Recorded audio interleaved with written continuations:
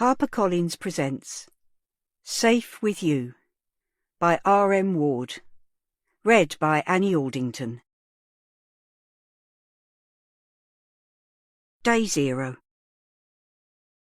Kath. It used to be more of a community round here. When these flats were built at the end of the 60s, there were a lot of young families. The kids played out. We all looked out for them, kept our doors open in the summer, left them on the latch in the winter. It's not like that now. People come and go. You don't know your neighbours.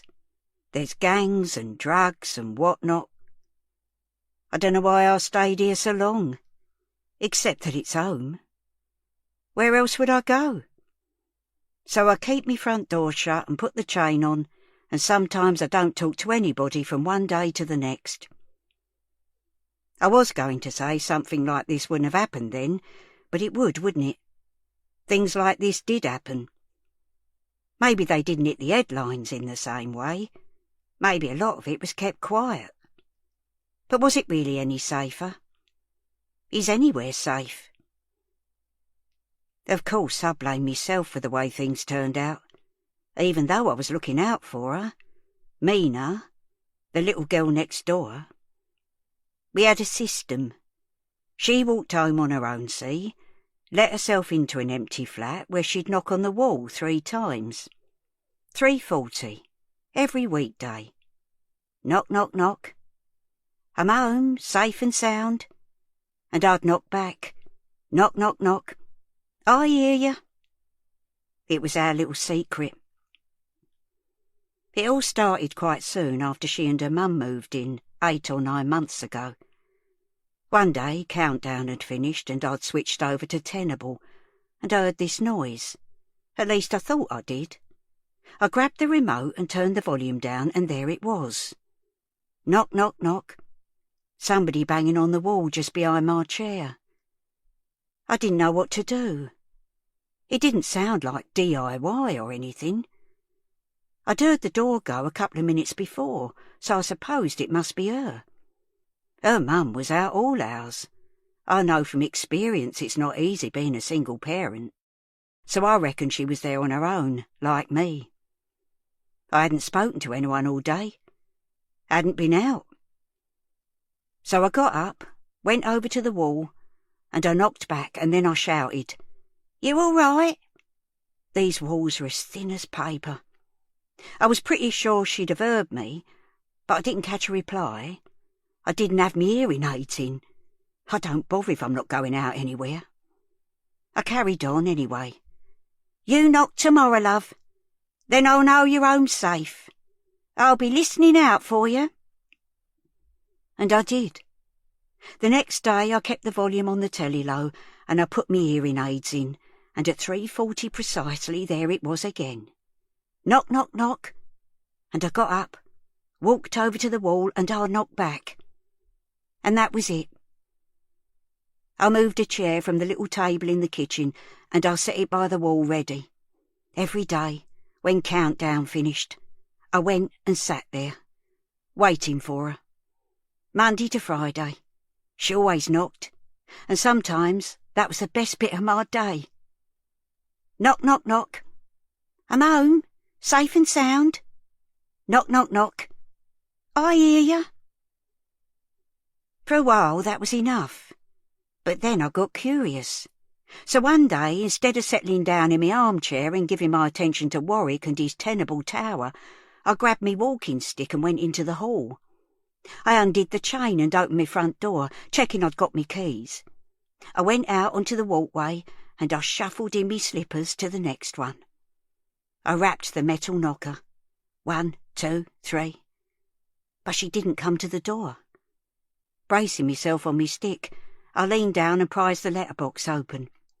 I couldn't quite get me face level, but I wasn't far off. "Hello? It's only me from next door." I waited. I thought I heard movement, but I couldn't see anything, couldn't get low enough. "My name's Kath. I'm the one knocking on the wall." Still nothing. "If you ever need anything, I'm always there. Or if you want to chat. I felt awkward now, like I shouldn't have started this. Anyway, I'm glad you're home.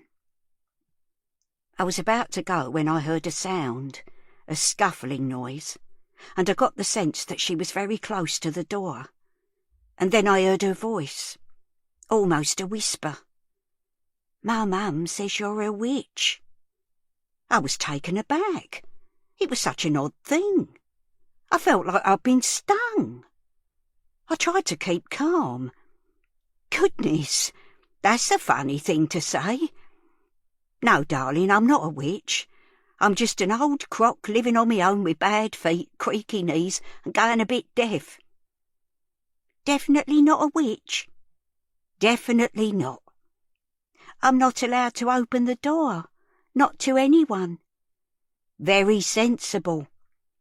My back was starting to hurt doubled over like that. I better go now anyway. I've left Warwick on pause. He won't like that for long. I just wanted to say hello. I'm Kath. Did I say? Yes, I'm Mina. Hello, Mina. That's a nice name. Knock tomorrow, Mina. Let me know you're home safe and sound. And she did. The next day, and the next. And although we didn't speak again, it felt like I spent my afternoons with someone. That I was checking in with her, and she was checking in with me. One time, just on impulse, I bought a Freddo frog in the corner shop. You know, one of those chocolate ones in their own wrapper. And posted it through a letterbox.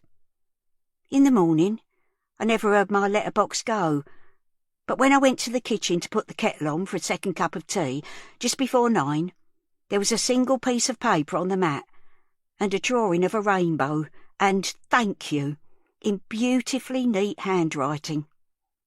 I stuck it up on my fridge door. I've still got it. Get a lump in my throat every time I see it. Then one afternoon, Wednesday, the 14th of November, I'll never forget it, she didn't knock on the wall. I keep going over and over it, even now. If I'd done things differently, right there and then, none of what came after would have happened. And that little girl would still be safe at home. Day 1. Den.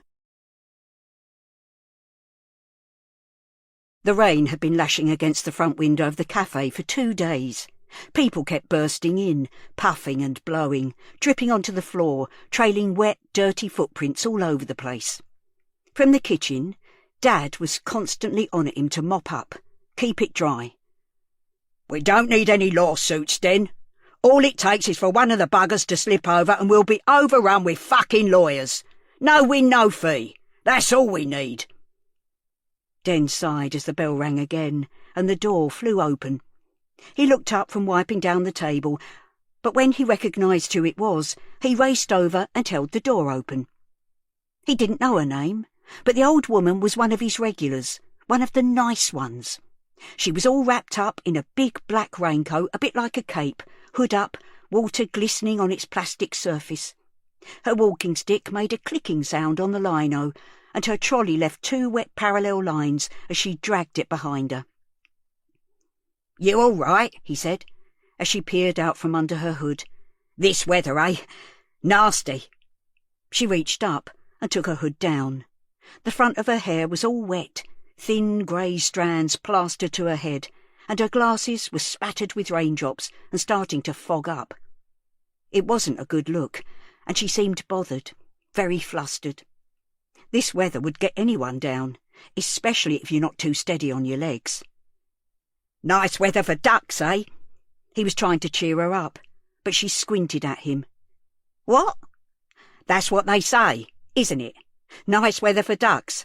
Although I'm guessing most ducks will be as pissed off as the rest of us with this lot." He heard himself give out that nervous laugh, the one that seemed to come out at the end of nearly every sentence whether he wanted it to or not. She looked at him blankly, and he wondered if she'd even heard. She didn't sometimes. Then her expression darkened, and he thought, "Shut up, Den. There's something really wrong with her. Are you okay? Do you need to sit down?" She put a hand on his arm, her grip surprisingly strong through the material of his sweatshirt. "It's not me," she said. "At least, it might be me. I might just be a stupid old fool. But I'm worried about my neighbour." "OK. Sit here and you can tell me about it." He pulled the nearest chair out and steadied her a little as she sat down. She let out a grunting sort of sigh, and he wondered how difficult it would be to get her up again. She took her glasses off and started wiping them on the bottom of her sodden coat. He sprinted over to the counter, put his wet cloth down and fetched her a clean tissue. "So, who's your neighbour? And why are you worried?" "I only know her first name. It's a little girl. She lives with her mum. I know this is going to sound silly, but I haven't seen her since yesterday." She scrubbed at both lenses and then crumpled the tissue and put it in her pocket, and her glasses back on. "The girl?" "Yes." She frowned, and he could see this had been eating away at her. "What does her mum say?" "I haven't seen her either." "They're both away? Like on holiday or something?" "No, I don't think so. It's not half-term." "So maybe they've moved. I mean, are you close? Would they have told you?" "We're not close, not like that. I've barely spoken to the woman, but the little girl and I are, well, sort of friends." He was tempted to put a reassuring hand on her shoulder, but reticence held him back. "Mrs. He raised his eyebrows, inviting her to tell him her name. "Cartwright, Kath. Everyone calls me Kath." It didn't feel right somehow, felt disrespectful with her being so old, so he came out with something else. "Mrs. C. It doesn't sound like there's any cause for alarm. I'm sure there's a perfectly rational explanation." His laugh was there again. "No, something's not right," she said. "You see, we'd got into the habit of knocking on the wall. When Mina got back from school, she'd knock 3 times, and I'd knock back. It was our little thing. She went off to school like normal yesterday, but she didn't come home. Not today either." His stomach gave a little lurch. "Mina, did you say? Mina's your neighbour?" "Yes. Do you know her?" "Just started secondary school. Really small for her age. Brown hair tied in 2 plaits." She nodded. "She comes in here sometimes. Has a doughnut or some chips." There were a few kids like Mina, stragglers and strays, making their own way home to an empty house. Most of them were okay, but he worried about the others. The pinched faces, the shadows under their eyes. When there was mud on their sleeves or the knees of their trousers were torn. Sometimes they ran into the cafe like it was some kind of sanctuary. They didn't buy anything, just dawdled in a corner, letting time pass, hoping whoever was outside would have got bored and gone away. Dad would chase them out, but Den, knowing a bit about being picked on, let them stay. Mina was one of the ones he worried about. She was always on her own, never with a friend. She never had much money either, sometimes none at all. She'd come in and linger by the counter where there was a box of lollipops, some chewing gum and little bars of chocolate. She'd pocketed a lolly once when she thought he wasn't looking. After that, he'd taken to turning away sometimes, pretending to clean round the coffee machine when she was in, so she could do a bit of foraging in peace. Other times, he'd slide a chocolate bar across the counter towards her, then wink and hold his finger up to his mouth. Their little secret. She never said much. He'd try, "Good day at school," but she'd shrug or mumble something. He only knew she was called Mina because she had dropped her bag one day and her books had spilled out. He had helped her pick them up, and her name was on the front of her planner, in beautifully neat, clear handwriting. "There you go, Mina," he'd said, as he handed it back. She'd flashed a look at him then, like the sound of her own name stung her. She stayed looking, just for a moment, a deer in the headlights, then looked away. He'd made a mental note not to use her name out loud again. He'd never meant to worry her. "Her today or yesterday?" Mrs. C was looking at him, expecting an answer. He realised he'd been miles away. "Have you seen her?" she repeated. No, not today. Not yesterday, I don't think. I can't remember. But if her mum's not home either." "Her mum sometimes isn't there for days." Her mouth formed a straight, disapproving line. They looked at each other. It wasn't exactly a surprise to Den, but it was still shocking that someone would leave a child that young on their own. "I'll keep me eyes peeled, Mrs. C," he said. "Should I report it?" She was blinking at him through her thick lenses, her eyes distorted, almost cartoon-like. But this wasn't funny, thought Den. She was worried, and so was he now. "I'm not sure. I mean, if they're both not there, there's not really anything to report, is there?" "Maybe not. I'm going to walk up to the school, see if I can find any clues on the way." She started to gather herself in order to get up from the chair, then frowned. "What's that?" She leaned sideways, stretching her arm down the side of the chair, and scrabbled about on the floor under the table. When she sat up, she had something pink in her hand, like a scrap of cloth or something. "It's one of those scrunchies that they do their hair with these days," she said. "It was rubber bands and ribbons in my day." "Someone must have dropped it," Den said.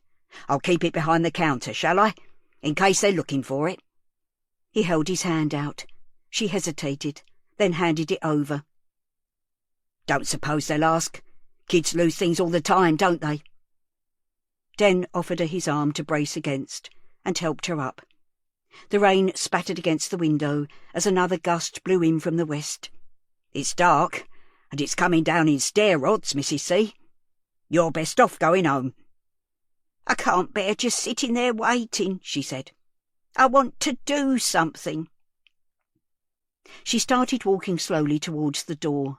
Her swollen feet looked like they were trying to escape from her saturated Velcro shoes. "Do you want me to come with you?" He hadn't thought this through. Mum wasn't in to help out. Dad would go nuts if he had to cover front of house as well as the kitchen. But it was quiet now, and besides, there was something about her. He could see she needed help. "Oh, no, it's all right," she said, and he felt a surge of relief. No need to risk the wrath of his father this time. "But thank you, It was her turn to inquire. "Den," he said. The laugh was there again, almost like he was apologising for his own name. "I might as well treat myself now I'm here. Can you wrap up a couple of those iced buns for me, please?" she said. "Sure," he said, and went round the back of the counter, selecting the 2 biggest buns for her and placing them in a paper bag. Mrs. C tugged at the top of her trolley and started digging about inside.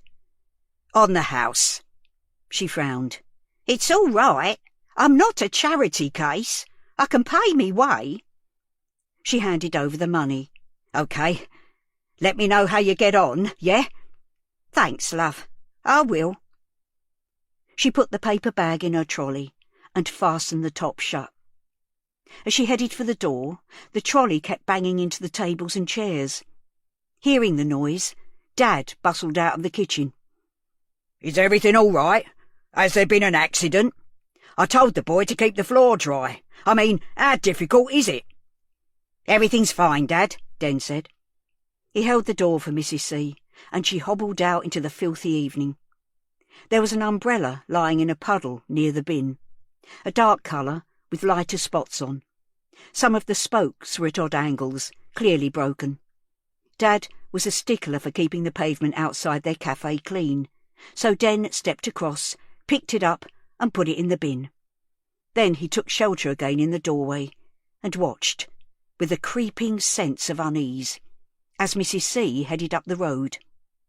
He wasn't sure everything was all right. He wasn't sure at all. Day 1. Sandy. Sandy hadn't meant to stay out overnight, but there'd been a lock-in at the Flamingo bar. Brett had said that he'd bung her a few extra quid, and with things being the way they were, she couldn't really turn down extra money. The party had gone on until the early hours, and one thing had led to another. She and Brett had been circling round each other for ages, not quite getting it together, and it just felt okay. Better than that, it felt right. Mina would be fine. She was always asleep by the time Sandy got home after work, so it wouldn't make any difference to her. She usually let Sandy sleep in too. She was 11 now and could get herself up and off to school, no problem. No harm done. Just this once. Brett was as good in bed as she'd thought he'd be. They were both a bit pissed. Maybe that helped, but if anything, it was even better the next morning. Waking up together, feeling so comfortable and relaxed with each other. They both said a sleepy good morning and then smiled. She snuggled up to him and he held her in his arms, and for the first time in ages, years, she felt safe. She traced the shapes of the ink on his chest and neck. He had a little scar on his bottom lip. She ran her finger over it gently. "How did you get this?" she said. She wanted to know everything about him. "I'll tell you later," he said, and kissed the tip of her finger, then pulled her even closer. They got up at about 10, and she helped him clear up the bar and get everything set up for lunchtime opening. There was a steady flow of customers, regulars and passing trade. Brett had a good little business here. She started wondering about the life they could have together, living here, working side by side. The flat above the pub was 100 times nicer than the shithole in Nelson House that she shared with Mina. Mina. Jesus, she'd almost forgotten about her. She must get back before she got home from school. She checked her phone for the time. There was a missed call from a number she didn't recognise, probably just a call centre, and a text too. The text was from the school. Mina Demetriou has been absent on the following day, 15th of the 11th, 2018, 9:15 a.m. Please respond by specifying the reason for absence. Shit. It had come through when she was still in bed with Brett. Damn. "I'd better go," she said. "I think Mina's off sick." Brett was busy with some customers. "Okay, babe. See you tomorrow." He hardly looked at her before going back to pulling the next pint. She felt a surge of disappointment, but knew she was being unreasonable. She went to collect her coat from the hallway behind the bar. As she was doing up the zip, a shadow darkened the doorway. Brett was there, watching her. "Hey," he said. "Come here, you." He folded her into his arms and kissed her. "Take care, okay? Let me know how Mina is. Text me, yeah?" "Okay." Her face was glowing with pleasure. He was the real deal. It was dark as she rode the bus home. The rain spattered against the window. She wondered what was wrong with Mina, felt a pang of anxiety at the thought of her being ill on her own. Typical it was the one night she wasn't there. She must get her a mobile phone. They couldn't afford it, but perhaps she could pick up a cheap pay-as-you-go one somewhere. She'd ask Brett. Someone in the bar could probably get her one. She got off at the stop at the edge of the estate, and a gust of wind blew rain into her face. She put her hood up and ran for it, along the parade of shops and into the square. A young guy on a bicycle was coming the other way, with a dog running along beside him. The guy was dressed all in black, hoodie, joggers, trainers, and rode too fast, too close to her for comfort. The wheels of his bike sending spray up from a puddle as he passed, soaking the bottoms of Sandy's legs. "Hey!" she called out. But he was away. She didn't even know if he'd heard her. She was glad to get through the door to the stairwell, puffing a little with the exertion and the weather. She pulled her hood down and checked the lift. Still broken. With the familiar smell of urine and cigarette smoke catching at the back of her throat, she set off up the stairs. The flat felt wrong as soon as she opened the door. It was dark and quiet, just the muffled sound of next door's telly coming through the wall. It wasn't like Mina was a noisy kid, but she would always have the lights on and the TV going. Perhaps she was in bed. Oh God, how bad was she? Sandy flicked on the hall light and called out, "Mina, I'm home." She walked along to Mina's bedroom. The door was open. She knew it was empty before she put the light on and looked in. In a way, it was a relief. She hadn't been there all day, being sick or shivering with the temperature. But where was she? Sandy frowned. She knew she shouldn't have left her overnight, but Mina knew the rules. Straight to school, straight home again. But she hadn't been at school, so what on earth was she playing at? Maybe she was proving a point. If Sandy could stay out, so could she. That's not how it worked, though, and she'd have to have words with her. God, why was everything so difficult? She had to work. Mina knew that. Why couldn't she have behaved just for one night? Anger was starting to replace her relief. Day 1. Kath. I didn't find anything between the flats and the school, of course. Not sure what I was thinking might be there. Her school bag? Her coat? Anyway, it was cold and dark by the time I got back, and me feet was sopping wet and killing me. I looked up at Nelson House and contemplated the broken lift and the 3 flights of stairs between me and home and a hot bath and bed. I was pretty much done in, and I didn't actually know how I was going to get me trolley up there. There was a soft light in the kitchen window of my flat. I leave the hall light on and the telly, so it's nice to come back to. But that wasn't what caught my eye. The lights were on in the flat next door. That was all the incentive I needed to tackle the stairs. I didn't even notice the pain in my knees. I was up there like a jackrabbit. I stopped at number 7 and knocked on the door. Almost straight away I heard a voice. "If you've lost your key, I'm going to fucking kill you." The door opened and I was looking at the angry face of Mina's mum. She still had her coat on, an oversized khaki parka with a pink fake fur collar, so I guess she hadn't been home for long. "What do you want?" she said, in the nice neighbourly manner I'd come to expect. "I'm sorry to knock." I wasn't. I was actually bursting with curiosity. "Is your daughter home?" Her scowl grew deeper. "Mina? No, she's not. What's it to you?" "I've been worried about her. She didn't come home from school yesterday. I listen out for her, you see, and I didn't hear her yesterday or today." I was expecting another volley of hostility, something about minding my own business, but it didn't come. Instead, her face softened a little. "She hasn't been home?" "No, I don't think so. I usually hear the door and—" I stopped. Mina knocking on the wall might not be allowed, and I didn't want to get her into trouble. "Shit," Mina's mum said. "Wait there." Leaving the front door open, she retreated into the flat. She went into one of the bedrooms, and I could hear her swearing. She came back to me, and this time she was wide-eyed with panic. "Her bag's not here. Her coat's not here. What should I do?" "Could she be staying with a friend?" She was chewing at the inside of her mouth now, eyes darting here, there and everywhere. No, she hasn't got any friends." "She might have made friends at school and not told you." The fierceness was back. "She wouldn't go off with anyone, not Mina. She knows the rules. Straight to school, straight back. No messing. Something's happened. Someone's got her." And then she crumbled, disintegrated before my eyes. Her face seemed to collapse in on itself, and her knees gave way as she crouched in the doorway and let out a heart-rending scream. "Where is she?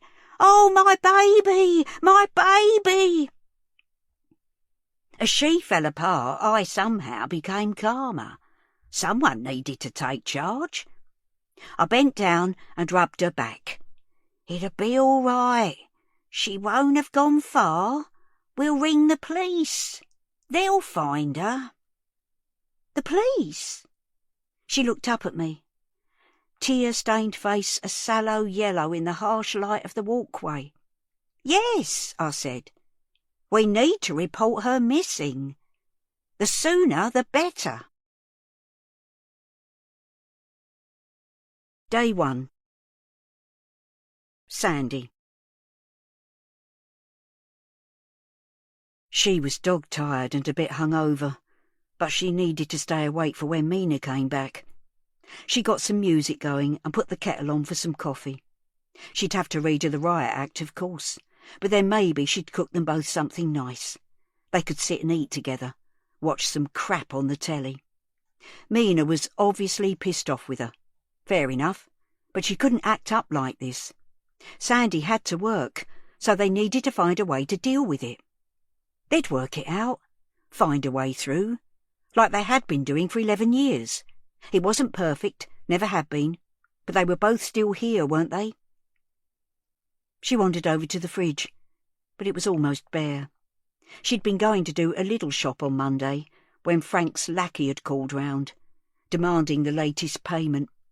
She didn't have it all, so she'd given him what cash she had, which included the food money. She had last night's wages from the bar now, though. Perhaps they'd get a takeaway. Payday treat. She was going to run a bath, then remembered that the immersion heater wasn't working. She needed to ring the bastard landlords again. Where had she put that number? The time flashed up when she switched on her phone. Just gone 5. For fuck's sake, they'd all have gone home. She felt a flash of temper at the thought of another night with no hot water. Jesus, this was a dump. What the hell had she done to deserve this? Gone 5, though. Where was Mina? This was getting beyond a joke. And then she heard the door knocker.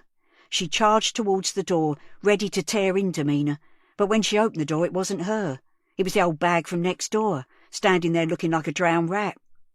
It took Sandy a while to take in what she was saying. Yes, she knew Mina wasn't home yet. What about it? Then she twigged that the woman was telling her that she hadn't heard Mina yesterday either. Her mind started to race. She checked Mina's bedroom again, even though she knew she wasn't there. And it started to sink in. Mina was missing. She'd been missing for at least 24 hours. Her baby was gone. Day 1. Kath. It seemed to take an age for the police to come, but I suppose it was only 10 minutes or so. Mina's mum rang them from her mobile, crouched down in the doorway, and when she'd answered all their questions, I helped her inside and sat her down in the lounge. I made us both a cup of sweet tea. I don't normally have sugar, because of me diabetes, but I needed it. I needed something. We had to have it black because the milk in the fridge was so far gone it made me gag when I sniffed it. Mina's mum sat on the threadbare sofa and nursed her mug with both hands. The cigarette she'd started was lying on the rim of a saucer full of fag ends on the upturned crate they were using as a coffee table. Tears were still running down her face, dripping onto her lap, but she didn't make any effort to wipe her eyes. Her lips were moving, but I couldn't hear what she was saying, even with both hearing aids in. She was muttering and mumbling to herself. Eventually her speech became slower and clearer, although it still sounded like she was talking to herself, not to me. "I'm not a bad person. I never meant this to happen. Oh, my God! Oh, my God!" She might not have meant it to happen, but a good mum doesn't leave their child overnight, do they? I've been there, single parent on this estate trying to make ends meet, but I never left my Evie alone. This wasn't the time to say it, so I kept quiet. The place was an absolute state. So depressing. Wallpaper peeling off, stains on the carpet. The sofa faced a massive TV set on a low stand, and apart from that, There was a ratty-looking beanbag on the floor and the upturned crate. No bookshelves or books, no pictures on the walls, no ornaments. You on your own with her here? I said, knowing what the answer was. I would have helped, you know, if you'd asked. Given her some tea. I'd have been happy to. Mina's mum looked blankly at me. We were doing all right, thanks. Doing the best we could, anyway. We are, I mean. She's sensible, she knows the rules and she follows them. The more I think about it, the more I think that something's happened. She wouldn't just go off. Should we ring the hospital? Perhaps she's been in an... I didn't want to say the word out loud. Silly, isn't it? Saying words, putting a name to things, doesn't actually make them worse or jinx things, but it feels like they might. They'd have rung me, wouldn't they? She's got her name on her school bag. They'd have found me, or... Do you think we should... She glanced up at me, and I could see real fear in her eyes.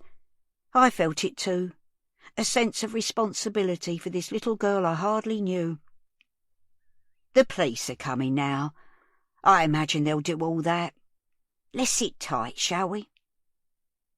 I looked round the room and tried to think of Mina here every afternoon on her own, knocking on the wall.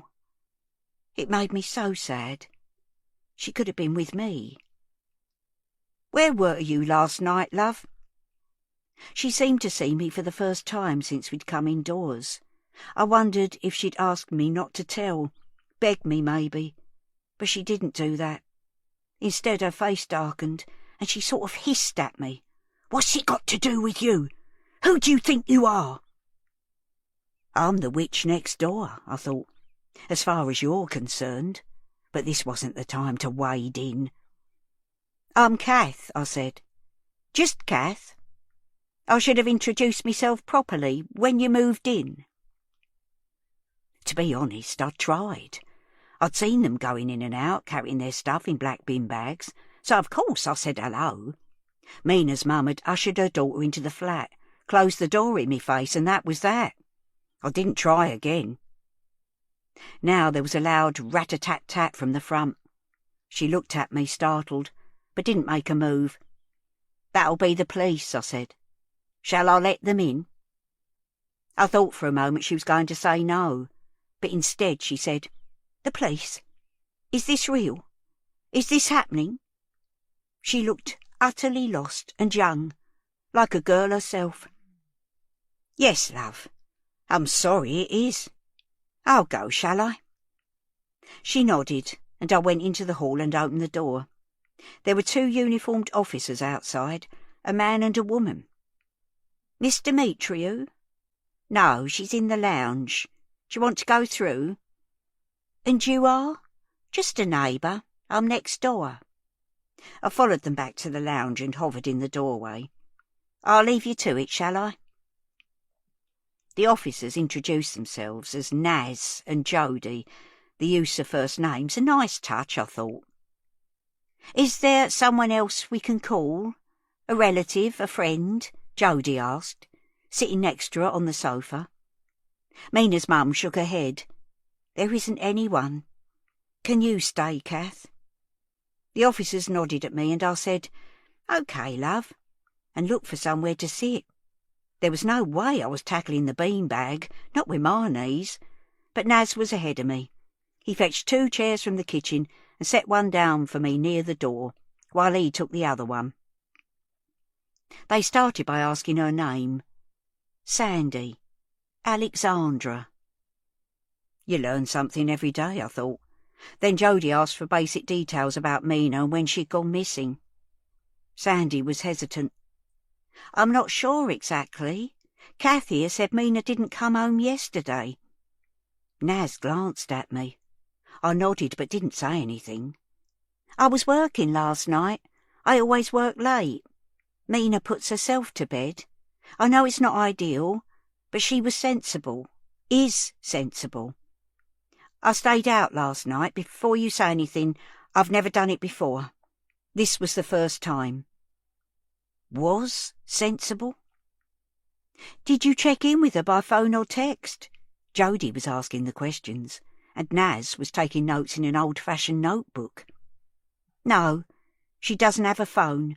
There's no one to call apart from me, and it's difficult, taking personal calls at work, you know. What is it that you do, Sandy? We all caught her hesitation. I do all sorts, anything I can to make ends meet. Bar work, waitressing. I'm trying to get extra hours at the moment. So where were you last night? I was working in a bar. All night?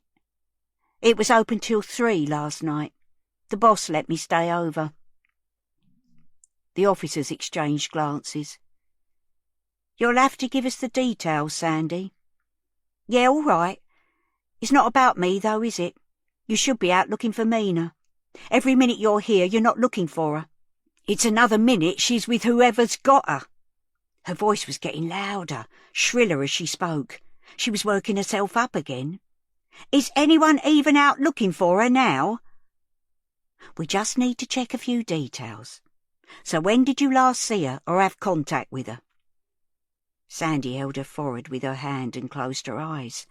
Yesterday. I saw her yesterday morning. Her jaw was tensing. She went off to school like normal. 8:30. It only takes 10 minutes to walk to school. And she walks there on her own? Yes. She's fine. Like I said, she's sensible. And do you know if she got to school? There was a text. Looks like she didn't turn up today, so she must have been there yesterday. You've only just seen it? I just saw it this afternoon. I came home straight away, she snapped. This time she noticed the glances exchanged. Look, I'm not going to win Mother of the Year, OK? I know that, and I know you're going to hang me out to dry, but I'm doing my best, OK? I made one mistake, that's all. One mistake and I'm being punished for it.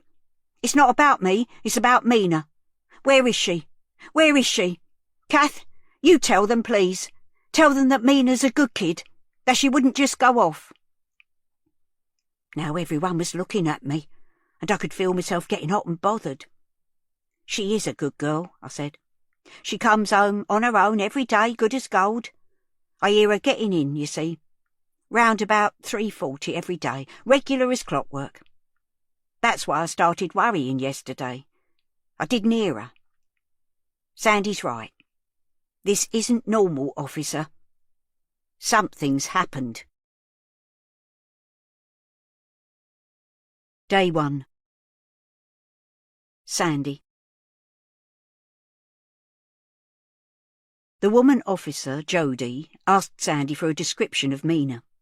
She found herself at a bit of a loss what to say. She was a young girl, small for her age, slight, like a little bird. She'd been 6 weeks premature, and somehow she'd never caught up. Long brown hair, school uniform. That's all there was. We'll need a recent photograph. She could see all 3 of them scanning round the room. She hadn't got round to putting any photos up. No one said anything, but she could feel them judging her. I haven't got one. Not printed out, she said. There's one from her primary school somewhere, but it's ancient. Maybe on your phone? Can I have a look? Jodie reached a hand out towards Sandy. Jesus, the thought of them going through the pictures on her phone. She tightened her grip. I'll do it, she said. She turned away from Jodie and started scrolling through. There was nothing bad on here, just selfies from the bar, but it wasn't a good look in the circumstances. Maybe she'd delete them later. She was sweating now, could feel little beads of it coming out on her forehead. Her pits were getting sticky and smelly. At last she found one, a selfie of Mina and her they'd taken on her birthday. Here, this one. It was in April. She twisted round and showed the screen to Jodie and then Naz. Great, said Jodie. Can you send it to me? We need to get this out as quickly as possible. Her hands were shaking as she entered Jodie's details and messaged her the photo. She was willing it to send, so they wouldn't take her phone off her. As they waited, she stared at the picture. 2 faces grinning at the camera. Me and my girl. That had been a good day. A burger and a milkshake, and then sitting in the park on a bench overlooking a little pond. It had one of those brass plaques on the back, Elizabeth's Bench. She loved this place. It was soon after they'd moved here. New place, fresh start and all that. She'd been worried about money, tired from dealing with all the admin and extra expense that goes with moving. But Mina had been all right. They're adaptable, aren't they, kids? She didn't care what these pigs and her snotty neighbour thought. She was a good mum. She did her best. Looking at the picture, it showed. Mina was happy, wasn't she? "OK," said Jody. "I've got it. I'll send it through to the office. Now, can you tell me what she was wearing yesterday morning?" "I dunno. School uniform? Not like in the photo. Her new one for Fincham Park School. She's in Year 7. Polo shirt, green jumper, black trousers." She tried to picture her leaving that morning. She had a black quilted coat, and she'd done her hair in plaits with pink scrunchies. Kath squawked as she spilled her tea. It slopped down the edge onto her hand, and then dripped on the carpet. "What?" said Sandy. "I found a pink scrunchie," Kath said, "when I went out looking for Mina just now. It might not be anything. I mean, lots of girls have them, don't they?" Sandy was on her feet now. "Show me it." Kath looked startled. "I don't have it," she said. "I found it on the floor of the cafe on the corner. I gave it to the young lad there. Den, his name is. Den's got it." Day 1. Kath. "The cafe," Sandy screeched. "That's where that photo was taken. That's where I took her for her birthday." She was heading for the door, but Naz stood up now and blocked her way. "What are you doing?" Sandy screamed. "Get out of my way!" Naz stayed where he was. In fact, he put his arm out to stop her pushing past. "Calm down, please, Sandy," he said. "We'll send officers round there. Get them to talk to him. For the time being, we need you here, in case she turns up." "Bullshit. If she was going to turn up, she'd be here. Someone's got her. It sounds like it's this guy, Den or whatever. You can't stop me." "Sandy, think about it, please. The scrunchie could be anybody's. You won't help find Mina by rushing round accusing people. Let us do our job, OK? Jody's already sending Mina's picture through, and it will be circulating soon. We'll have all our officers looking out for her. Let's sit back down and have some more tea." Sandy let herself be led back to the sofa by Jody. Naz turned to me. "Do you know where things are, Kath? Helping hand?" I eased myself onto me feet, puffing a little. My ankles were really swollen and my knees were sore. I'd pay for all this tomorrow, but I wouldn't care if little Mina was safe and sound. Once in the kitchen, Naz started pumping me for information. He wasn't even subtle about it. "I'll need to take a statement from you, but to start with, can I just check you heard Mina setting off for school yesterday, but she didn't come home?" "Yes, that's right," I said, lining up 3 mugs and dropping tea bags into them. I didn't want another one. I needed a wee as it was, and there was no way I was going to use Sandy's bathroom. I could just imagine the state it was in. "I definitely heard her leaving in the morning, but then nothing yesterday or this morning." "Is that your TV playing?" He tipped his head towards the wall. "Yes, I leave it on to deter burglars. Is that wrong, officer?" "Call me Naz, please. And no, it's quite loud. I'm wondering if you'd actually hear the door. You might have missed something." "Oh, I see. I do have it up loud if I haven't got my hearing aids in, but I have the sound off and the subtitles on in the afternoons because I listen out for her. For Mina. We have an arrangement, you see. She knocks on the wall when she gets home and I'll knock back. It's our little thing." Naz raised his eyebrows. "I was worried yesterday. But, you know, I told myself she could have been at an after-school club or something. And now I just think I should have done something then." Well, seeing this place, I feel like I should have done something a long time ago. Rung the NSPCC or something. I mean, look at it. I had no idea. The kitchen had the same layout as mine, but it was very different. My cupboards were full of tins and cereal packets, bags of porridge and biscuits, and there's always the basics in my fridge: milk, spread, a packet of ham and what-not. There was hardly anything here. I suddenly felt so sad for the life that Mina had been living in this flat, with only a wall between us. My bottom lip began to tremble. I blinked hard, then fished in my sleeve to find my tissue and pressed it under my glasses and against my eyes before the tears could leak out. Naz put his hand on my shoulder. "It's all right, Kath. We'll find her." I sniffed, hard, tucked me tissue up my sleeve and turned to the kettle, which had finished boiling. As I poured steaming water into each of the mugs, he said, "Did you hear anything else, Kath? Did Mina and her mum argue at all? Did they argue yesterday morning?" My hand wavered, and some of the water spilled onto the worktop. "I don't like to tell tales. Kath, it's not telling tales. This is a missing girl we're talking about. Anything, any little detail, could be useful." "Well, they did have a row yesterday. I heard voices shouting and the door slamming." "Yeah? What time was that, Kath?" "Normal setting off time, 25 to 9. "And the voices? It was Mina and her mum?" "Yes. I couldn't hear what they were saying, but she, Sandy, was angry, and I could tell Mina was upset." It felt bad telling him, like I was pointing a finger. I was getting flustered, blinking hard and starting to feel all hot. "It's okay, Kath. Anything you say will be treated in confidence. We just want to find Mina." "I know. So do I. That's why I went looking for her when she didn't knock this afternoon. I walked right up to the school, called into the cafe, asked around a bit. The thought of her being out there somewhere in this filthy weather. She's only little." "Someone's checking out the school now," he said. "Let's talk about the cafe. Had they seen her there?" "Not today.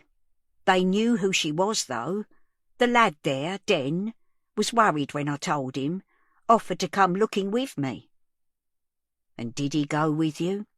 "No, I said I was all right walking there and back on my own. I asked him if I should ring you, the police, but he told me not to." "Wait a minute. He told you not to ring us?" I hadn't thought anything of it at the time, but now I was starting to wonder. I could see that Naz was too. "Yeah, said there was nothing to report. He actually suggested that I stopped looking and came home, and then I found that scrunchie." "Where exactly was that?"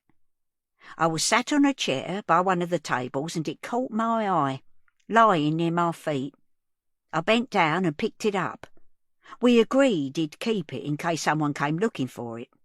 He was quite insistent on keeping it. Was that wrong? Should I have kept it?" The word evidence kept crossing my mind. That's what it was, wasn't it? I'd found a piece of evidence. No, it's fine. We'll check everything out. Try not to worry. You've done everything you could.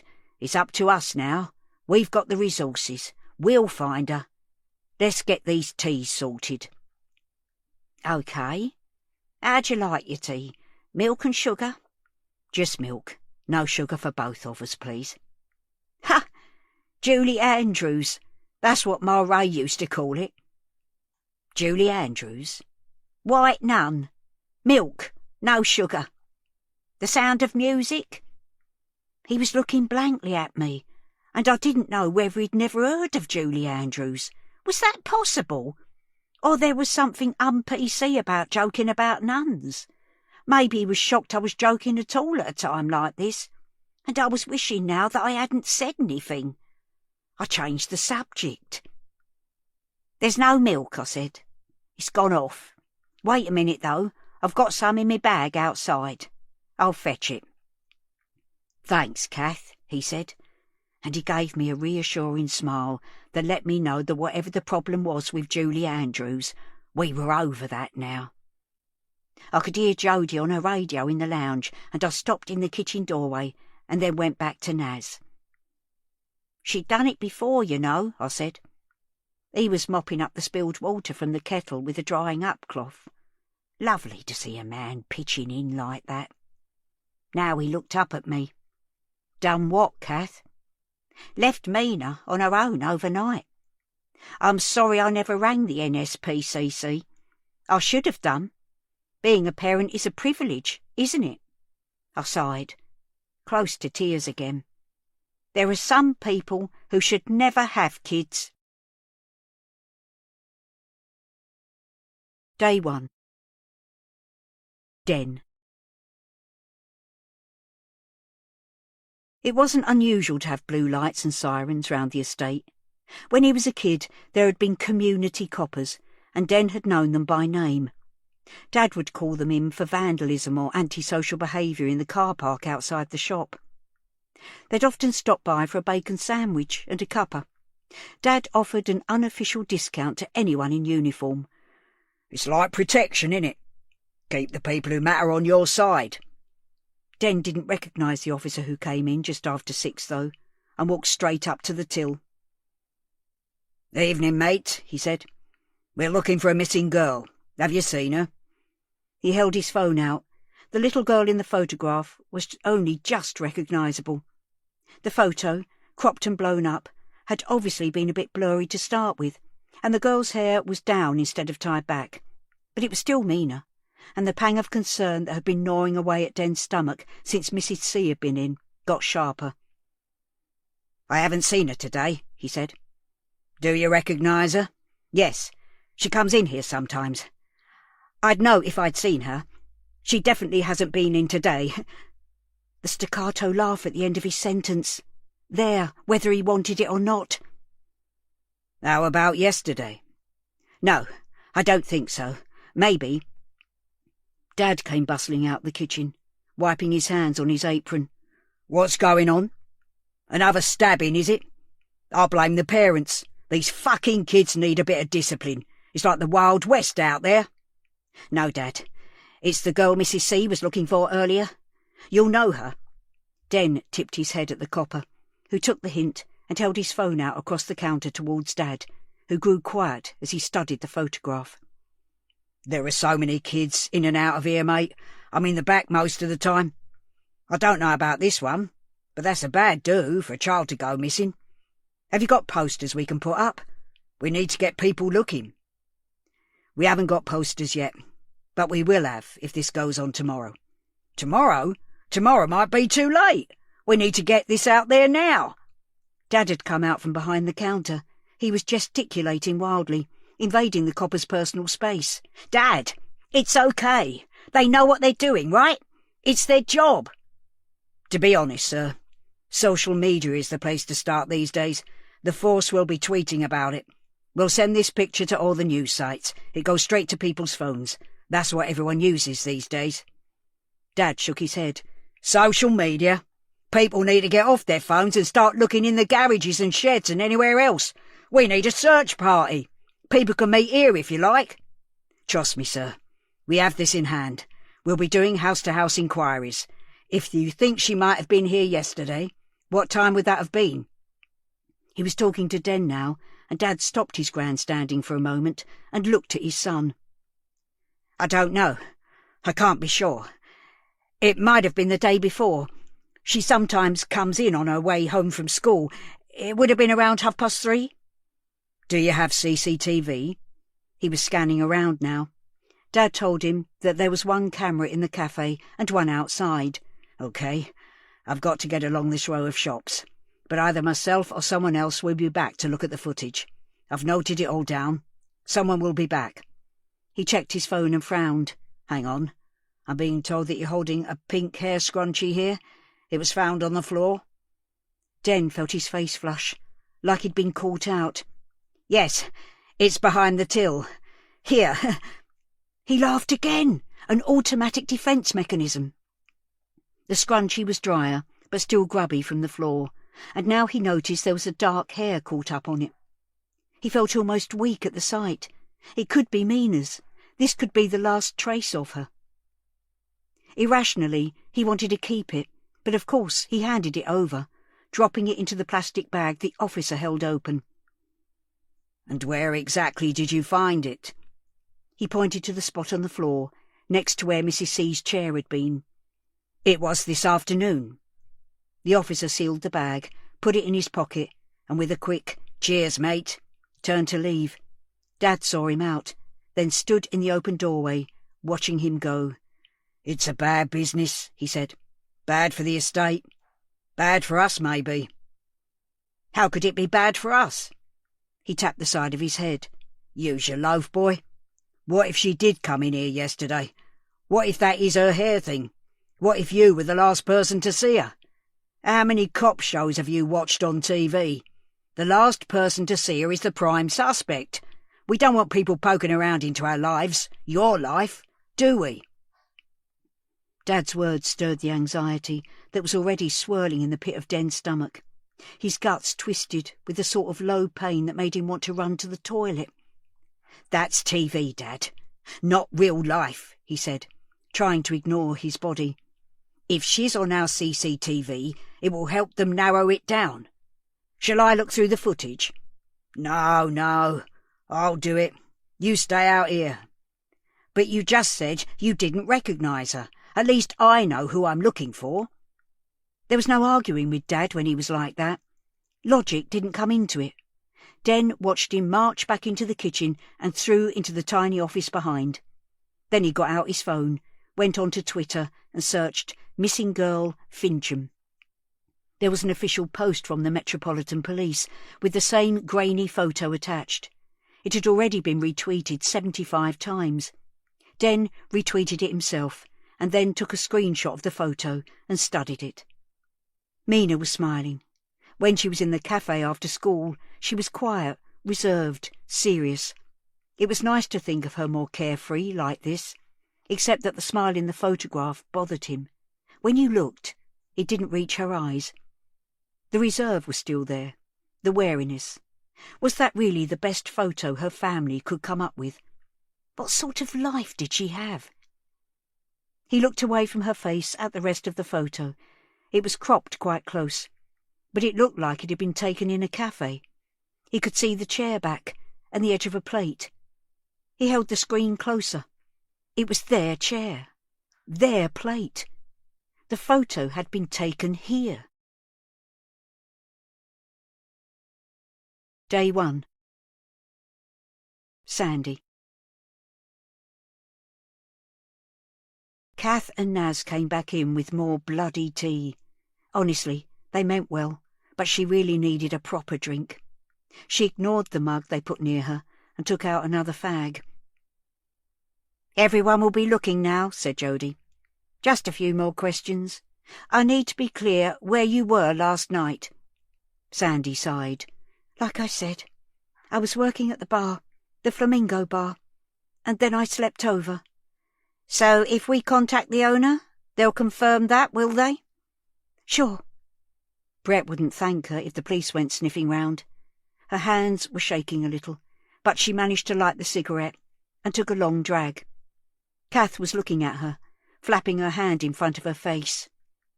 "For Christ's sake," thought Sandy, "I can smoke in my own flat, can't I?"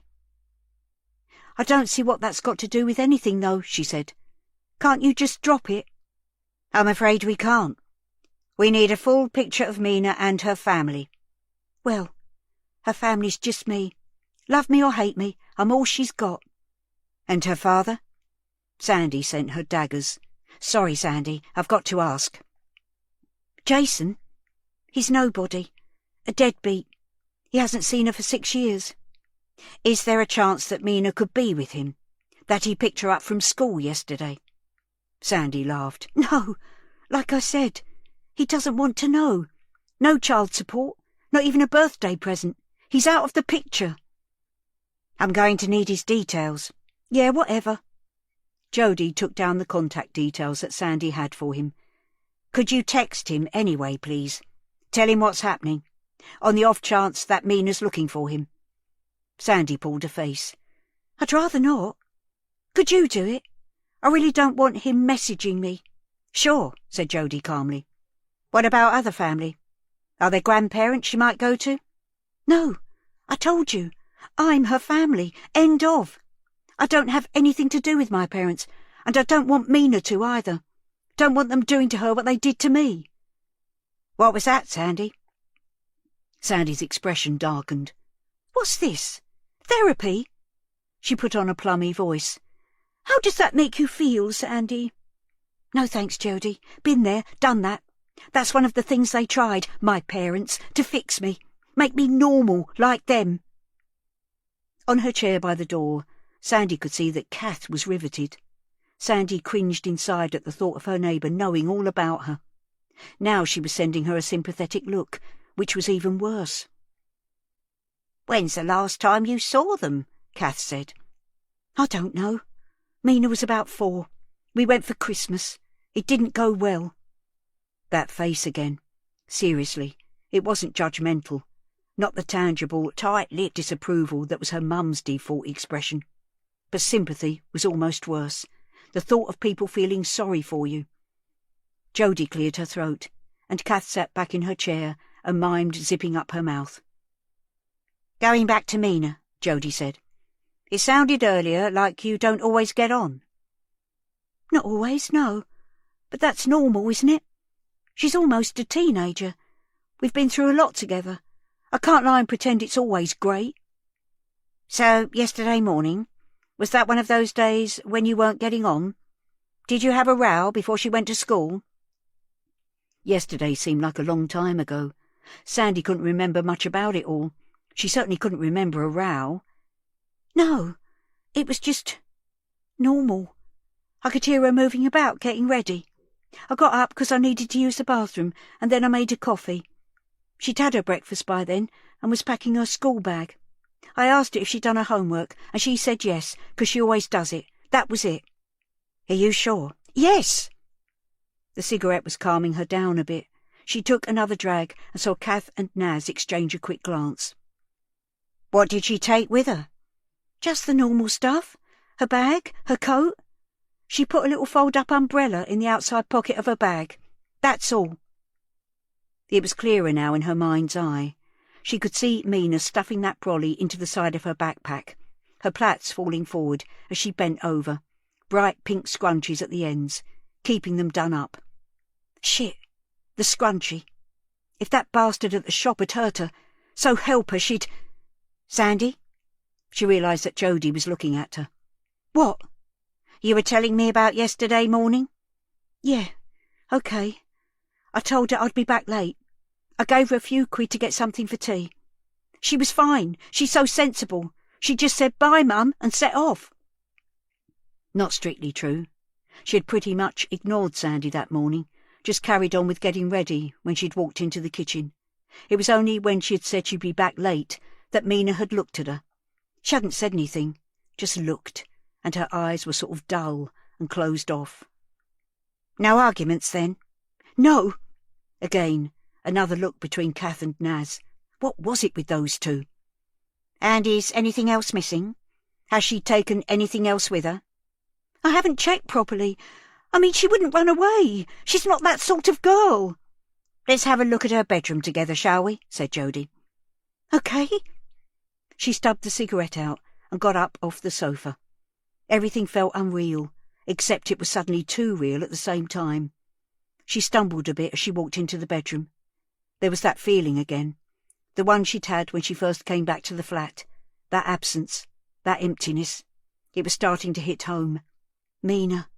Her Mina. She was really gone. She looked around the room. There was a mattress on the floor, like the one she had, but Mina's was neat, the duvet all squared up. The chest of drawers on one side of the room had a selection of Mina's things on top, all set out in order. Her hairbrush, a box of tissues, some little toys that came with Happy Meals. Mina's drawings were up on the wall, loads of them, stuck up with blue tack, like a little art gallery. She opened each drawer in turn. Everything was folded up neatly. She couldn't really tell if any clothes were missing. If they were, it would just be one or two things. "I don't know," she said. "There could be some pants and socks gone. I'm not sure." She glanced round again, and it struck her then, with a tightening feeling in her guts, how her little girl had tried to make the best of this room, to make it homely. She hadn't really noticed before. She hadn't noticed much at all. "What about her toothbrush? Has she taken that?" They both went into the little bathroom. 2 brushes were standing in a mug on the shelf above the sink. "The pink one's hers," said Sandy. "She hasn't taken it. I'm telling you, she wouldn't run away. Not my Mina. Someone's taken her." Day 1. Den. Den's mind was going 19 to the dozen. When had the photo of Mina been taken? He was about to go and talk to Dad about it when he saw a couple of young guys outside the front. One of them leaned a bike against the cafe window. Then the door pinged and they came in, a stumpy-legged dog in their wake. He recognised the lads. They were part of the gang that hung around the estate. He knew them from school too. They'd been in Year 7 when he was in 6th form. "All right, Dennis," one of them said. This was Dano, just under 6 foot, pale skin and a slick of dark hair. He wasn't the biggest of the gang, but he was the one they all seemed to look up to. Den cringed inside at the use of his full name, something he hated, which had followed him right through school, but tried not to show it. "You can't bring the dog in here, you know that." Dano raised his eyebrows. "Looks like I can, doesn't it?" Den knew he should insist. He also knew how ugly this could turn. If they got a takeaway, maybe it wouldn't matter. It would only be a couple of minutes. "OK, just quickly. What can I get you?" Dano studied the menu on the board behind Den, even though it never changed, and he'd been in here 100 times. He rubbed his hands together. "Double cheeseburger, mate," he said. Den added it to the till. "With bacon." A pause while Den added that. "And fries." Another pause. "Hang on. Scrap the bacon. Just the double cheeseburger." Den could feel the colour seeping into his face. Why did he get like this? They were customers. He was behind the till. This was his job. Somehow, though, it felt like they were taking the piss. "Eating in?" he said. "Yeah." "And I'll have the same," Dano's mate said. Den couldn't remember his name, but he was a stocky lad who always seemed to be at Dano's side, his wingman. "But just one burger, cheeseburger, and I'll have bacon on mine, but no tomato." "Lettuce." The guy looked at him like he'd said something stupid. "Yeah, lettuce, but no tomato." He looked at Dano, and they both pulled faces to indicate their amusement at Den's slowness. Den was full-on blushing now. "Do you guys want drinks?" "I'll have a Coke." "Yeah, make it 2. Den read their order back to them. He was sure he'd written it down correctly, but they both rolled their eyes as he was reading. "No, I was a double bacon cheeseburger with no mayo, and Vince here is a double cheeseburger, no bacon, lettuce but no tomato. Got it this time?" Dano twisted his fingers into the side of his head. Den tried again. "That's it," said Dano. "Simples." He paid in cash.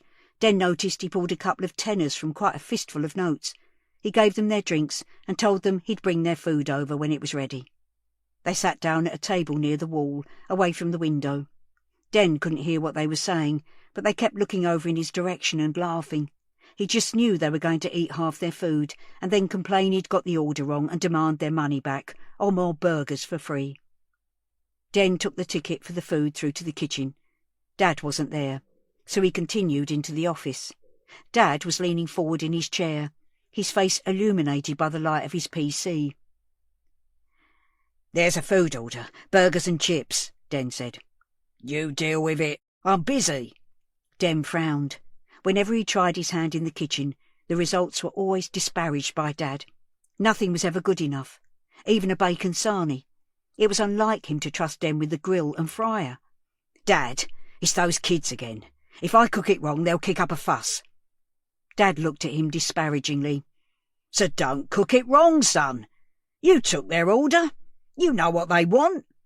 The screen in front of him showed a static image from a CCTV camera. "Have you found something?" Den said. "I'm not sure. Maybe." "Let me look." Dem peered over Dad's shoulder. The footage was from the camera that covered the counter and the till. The timer in the bottom of the screen read 14:11, 15:32:05. The image wasn't pin sharp. You had to pay extra for good quality. But he could see two figures on screen. One of them was behind the counter. The camera angle caught the person's shoulders and the top of their head. Den did a double take. Was he really starting to thin on top? That much? Because, of course, the server at the till was him. On the other side of the desk, a small girl was reaching across, placing a coin on the counter. The hood was down. The shoulders of her coat were glistening from the soaking she'd had outside. Her hair was tied into 2 pigtails. "I think it's her, Dad. I'm not 100%.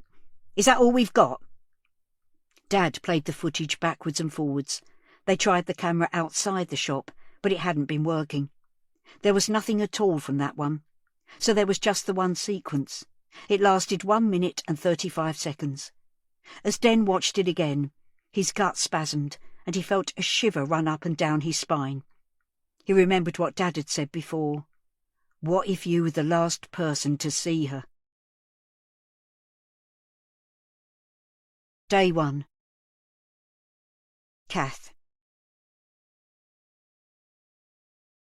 As Jody asked the questions and Naz wrote down the answers, Sandy's cigarette smoke caught in the back of my throat and made my chest go tight. I badly wanted to go home, but part of me, the worst part of me, I suppose, wanted to hear more of whatever Sandy had to say. I know it's not nice to be nosy, but you can't really blame me. I was learning so much about what had gone on here next door. I'm no expert, but even I could tell she was being a bit shifty about where she'd been and what she'd been up to.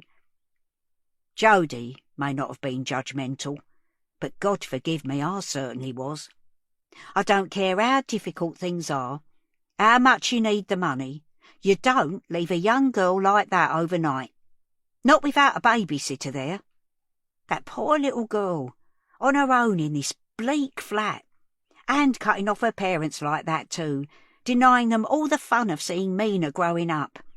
That's not right. I tried not to show my disgust, though. The way I saw it, the thing was to get Sandy talking. If being there, making her feel she had someone on her side helped, then I was happy to do my bit. The more she could tell the police, the better. And, of course, you get the best view from a ringside seat. As they stood up to go and look in Mina's bedroom, I got to my feet too. "I better be getting home," I said. They all looked up at me. "I'm only next door if you need me. Please let me know if she turns up. When she turns up." I was at it now. You can't let yourself think negatively, can you? Naz walked me to the door. He stepped onto the walkway with me, where my trolley was still parked. It was gone 6 now. I'd missed the chase, but I might be able to catch the end of Richard Osman's House of Games, although I didn't think I'd be able to concentrate. The telly didn't seem so important now. The rain was finding its way under the parapet, and I gathered my coat round me. Even though Naz had pulled the door to after us, he still spoke in a low voice. "I won't keep you now, but I'll need to take a statement from you, Kath. Whatever's gone on here, we've clearly got child protection issues." I couldn't help letting out a sigh. I was done in and needed to put me feet up. "Do you really need it? You've just heard it from the horse's mouth, Naz. She stayed out all night and she's hardly ever here in the evenings." It's part of building up a picture. Neutral, reliable witnesses like you are important. I was well aware he was trying to butter me up, but it worked. Of course, I said. I'm happy to help. I only wish I'd known how bad it was next door. I just hope it's not all too late. He shook his head sadly. Hindsight is a wonderful thing, Kath. But we are where we are. Do you want to have a bit of a rest? And maybe I could come round for that statement in an hour or two? Yes, love. That'd be fine. Maybe Mina'll be back before then anyway. Let's hope so. Do you need a hand with your shopping? No, I think I can manage from here, I said, looking at the door a few feet away. We both grinned. It felt lovely to share a tiny moment of warmth, but then immediately I was hit with a sense of guilt, like it was wrong to feel anything other than worried. I'll see you in a little while, Kath. You take care, okay? I let myself in, shut me front door and parked me trolley in the hall before heading for my nice, clean, familiar bathroom. Bugger the diabetes. I was going to have another cup of sweet tea. Skip my beans on toast and go straight to one of the iced buns I'd got from the cafe. I couldn't take me bra off yet, not if Naz was coming round in an hour, but I could at least take off me shoes, put me slippers on, and have the fire on for a little bit. As I potted around the kitchen, the rain was still battering at the window, and there was a cold draught through the gap in the frame. It wasn't a night to be outside. I ate my bun in front of the telly. My feet and legs were killing me, so I put them up on the poof. My brain was working overtime. When you live on your own, like I do, the worst thing is not having someone to talk to share the little things. If my Ray had still been with me, I'd have had some tales to tell him today. I'd spoken to more people in one afternoon than I had for the whole of last week, longer probably. And I'd learned more about next door than I really wanted to. It's true what they say about closed doors, isn't it? There was something really odd about how Sandy was reacting to everything. I mean, she should be completely beside herself, shouldn't she? We'd had tears when she'd first realised Mina was missing, flinging herself to the floor and all that malarkey. But was that just a little bit over the top? And since then, she'd been pretty calm, chain-smoking those awful cigarettes and getting lippy with the police. I dunno, it all felt a bit off. And then there was the scrunchie at the corner shop. If it was Mina's, then what did that mean? Had it come off during a struggle? Had Den stopped me ringing the police because he had something to hide? He'd always seemed like a nice lad, but was he? Was he really? It was awful that Mina was missing, but it was also awfully interesting. All my favourite TV detectives had a sidekick. Morse and Lewis, Holmes and Watson, Inspector Gently and that lad, John what's his name. But I was on my own with this one. I kind of made me peace with that. After all, Ray had been gone such a long time, but every now and then I felt a pang of nostalgia. Remembered what I was missing. Maybe it was okay, though. Miss Marple figured things out on her own. I might be old and past it in most people's eyes, but like her, I still had all my marbles, and I knew this estate inside out. I may have let Mina down for the past few months, but I could do my very best to help sort this all out, now that she'd gone missing. Day 1. Den. "We need to call this in," said Den. "Sure," Dad said, but didn't reach for his phone. "Are you going to do it, or shall I?" All right. You're worse than your mother. I'll do it. Haven't you got an order to cook?" Den had a sinking feeling. "Can you do it now? I'll only mess it up." "Why don't I watch you?" God, that was even worse, having the old man breathing down his neck. Come on, shift your ass." Dad scraped his chair back and started ushering Den out of the office and into the kitchen. He leaned on the doorway and watched, as Den stood in the middle of the room, gripped by indecision. "Get the burgers on, get the chips in, let's go!" Dad clapped his hands, the noise ringing in Den's ears. He didn't need geeing up, he needed calming down, reassurance, but Dad had never understood that. Den fetched 4 burgers out of the freezer. It was 2 doubles, wasn't it? And put them on the griddle, added a couple of strips of bacon, then shook some chips into the fryer.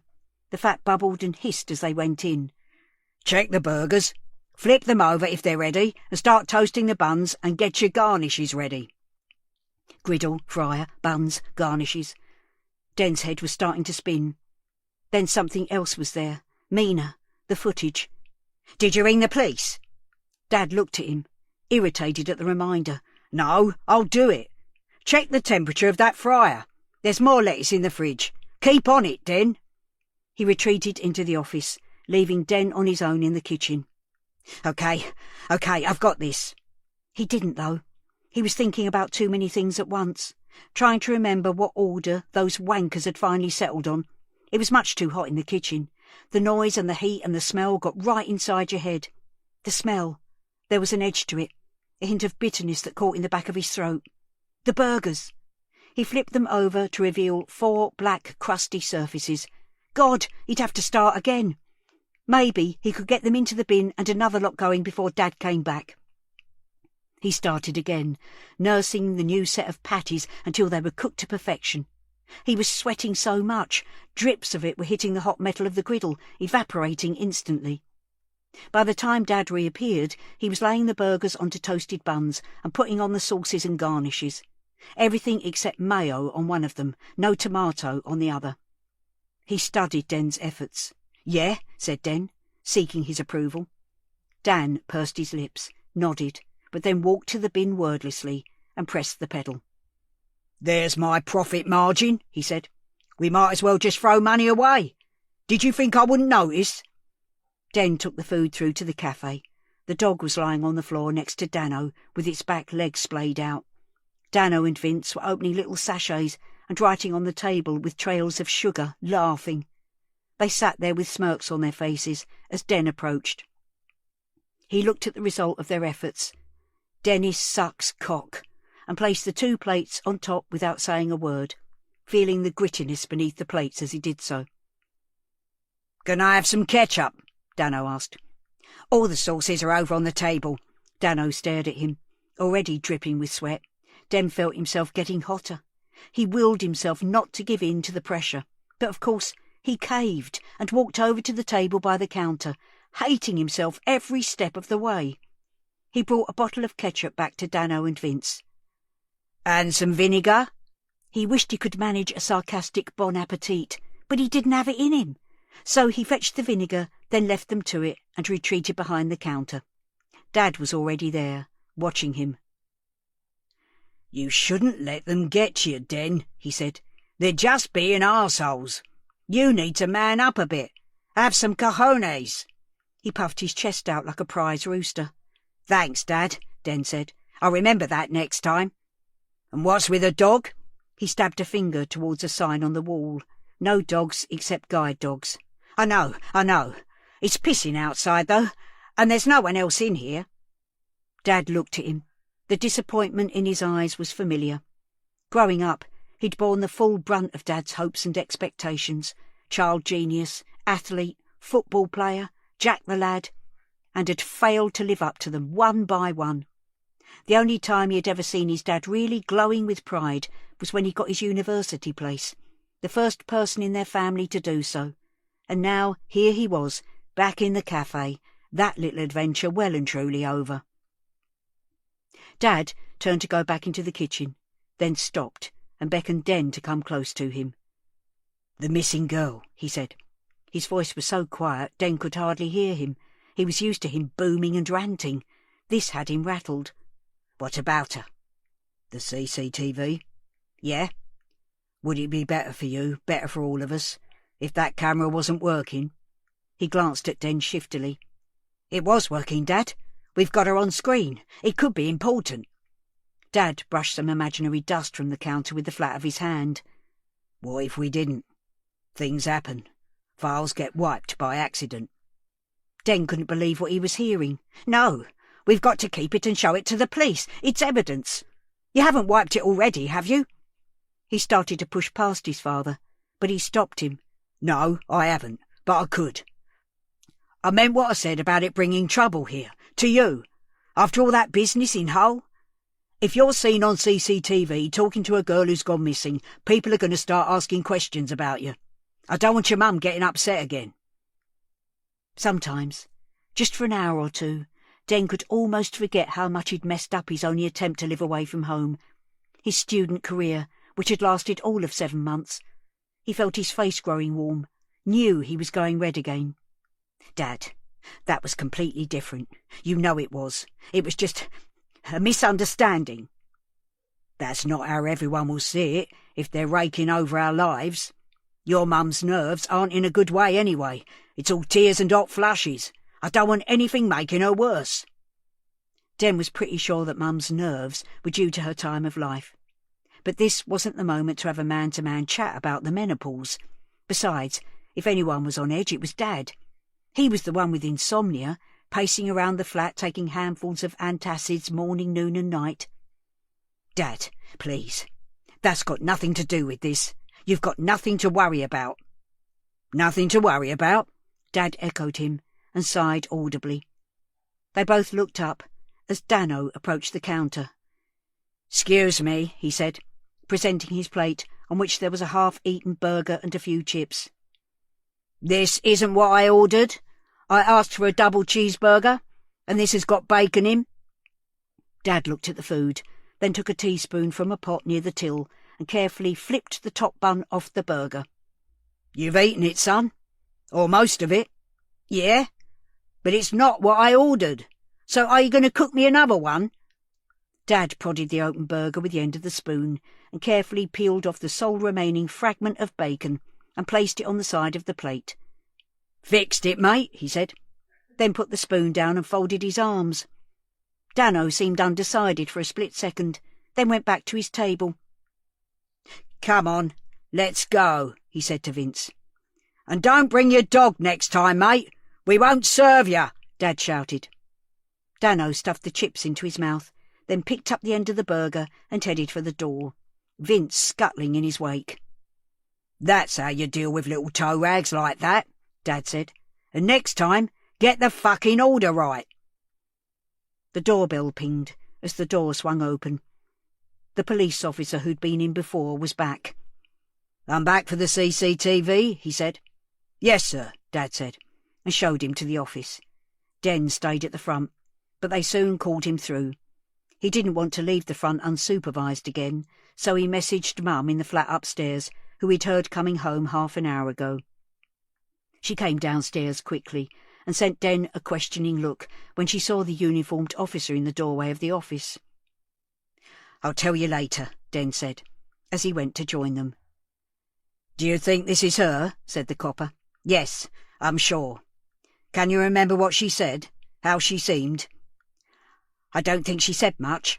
He stared at the screen, frozen on a frame where Mina was at the counter. The light was shining on the shoulders of her coat. "Hey, no, it was raining, wasn't it? She was drenched, actually. Her coat wasn't all that waterproof. I guess it had soaked through. She was shivering. So I said something like, 'You're soaked.' And she said, 'Yeah, my umbrella broke. I'm frozen.' Something like that. So I said, 'Soon be home.' She'd got some money. She didn't always, and she was buying a chocolate bar. A Kit Kat, I think. He looked towards Dad, who was listening intently. I slipped her a sachet of hot chocolate powder so she'd have a warm drink when she got in." "You gave it to her?" the officer asked. Dad's face was a picture. His eyebrows had shot up to meet his hairline, and he was blinking very rapidly. "Yes. Sorry, Dad." "My own son stealing from the cafe," he said. "Dad, it's not... No wonder I can't make a bloody living and my stock control is down the shitter." The volume was turning up now, almost unbearable in the confined space of the office. "Mr. Hammond, please. Please, sir. This needs to wait until later. There's a missing girl, remember? Now I need a copy of this. I've got a USB stick. Can you help me do it? Please, sit down, sir." Dad sat down, and Den retreated a few steps to the doorway. "It's only now and again, Dad. Just little things. You know some of our customers are skint." Dad was concentrating on copying the video, but he still fired at him. "They're not the only ones. We're not a bloody food bank, you big lump." Den heard the front door ping again, and soon after he saw Mum going into the kitchen and start cooking. He went out to help, muttering, "Saved by the bell," under his breath. "Just a bacon sandwich," Mum said. "What's going on?" Den told her as the bacon sizzled on the griddle. Mum's face creased with concern, and she stayed with Den in the cafe when the food was ready. He showed her Mina's picture on his phone. The official tweet had now been shared 800 times, and the hashtag Find Mina was trending. There was a Facebook page now too, with people sharing her picture and posting up where they were searching. Before long, the officer came out. "I need to take a quick statement from you two, Den." "Sure." He more or less repeated the questions he'd asked when they were looking at the video, this time taking notes. When they were finished, he left with a quick, "Cheers, mate."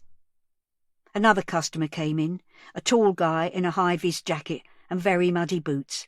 He grabbed an energy drink from the fridge, brought it to the counter, and asked for a sandwich. Den showed him the picture on his phone, asked if he'd seen Mina. "No, but that's why I'm here. She's in my daughter's class at school. We've got to find her. There's a group of us knocking off work now. We're going to join the search. Everyone's gathering at the bottom of the flats at 7, if you want to join us." "OK, I will, thanks." When he'd gone, Den walked through to the office again to ask if Dad would mind the cafe while he joined the search. His father hadn't moved. Now he was slumped on his desk, head on his arms. For a terrible moment, Den thought there was something wrong with him. He raced across the kitchen, muttering, "No, no, please, no." Before he reached the office door, though, Dad stirred and sat up, rubbing his eyes. "Geez, Dad, are you OK?" He looked at Den in a way that spoke more of disappointment than words ever could. "I'm sorry, Dad. I've let you down. I'll make it up to you, I promise. I'll pay you back for stuff I've given away." Dad waved a hand in the air dismissively. "A packet of hot chocolate isn't going to bankrupt us. A part of me, a very small part, is a little bit proud of your kind, foolish heart, but you've got to stop doing that." "OK, thanks, Dad." He frowned. "You're not off the hook," he barked. But Den suspected that he actually was. "There's a search party getting up. They're meeting at 7 by the flats. Is it OK if I joined them? Are you all right to mind the cafe?" Dad sat back in his chair and drew his hand across his forehead. "You're not going, Den. You need to keep your head down." "Dad, I haven't done anything." "I know, but that won't stop people throwing mud, especially if they find out about Hull. Stay at home, son. Then it looks like I'm not worried about her, like I don't care. Dad, we're part of this community. I should be seen there. It's the right thing to do." "I don't think it would do any harm. The more ears and eyes searching, the better. Nobody knows about Hull. That's all in the past. It doesn't help to keep dragging it up," said Mum, who had come to join them. Dad shot her an irritated look and seemed about to bite back, then rubbed his hand over the top of his head and sighed. "Maybe you're right. You go then. Do what you can. Actually, we'll stay open while the search is going on. Give a free drink for anyone joining in, eh? Make sure you tell people, yeah? Make sure people know we're here for everybody." "I thought you were against giving stuff away." Den couldn't help getting the dig in. "This is different. It's PR, innit?" Dad tapped the side of his head. "Plus, some people will want a bacon sarnie or a bag of chips with their free drink. It's brass monkeys out there, cold enough to freeze you. Yeah, all right, Dad." Dad was right about one thing, Den thought, as he set off later to join the search. It was freezing. A terrible night to be out, especially if you were as little as Mina. Day 1. Kath. I turned the telly down low so I could hear the comings and goings next door, but I still had the subtitles working. I got a bit of a shock to see our flats on the local news at 6:30. It was just a tiny item, less than a minute, saying that police were appealing for information about a missing girl and showing Mina's picture and then our block. Then the presenter said, "There'll be more on this on our late bulletin after the 10 o'clock news." I couldn't relax. not knowing that Naz was coming round to take a statement. I pottered about, tidying up, putting things away. I was just wondering if I should run the hoover round when there was a knock on the door. It was him. "Hello, Kath. Is now a good time to come in?" I held the door open and ushered him into the hall. "Yes, course. Is there any news?" "Nothing concrete. She made it into school yesterday, and we think there's a confirmed sighting yesterday afternoon at around 3:30. So that narrows it down. If we can be sure that she didn't come back into the flat, then we're really looking at a very small time frame. Shall we sit down?" He looked tired. I expect shifts go out the window on a case like this. "Do you want a cuppa?" I said. No, thank you. I'll just take the statement if that's okay. You have one if you want one." "Oh, no, love. I'm awash. Let's sit in the lounge." We sat down, him in the armchair and me on the sofa. I tried to get comfortable, although to tell the truth I felt a little nervous. Making a formal statement like this was rather intimidating. Naz seemed to sense my reticence. "Lovely room," he said. He'd got a file with him and opened it up, resting it on his knee. "You've got it really nice in here, cosy." "Thank you. I do love all me bits. Some people would call it clutter, I suppose, but you gather a lot of stuff over a lifetime, and I couldn't bear to throw any of my knick-knacks away. They all mean something. Sorry, I'm going on. Ask me what you need to." He started by confirming my name and address, then moved on to what I'd heard or hadn't heard yesterday. I just repeated what I told him earlier, about hearing the row in the morning and the door slamming. But after that, nothing. About getting worried and going out looking this afternoon. He asked me some questions about the shop and finding the scrunchie. "Have you got it back?" I said. "'Cause if it was hers and he'd got rid of it, I'd never forgive myself." I shouldn't really discuss this, but just to reassure you, we have collected the item. Sandy's confirmed that it looks like Mina's, but it's going for testing. Lucky you spotted it.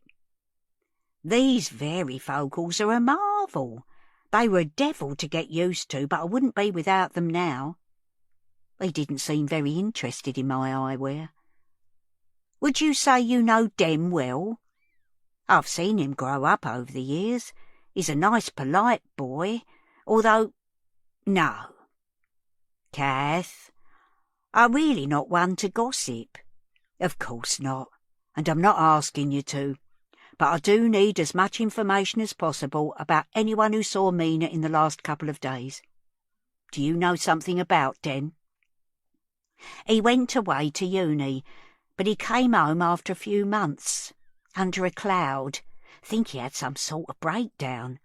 He wasn't in the cafe for ages after that, but I never got to the bottom of what was behind it." "OK, that's very helpful. Thank you, Kath."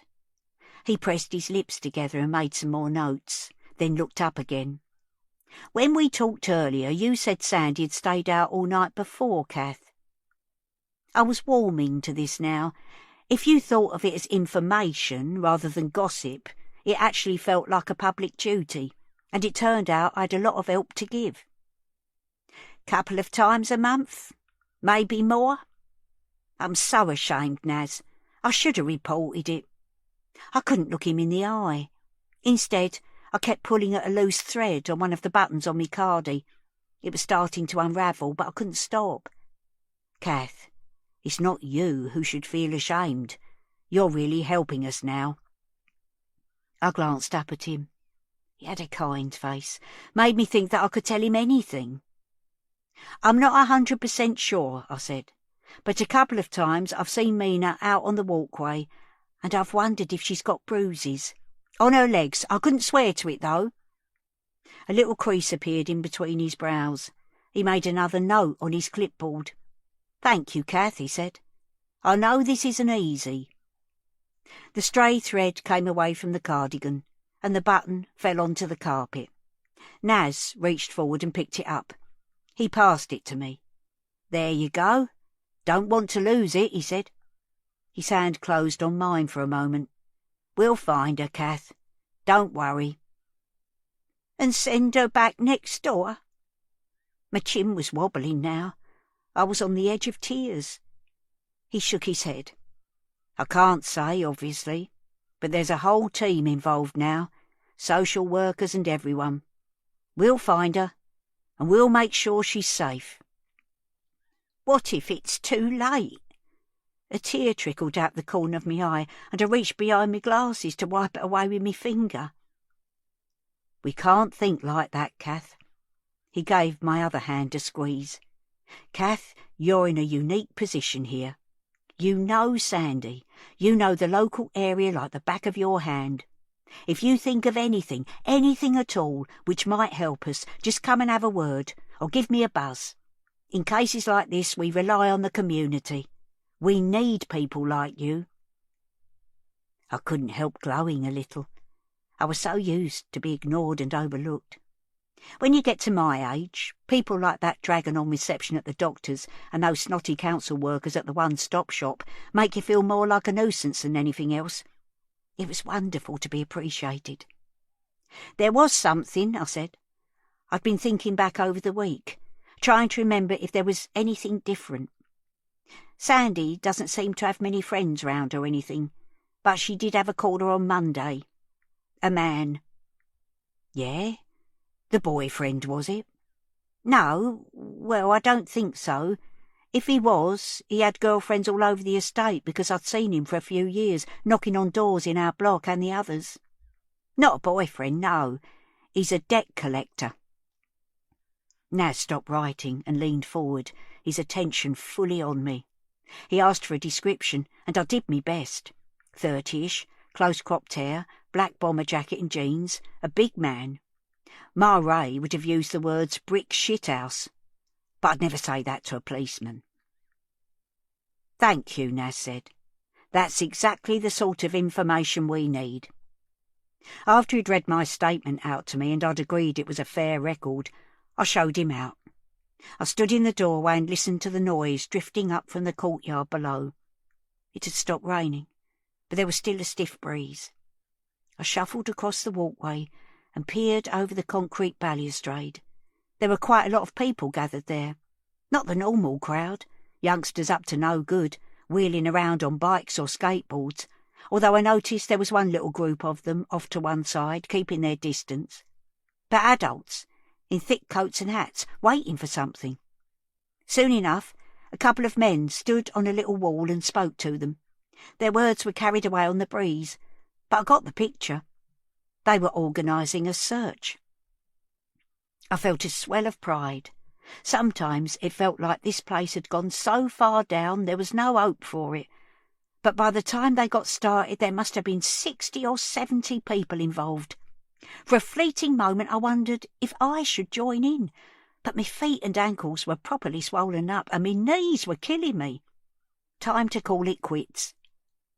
I took a last look and saw someone in the crowd raising a hand. The lamplight picked out his face, and I could see it was Den. I wondered if his ears had been burning earlier, but I waved back, and then another gust rattled along the walkway. I wrapped my cardi around me and turned to head into the flat when I heard a voice, a man shouting out, "Mina!"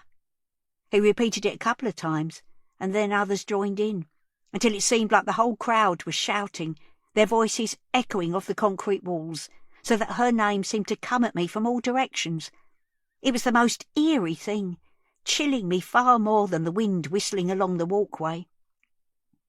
Just as soon as the noise built up, somebody started shushing, and the shouting faded away, leaving just the echoes and the memory of it. I shivered and hurried inside. Day 1. Den. There were about 30 people in the courtyard by the time he got there. It was a sombre gathering. A guy in a tracksuit moved through the crowd handing out flyers. He gave Den a clump of them. There was the now familiar picture of Mina and a number to ring if you had any information. "We're looking anywhere we can, round the garages in the park, and posting these through letterboxes, putting them up on lamp posts, OK?" Cool. Hey, I'm from the Corner Cafe. We're offering a free hot drink to anyone who joins the search. Perhaps you can tell people? Wow, that's great. The guy high-fived him and then disappeared into the crowd.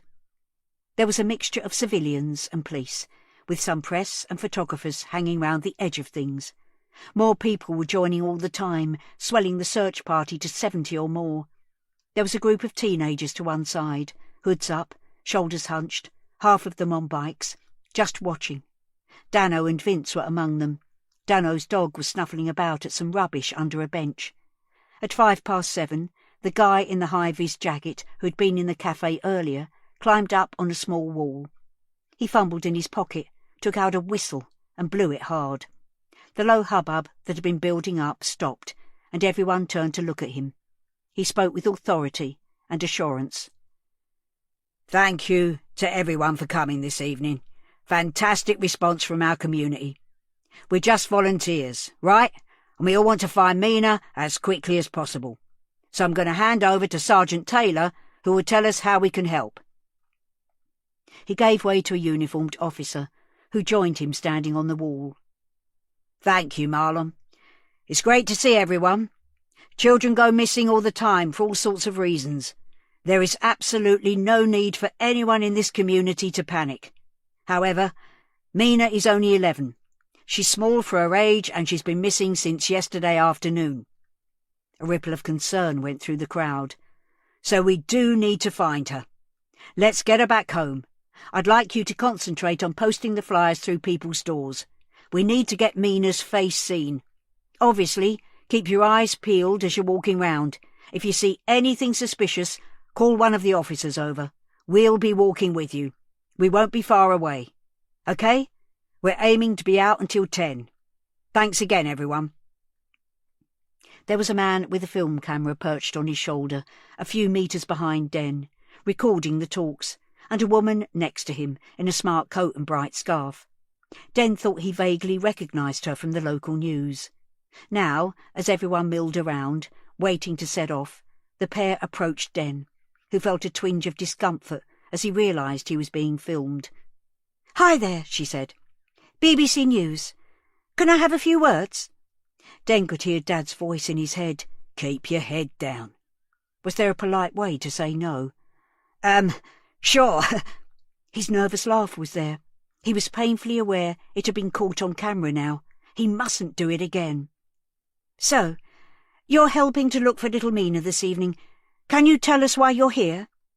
It was kind of a dumb question. Was it a trick? Well, obviously, if a kid goes missing, everyone wants to find them as quickly as possible. And I want to do my bit. I work in the cafe, round the corner from here. It feels very close to home. He could feel a smile twitching on his lips, even though he was willing himself not to. "So, do you know Mina?" "Well, yes. She comes in, like everybody. We serve the community here."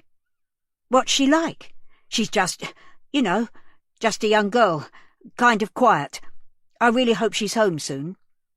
"Thank you very much." Interview over, she turned to the cameraman and made a twirling gesture with her finger. "Can I just take your name, sir?" Den Hammond, from the Corner Cafe." "Brilliant. Thank you, Den." She moved on through the crowd, looking for her next victim. Despite the cold wind funneling between the tower blocks, Den found that he was sweating. He wiped his forehead with his sleeve. He wondered if he should go after the reporter, ask her not to use his interview, but it was too late now. He hadn't said anything wrong anyway, had he? The gang of youths had turned their backs on the gathering and started moving away. Everyone else was starting to form groups. Den joined a cluster of 6 people who seemed to have their own assigned officer. Marlon was part of it. He recognised Den and shook his hand. "Hi, Den. Good to see you." The police officer explained to the group that they would be leafleting in the nearest block of flats. Den looked up. It was only 3 stories tall, but quite long and sprawling, with 2 wings extended from a central staircase. Recessed lamps created pools of light dotted along the walkways. Here and there you could see people leaning on the concrete ledges, looking down. As he scanned the 3rd floor, He saw a silhouette. Mrs. C, the woman who'd done a search of her own a couple of hours ago. Turned out she'd been right to be worried. Would any of this have been different if they had raised the alarm when she was in the cafe earlier? They say every minute counts, don't they? She was standing quite still, taking it all in. Den thought he caught her looking his way and raised his hand.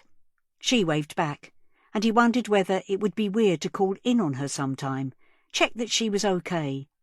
He didn't like to think of her fretting all on her own. She turned away and retreated into her flat, and he realised that the group had moved off and was nearly at the entrance to the stairway. He ran to catch up. Day 1. Sandy. She heard them shouting Mina's name. One of the coppers was coming through the door, and the sound came with them, drifting in on the cold November air. Stupid calling out, she thought, treating her Mina like a lost dog, although part of her wanted to stand on the balcony and yell her name too, scream it out and keep screaming until she came back. She'd been told to stay put. Better to be in the flat in case they found her. Besides, she was knackered, lack of sleep, for all the right reasons, although that seemed a million years ago. And now the worry. Brett kept texting. She had messaged him that Em was missing, so she wouldn't be at work for the foreseeable future, and warned him that the cops would be round to talk to him. She kept reading his messages over and over. He was so nice. That more than anything made her want to cry. She'd finally found a man who wasn't a complete arsehole, unlike Mina's dad, and now this was happening, like a punishment or something, like she wasn't allowed to be happy. It was so unfair. She wondered if she should ask him to the flat, so she could have someone to wait with. The thought of him being there was almost too much. She literally ached for him, even while the search party started looking through the bins and in the stairwells. Did that make her a bad person? She just wanted someone to wrap their arms round her and tell her everything was going to be all right. She couldn't ask him, though, could she? They'd had one night together, that's all. It's not like he was her boyfriend. Not yet. If she did ask, he'd think she was too needy, and that would be that. So here she was, stuck in the flat with 2 cops and nothing to do but wait. No, she didn't want another bleeding cup of tea. No, she couldn't think of anywhere Mina might have gone. No, they didn't row yesterday morning. No, she'd never left her overnight before. It was the first time, for Christ's sake.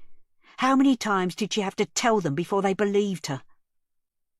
Unable to take much more of it, she went into her bedroom. The police said they'd stay in the flat all night, and she didn't have the strength to argue. It was better in a room on her own, but there was no way she could sleep. She scrolled through her phone, read Brett's texts again, and forced herself to resist texting him, turning instead to social media. The Find Mina hashtag was trending on Twitter, but there was no news. The original tweet had been retweeted 32,000 times. There was a Facebook page with hundreds of comments and shares. People were posting up where they had looked. Others were offering thoughts and prayers. Sandy frowned as she read one post. Check out the Our Fincham page. Reports of a white van hanging around the school gates and a man talking to Year 7 girls in the past 3 weeks. Sandy clicked the link. Sure enough, there were several posts about girls saying they'd been followed along the street. Girls as young as 11. 11. Just like Mina. What sort of pervert would pick on an 11-year-old child? It was too awful to think about. The incidents had been reported to the police, but no one had been arrested. Sandy wasn't in any parents' WhatsApp groups, hadn't known about the Our Fincham page before. If she'd known, she could have warned Mina, maybe found someone for her to walk home with. That's when it hit her again. Mina was gone. She curled up in a little ball, and her tears soaked into her pillow. There was no shouting outside now, just the wind against the window. She wondered if people were still out there looking. She missed Mina so much it hurt. Who would have thought it? It felt like everything had been a struggle for the last 11 years. It wasn't easy when you were on your own. It wasn't just figuring out how to bring up a kid. You had to juggle all the rest of it. Finding somewhere to live, taking any job you could to pay the bills, borrowing money when you needed to, cooking, washing, putting the bins out, changing bloody light bulbs. You had to do everything. It was too much. How many times had she wished for a break? A couple of weeks off from being a mum? Just a bit of breathing space? She didn't have any backup, not like other people. Those bridges were all burned a long time ago, and there was no going back. No, just like everything else, she'd have to face this on her own. She got up and padded across the hall to Mina's room. The room was dark, but she didn't put the light on. She bent down by the bed, peeled back the duvet and climbed in. Mina's pyjamas were folded up nicely on the smooth sheet. She turned onto her side and held them against her face, breathing in and out through the cloth, the mother in her responding to the scent of her child. She couldn't have put it into words. It was just Mina. Parenting hadn't come easily, but there was an animal connection. It had been there from the beginning. Her tears had stopped, and now she just breathed in the darkness wide-eyed. After a long time, she felt her body relaxing, her eyelids starting to close. In her woozy state, she moved a hand around the mattress and under the pillow. The anxiety that had started to slip away stabbed her again. She sat up and put on the torch on her phone, sending the light under the covers along both sides of the mattress. Since she was a baby, Mina had kept a square of soft cloth with a knot in one corner. It was a disgusting thing, really, but she called it her cuggy and took it to bed every night, even now. Except that it wasn't there, where it should be. She jumped up and put the overhead light on. She started hunting round the room, rummaging through the drawers. She pulled the top drawer off its runners and dumped the contents, little socks and pants, on the floor. Jodie appeared in the doorway. "Sandy, everything all right?" "Her cuggy's gone. It's her toy. She always has it in bed with her." "OK, calm down. Let's look together." But there was no soothing Sandy. "She wouldn't take it out of here, wouldn't risk it at school. Where is it? Where is she?" She pulled the next drawer out and tipped it over. "Sandy, please, it's OK. We'll find her." She didn't want to hear it. She just wanted them to do something, to stop this nightmare. She wanted this over and done with. And most of all, she wanted Mina. Day 1.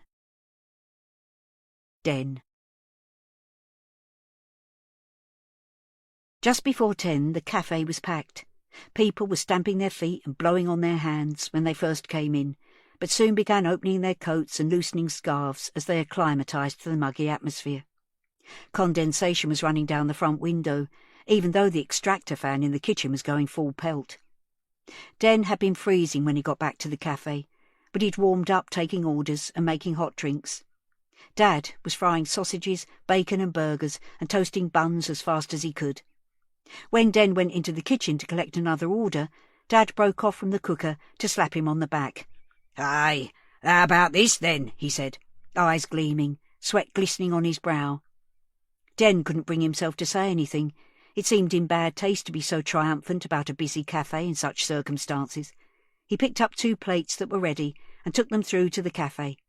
It was strangely hushed, given the number of people crammed in. A feeling of defeat and disappointment hung in the greasy air. "Great effort, everyone." Marlon, the seemingly self-appointed community leader, turned to face the room and raised his tea mug in salute to the other volunteers. Those with drinks already raised them back in a half-hearted way. "We didn't find her, though," a man near to him said, shaking his head. "No, but we've been all over that estate, so we know she's not hiding outside or had an accident or something." "So someone's got her?" "We don't know that for sure, do we? She could have run away somewhere. The thing is, we've done as much as we can. We done it together, searched the whole estate." There were murmurs of agreement. "What about tomorrow?" "Let's see what happens overnight. Perhaps there'll be good news."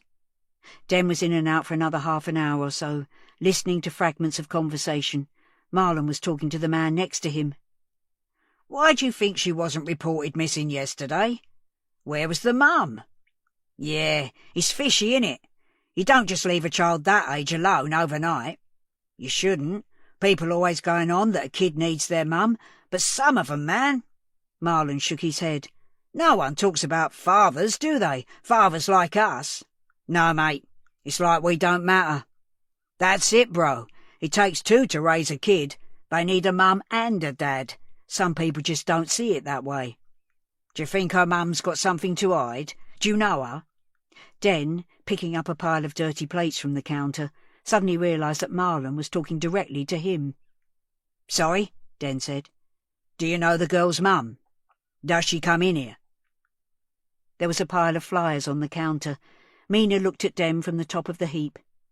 Now her eyes didn't seem sad, so much as accusing, her face going in and out of focus, but the eyes boring into him. "Yeah.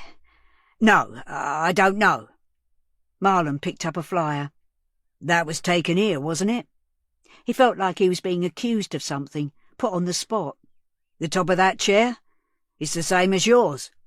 He showed it to the man next to him, who nodded. "So they come in here? What's her mum like?" Den could feel the palms of his hands getting clammy.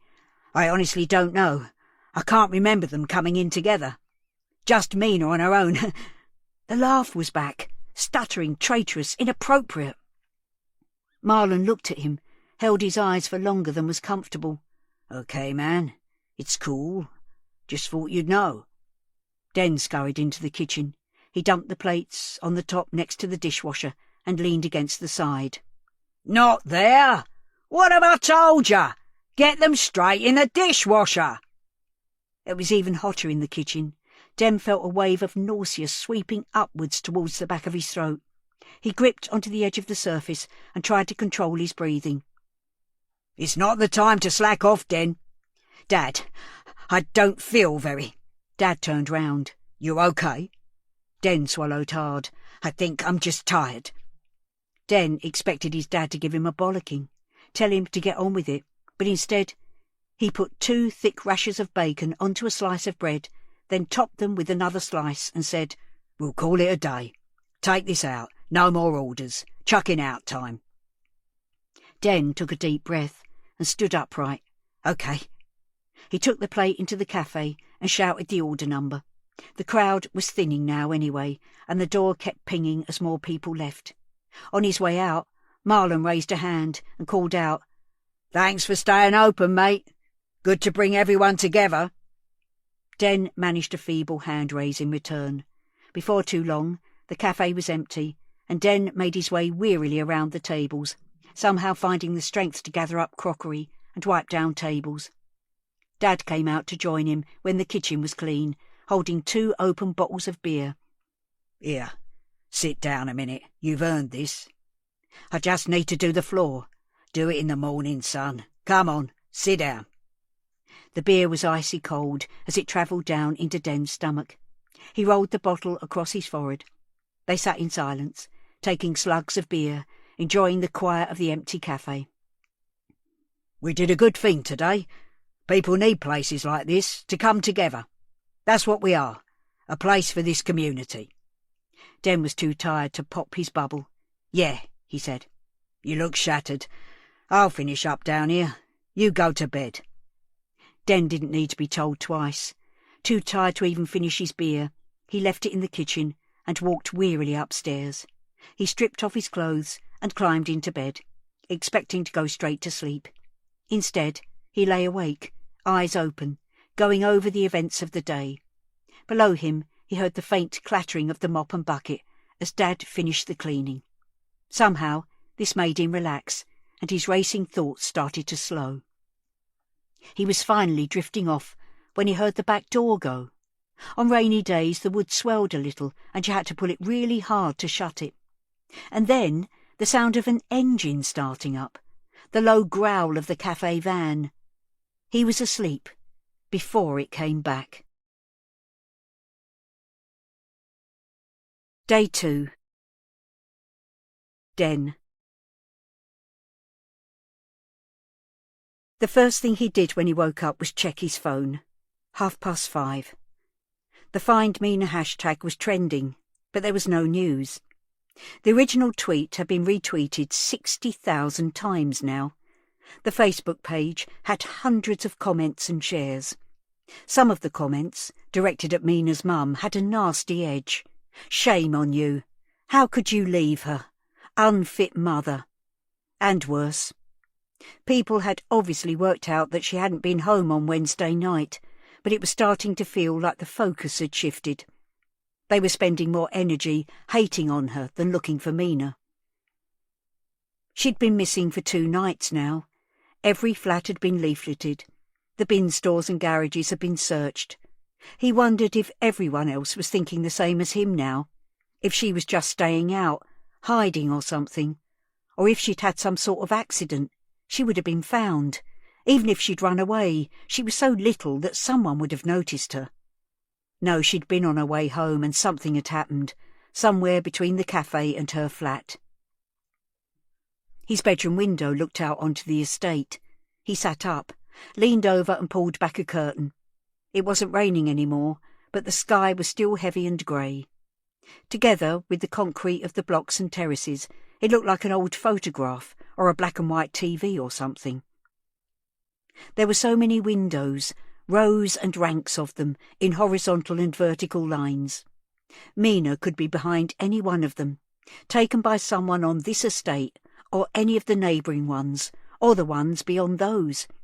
How'd you find one little girl in a city of 8 million people? Where'd you start? What could he do to help? The only thing was to open the cafe like normal, have the posters and flyers on display, spread the word. They opened at 6:30 to catch the early birds, so after a shower and a bowl of cornflakes, he made his way downstairs. There was no sign of Dad, so he started the morning routine without him, getting the chairs down from the tables, restocking the biscuits and crisps, checking the ketchup bottles and salt and vinegar pots. The cafe was bathed in the sulphurous streetlight coming in from the front. The shutters weren't down like they usually were. He'd moved into the kitchen to unload the dishwasher when Dad appeared, unshaven and with deep shadows under his eyes. "You okay, Dad? Where'd you go last night?" Dad shot him an aggressive look.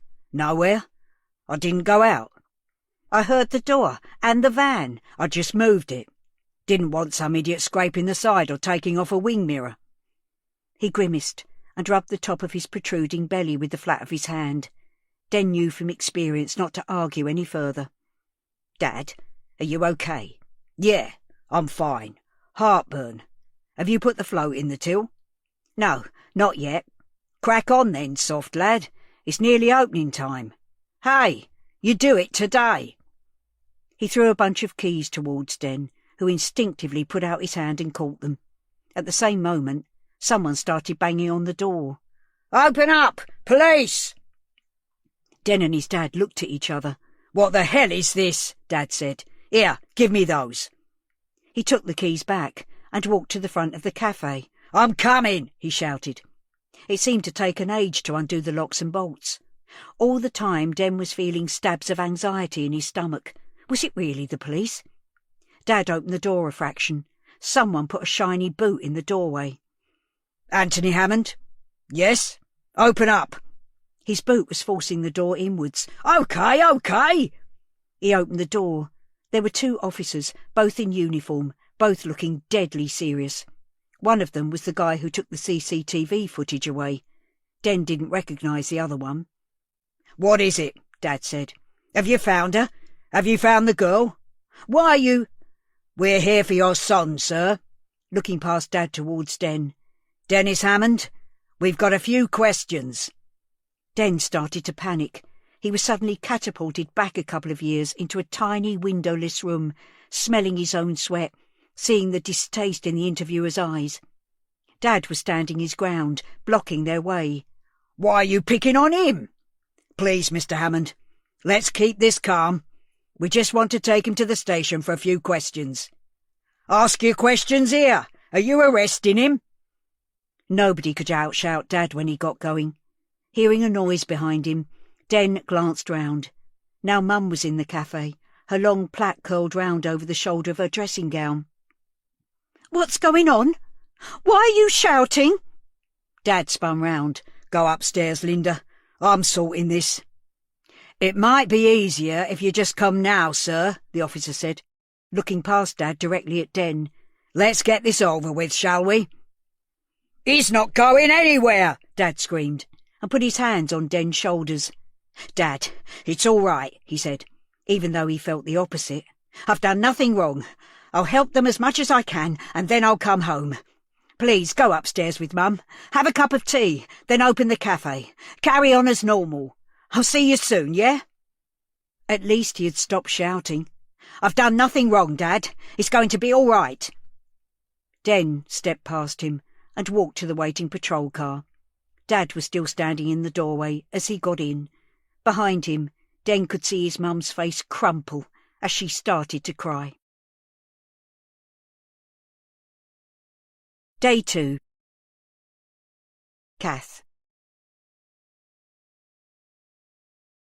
I had me breakfast in front of the telly, watching the early news. I'd done me morning blood sugar test, and despite all the excitement yesterday and a large iced bun, my number was okay today, so I took my usual pills and made a nice bowl of porridge. They have segments of local news every now and again, but there wasn't really anything to report. They just showed the same footage as yesterday evening. As much as I wanted to be out there looking with everyone else, my legs needed a rest. There would be plenty of other people searching for her, and I needed a quiet day after yesterday. The best laid plans and all that, though. Before I'd even finished my second cup of tea, there was a knock at the door. I checked that my dressing gown buttons were done up and went to the door, keeping the chain on as I opened it. I peered through the gap. It was Jodie, the female police officer. "Morning, Kath," she said cheerfully, although her face was drawn and pasty. "Can I have a word?" "Oh, yes, of course. Hang on a minute." I shut the door and unchained it. Then I glanced in the mirror in the hallway and patted me hair down. When I opened the door again, Jodie smiled. "Sorry to call so early." "Is there any news?" "We haven't found her yet. Can I come in?" I hesitated. It felt uncomfortable letting someone into the house in me nightie and dressing gown, even a nice policewoman. "It won't take long. There's been a couple of developments." That was enough for me. I showed her into the lounge. My breakfast things were still on the coffee table, but apart from that it was tidy enough. I could see her taking in the room, just like Naz had done yesterday. I suppose when you're in the police, you're trained to be observant. I sat on the sofa, and Jodie took the chair. I muted the telly, but didn't turn it off. "I'm wondering if you might be able to help us," Jodie said. "Of course, anything. We'd like Sandy to do a press conference this morning. When people go missing, appeals for information are so much more powerful coming from the relatives than from the police." I'd seen plenty of appeals like that on the news. Distraught parents or partners, usually sitting behind a desk reading a few words out. Jodie was right. They were always emotional, tugged at your heartstrings. Mind you, with the partner or husband, you always wondered if they were putting on a show, that at the back of their minds they were thinking about the body they'd stuffed under the floorboards. A horrible thought entered my head. Was that what Sandy would be doing? Putting on a show? "Sounds like a good idea to me." "Exactly. But she wasn't keen last night. You can understand it, can't you? It can be intimidating in front of a bank of cameras, and she's got no one with her to support her." She looked at me meaningfully, and the penny started to drop. "Honestly, Jodie, I don't really know her. I'm ashamed to say it, but we didn't talk before all this." "I think it really helped having you there yesterday. She seems to trust you. Maybe you could just have a word with her, offer to be at the press conference with her." Be at the press conference? This was all getting a bit out of hand. I hardly knew the woman.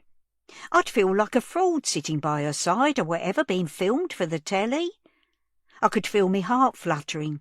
It does that sometimes, and I put my hand up to my chest. "I don't know," I said. I know it's a lot to ask, but I do really think you could make a difference. We need to search the flat properly too. That was interesting. Easier when she's not there. It's all about Mina, Kath, getting her back safe and sound. Will you do it? Well, how could I refuse when she put it like that? Course I will, I said. I'll need to put some clothes on and make myself look presentable. Sandy's still asleep. We're letting her lie in for a bit. But maybe you could come round at about 10, and then if we can get her to talk to the press, we'll try to do it at 11. So it'll get on the lunchtime news bulletins. All right. I'll come next door at 10. Jody stood up to leave. Oh, one other thing. The young man at the cafe. You spoke to him yesterday, didn't you? I did. I called in there when I was on my way to the school. It was blowing a gale. Don't know what I thought I was going to find. How did he seem when you spoke to him? Den? He was lovely. He could see I was upset and he got me a chair. He's a good listener, really nice young man. His dad's a bit of a tyrant, but I think it's all bluster. So he just seemed normal to you? Yes. Well, some people might think he's a bit over-friendly. She narrowed her eyes. In what way, Kath? Well, when I was in the cafe yesterday, I stopped. Maybe it was nothing. Yes? He what, Kath? He put his hand on me, on my shoulder. Kept it there a bit too long. It probably wasn't anything, but I felt a bit uncomfortable. I'm probably oversensitive. Like I said, he's a nice, friendly lad. Why'd you ask? Jody smiled. We're just putting a picture together of Mina's last known movements. She moved quickly towards the hall. I'll be next door. See you in a little while, Kath. And thank you. As she closed the door, I was left musing. It had all been a bit Columbo, if you ask me. One last thing. That's what he always said, didn't he, when he was on to something. A casual throwaway question that revealed a killer clue. Sounded like Den was a person of interest. And what were the developments she'd mentioned before? She'd never actually told me. Aching legs or not, perhaps I'll take a walk round the estate today. Maybe call in at the cafe. See what I could sniff out. Day 2. Den.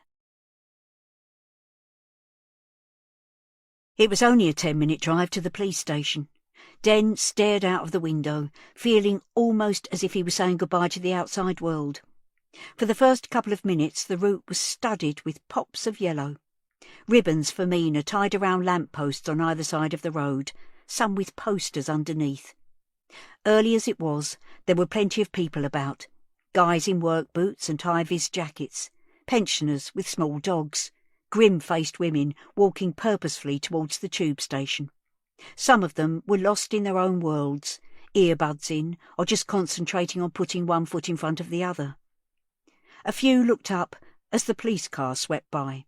One of them was Marlon, apparently holding court with a bunch of his workmates. He clearly clocked who it was in the car, stopped what he was doing, and stared. Den felt the prickle of anxiety when he'd questioned him last night in the cafe surging again. He tried not to look away, telling himself, I'm not a criminal. I've done nothing wrong. The car turned off the road, passed through some gates and down to an underground car park. It stopped right by a door, and Den was escorted from the car through the door and then straight to an interview room. I'll just be a couple of minutes, one of the officers said, and he left, shutting the door behind him. Den sat and waited. There was a mirror on one wall, and it occurred to him that if this was a cop show on the TV, then it would actually be one-way glass, and there would be people observing him on the other side. And then he felt himself going hot all over the surface of his skin, because of course that was what they were doing, leaving him to stew for a bit and watching. And he was stewing. He could feel himself getting hotter and hotter, gently cooking in his own sweat. You're okay, he he muttered to himself, and then stopped, aware this might look and sound worse than just sitting quietly. But if he was too still, would that look odd too? The door opened, and the questions began.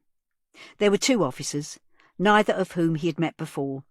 The smaller one, kind of stocky and in a nasty brown suit, introduced himself. "Hi, Den. I'm Detective Sergeant Fisher, and this is Detective Constable Waite. We're investigating the disappearance of Mina Dimitriou. Thanks for coming in to help. We appreciate it. We're recording this conversation for our records." "Of course. I'll help any way I can." Den could feel himself smiling again. He couldn't stop himself. "Can you tell us a bit about Mina? You told one of our officers that she came into the cafe." "Yes, but I wouldn't say I exactly knew her. She called in, like a lot of the neighbourhood kids, on their way home from school. I'd seen her for about a year, maybe less." "And what sort of girl was she?" He shrugged. "How can you tell from someone buying chips or sweets? I mean, she was quiet, small for her age, I would say. She didn't want to chat." "Big spender?" He started to laugh at the absurdity of the question, then attempted to stifle it and started coughing. Sergeant Fisher pushed a plastic bottle of water across the table towards Den, and he took a sip. "She is, just a kid," he said. "So, no, not a big spender. Sometimes she didn't have any money at all." "But she still came into the cafe?"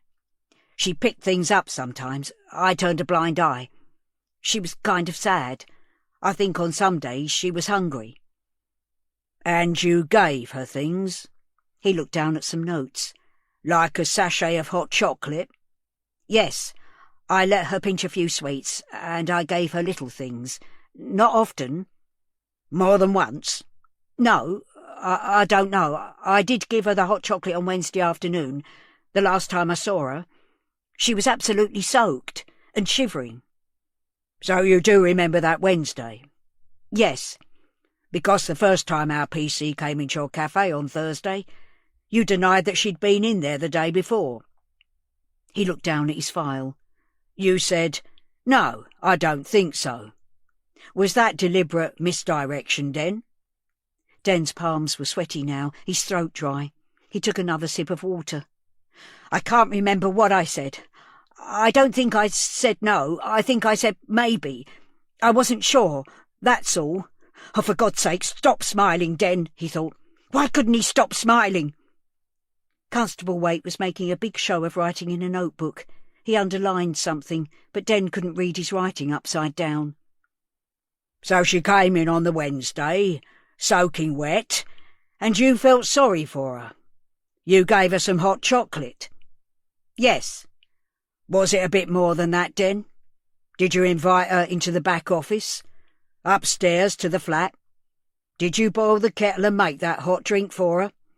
Is that how it started?" Den could feel his heart beating faster in his chest. "No, sir," he said.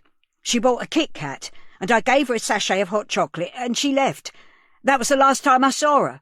My dad was in the kitchen. My mum was in the flat. The CCTV will show this. I've got nothing to hide." "We've been looking at the CCTV, Den. Your father left the cafe soon after 4. He was gone for an hour and a half. There's no coverage of the flat. So what really happened? Come on, son. It's better if you just tell us. Tell us where she is now." "I've told you the truth. That's all I can do."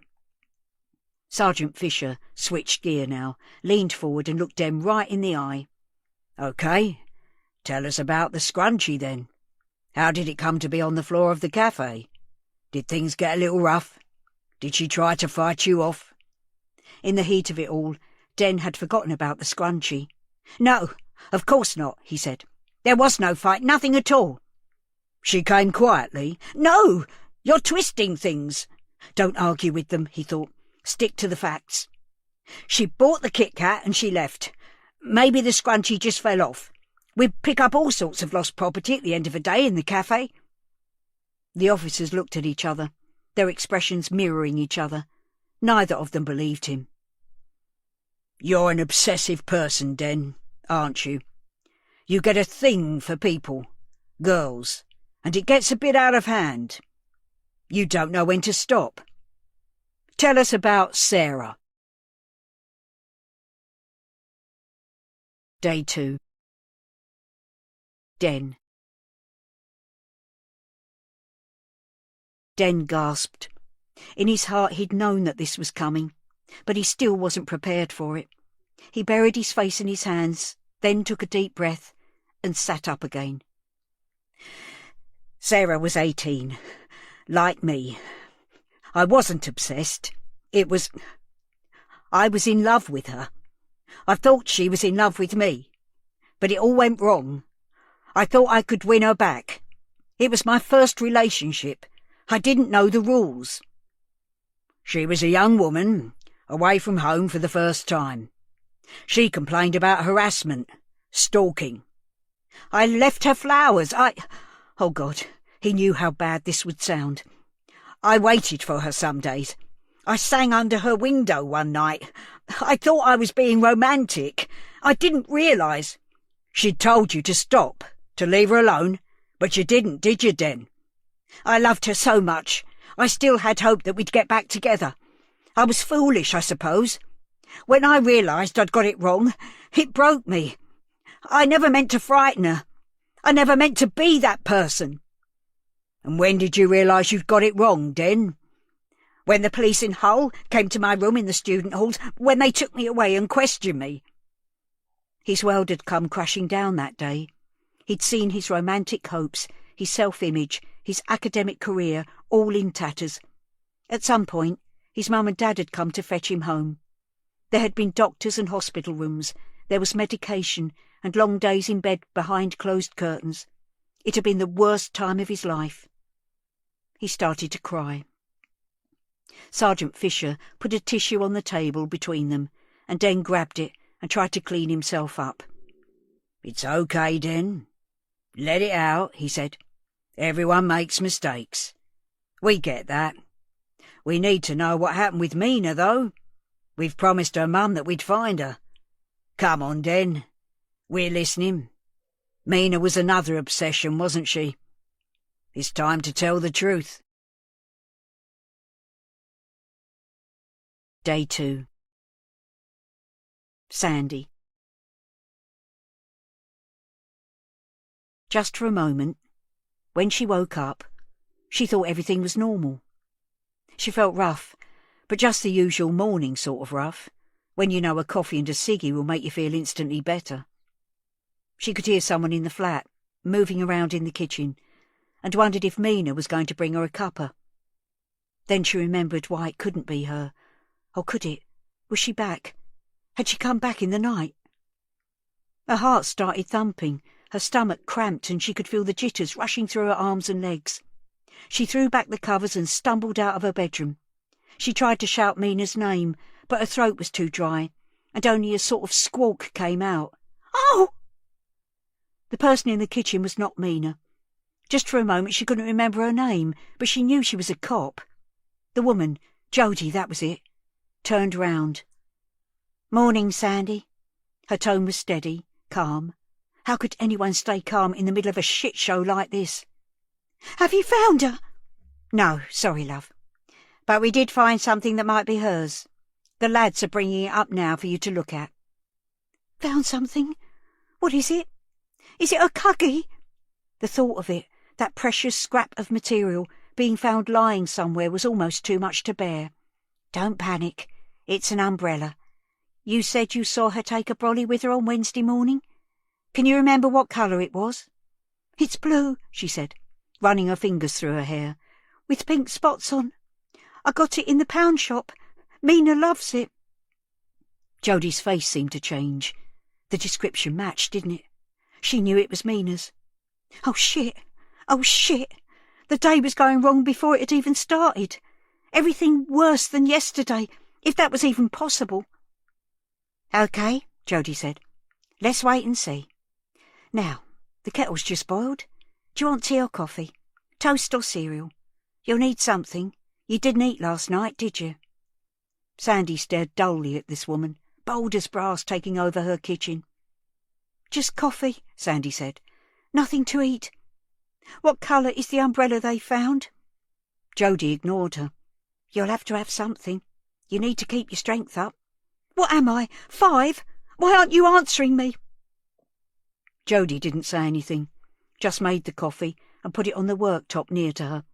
"Sandy, drink this. They'll be up in a minute. In the meantime, we need to think about making that appeal. It won't take long. We'll get on the TV news and in the papers. It will keep everyone looking." She'd mentioned it last night, but Sandy couldn't even think about it then. "I don't know," she said, taking a sip of the hot coffee. Her stomach still hurt. Maybe it was just because it was empty. It was a long time since she'd eaten anything. It seemed disloyal to do normal things, eat, drink, with Mina missing. But she wouldn't be any good to her if she didn't keep herself together. "Sorry I snapped before. I'll have some toast, please." Jody nodded, and Sandy took her coffee into the lounge. She flicked the TV on, although she wasn't really watching. She was just facing that way, while images danced in front of her eyes as she sipped her coffee and lit another fag. Jody popped her head round the door. "We need to do a proper search of this place today, too. We could crack on with that while you were out." Did Sandy really have any choice? She couldn't stand the thought of strangers, especially the police, poking around her things. She didn't have anything to hide these days, apart from a few private pics on her phone, and she'd already got rid of those. They wouldn't find anything that would get her in trouble. "I dunno," she said. "Let me think about it." The telly had moved on to a local news programme, and suddenly Mina's face was right there on the screen, the photo that Sandy had given the police. A reporter was talking over it about fears growing for missing Mina. Sandy couldn't take her eyes off it. Jody came in carrying a plate of toast. At the same time, there was a knock on the door. Jody opened it, and another officer came in, carrying a see-through bag. Sandy didn't need to examine it. She knew straight away. Bile or something, hot and sour, pressed at the back of her throat. "It's hers," she said. "That's Mina's umbrella." Day 2. Den. They started the interview again, but somehow breaking down had given Den new strength. The tension had gone. He was calmer. Every time they fired another question at him, he took a deep breath before replying, and then he gave his answer. He didn't have his phone with him, so he had very little idea how long he'd been there. All part of their plan, he supposed. Shut you in a windowless room, disorientate you. They kept going back over the same ground, and he sensed their growing frustration with him when there was a knock on the door and another plainclothes officer stepped in. "Can I have a word, Sarge?" Sergeant Fisher got up and left the room. When he came back, he was carrying something in a clear plastic bag. "Would you mind taking a look at this?" he said, putting it on the table in front of Den with an air of triumph. Den peered at the bag. It didn't take him long to realise that the object inside was an umbrella, some of the spokes at strange angles like the broken wing of a bird. "It was found in the bin outside your cafe. Does that jog your memory?" Den swallowed hard, trying to trick his face muscles into stopping smiling. It didn't work. "Yes, of course. I found that on Thursday. It was on the pavement near the bin. I picked it up and put it in. That was all." "You didn't think it might be significant?" "No, not when I found it. I never gave it a second thought." "But it will have your fingerprints on it?" Den shrugged. "Yeah, I suppose, unless they've washed off." "Wait a minute. Is it hers? Is it Mina's?" "You tell us. How would I know? An umbrella's an umbrella. Is it hers? We're going to run some tests, but her mother has identified it, yes. So tell us again where you found it." He emphasised the word found so heavily that Den could hear the scepticism. Den's calmness was dissolving. There was a tremor in his voice as he recounted the event. "It was Thursday afternoon. Mina's neighbour, Mrs. C, had been in, asking about her, and I held the door for her and spotted the umbrella on the ground. We keep our bit of pavement clean and tidy, so of course I picked it up. It looked broken, so I put it in the bin." Mina was in your cafe on Wednesday. It was raining. She was soaked.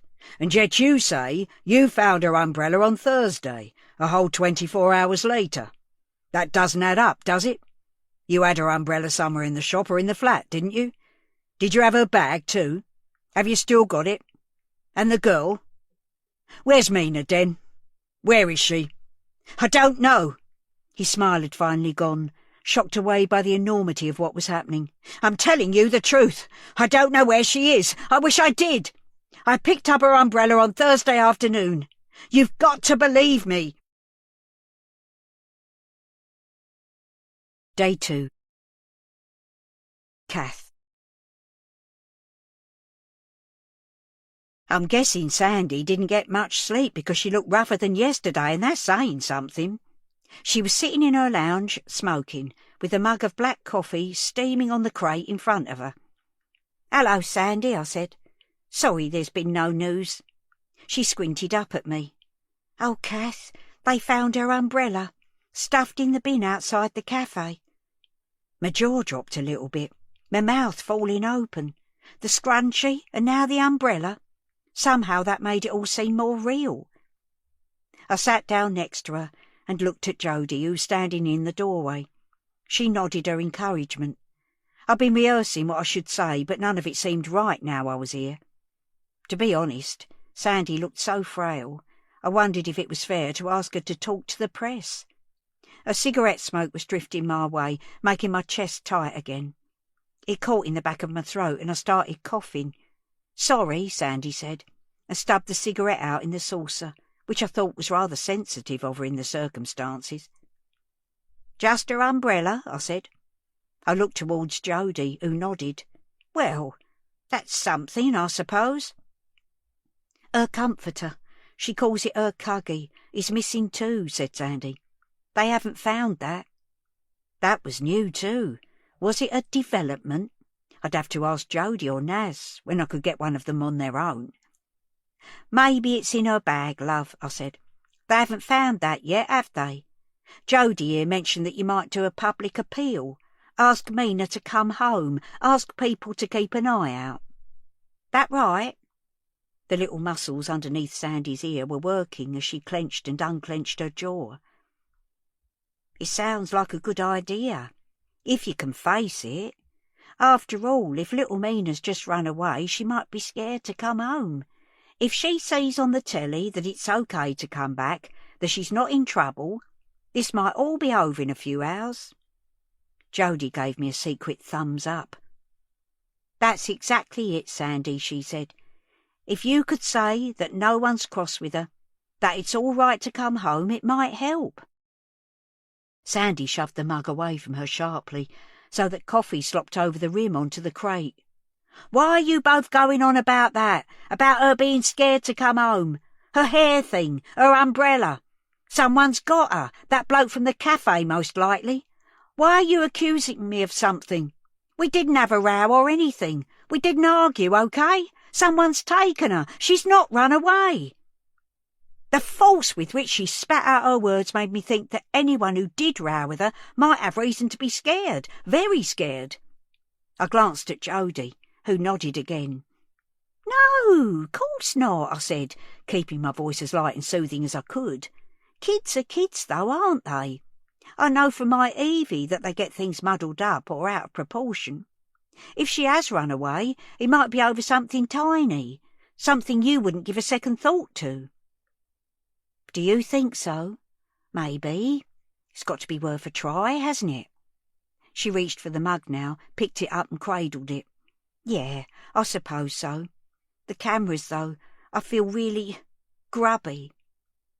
I'd noticed that she was still in yesterday's clothes.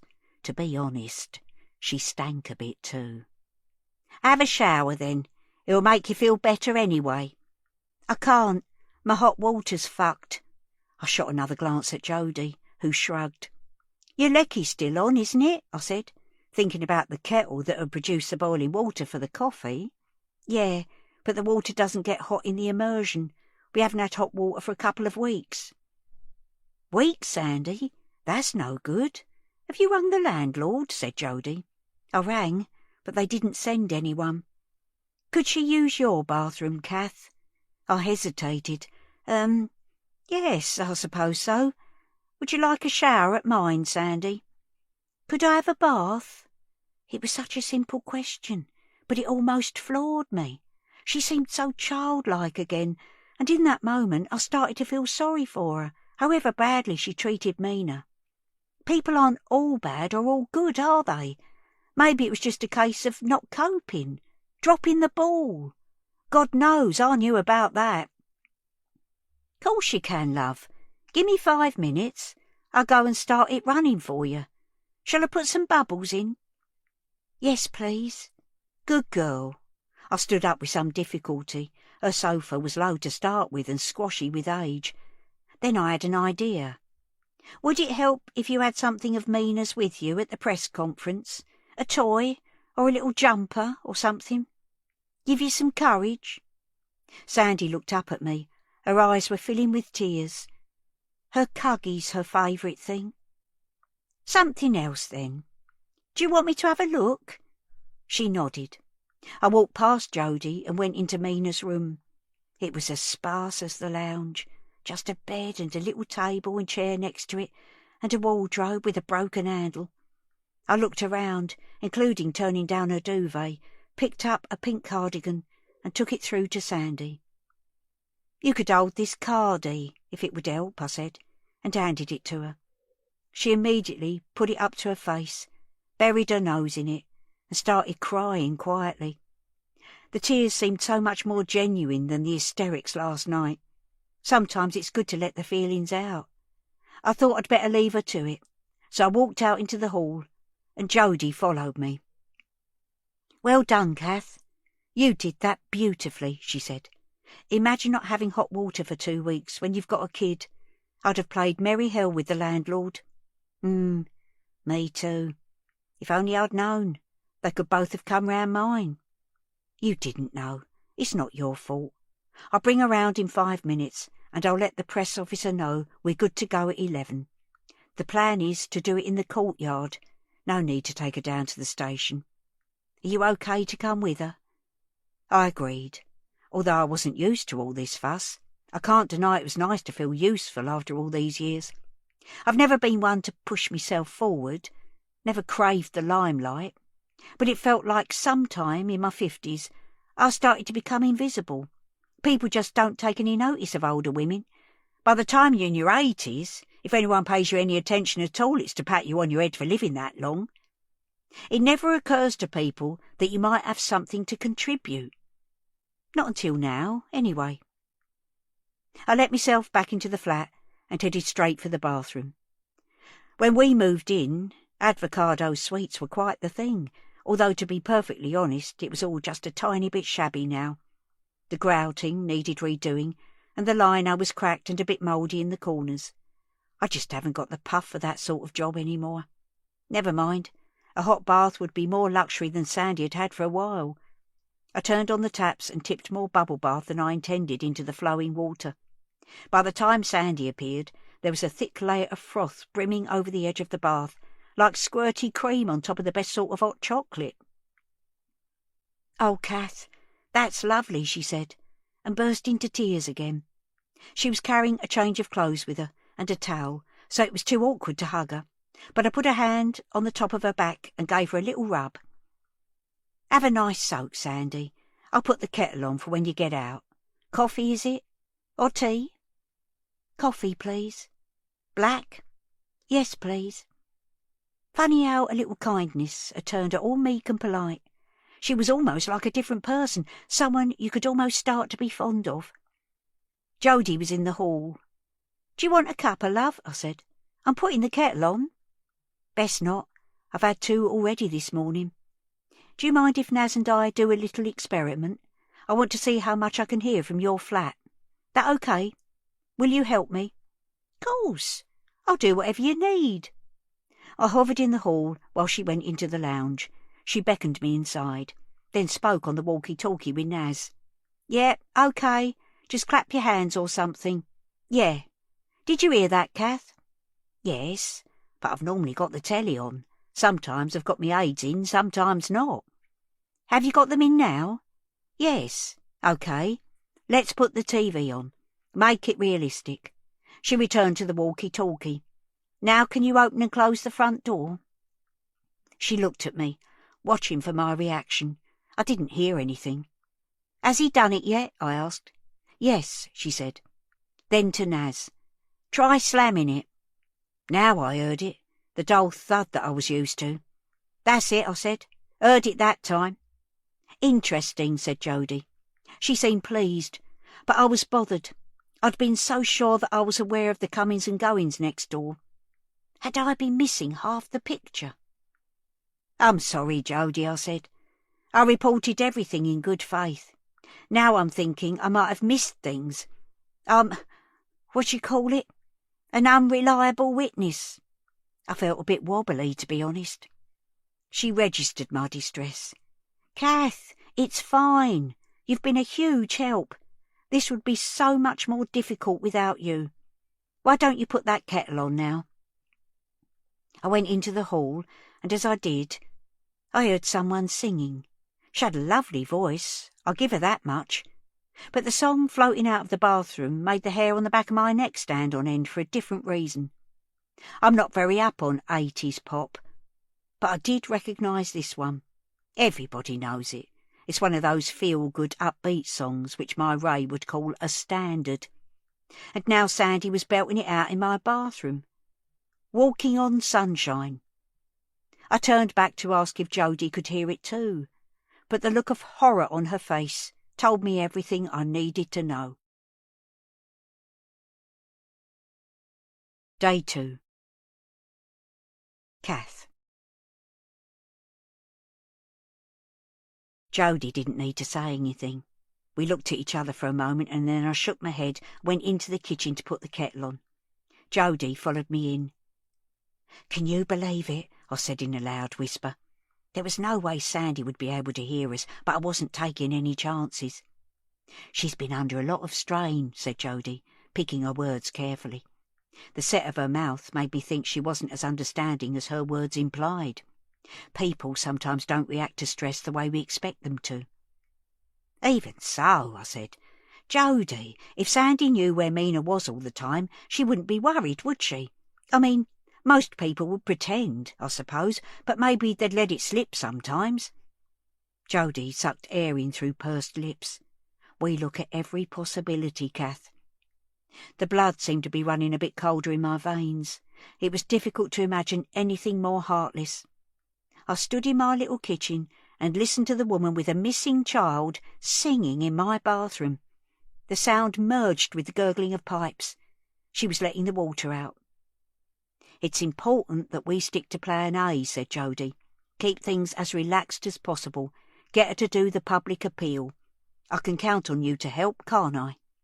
Yes, if that's the plan, I said weakly, although I'd rather have done anything else than go to a press conference with that woman. You've been brilliant, Kath. You've got an important role to play. You're so calm. It really helps. I don't feel calm, I said, but I'm doing my best. Jody looked past me to the fridge. Is that her drawing, Kath? Is it Mina's? I turned round too, although I knew what she was referring to. Yes, I said. Just looking at the picture was stirring up all sorts of emotions. I'd posted a little chocolate through the door to her. I never expected to thank you like that. Shows you what a nice girl she is. Difficult to believe with a mother like that. I could feel myself getting tearful again, but that was no use to anyone, was it? So I sniffed hard and took a couple of deep breaths. It was ages before Sandy emerged from the bathroom. When she did, she looked quite different from before. Smaller somehow, more wholesome. She was wearing clean clothes, no makeup, and her hair was wrapped up in one of my hand towels. Have you got a hairdryer? No please or anything. The manners had gone then. They didn't last long. Yes, it's in my bedroom. I couldn't help a measure of stiffness in my words. I'll fetch it. She dried her hair in the lounge, and I made her some coffee and a couple of pieces of toast and spread. It stuck in my craw to do all this, but Jody was there, and I'd given her my word. It might be old-fashioned, but it still counts for something in my book.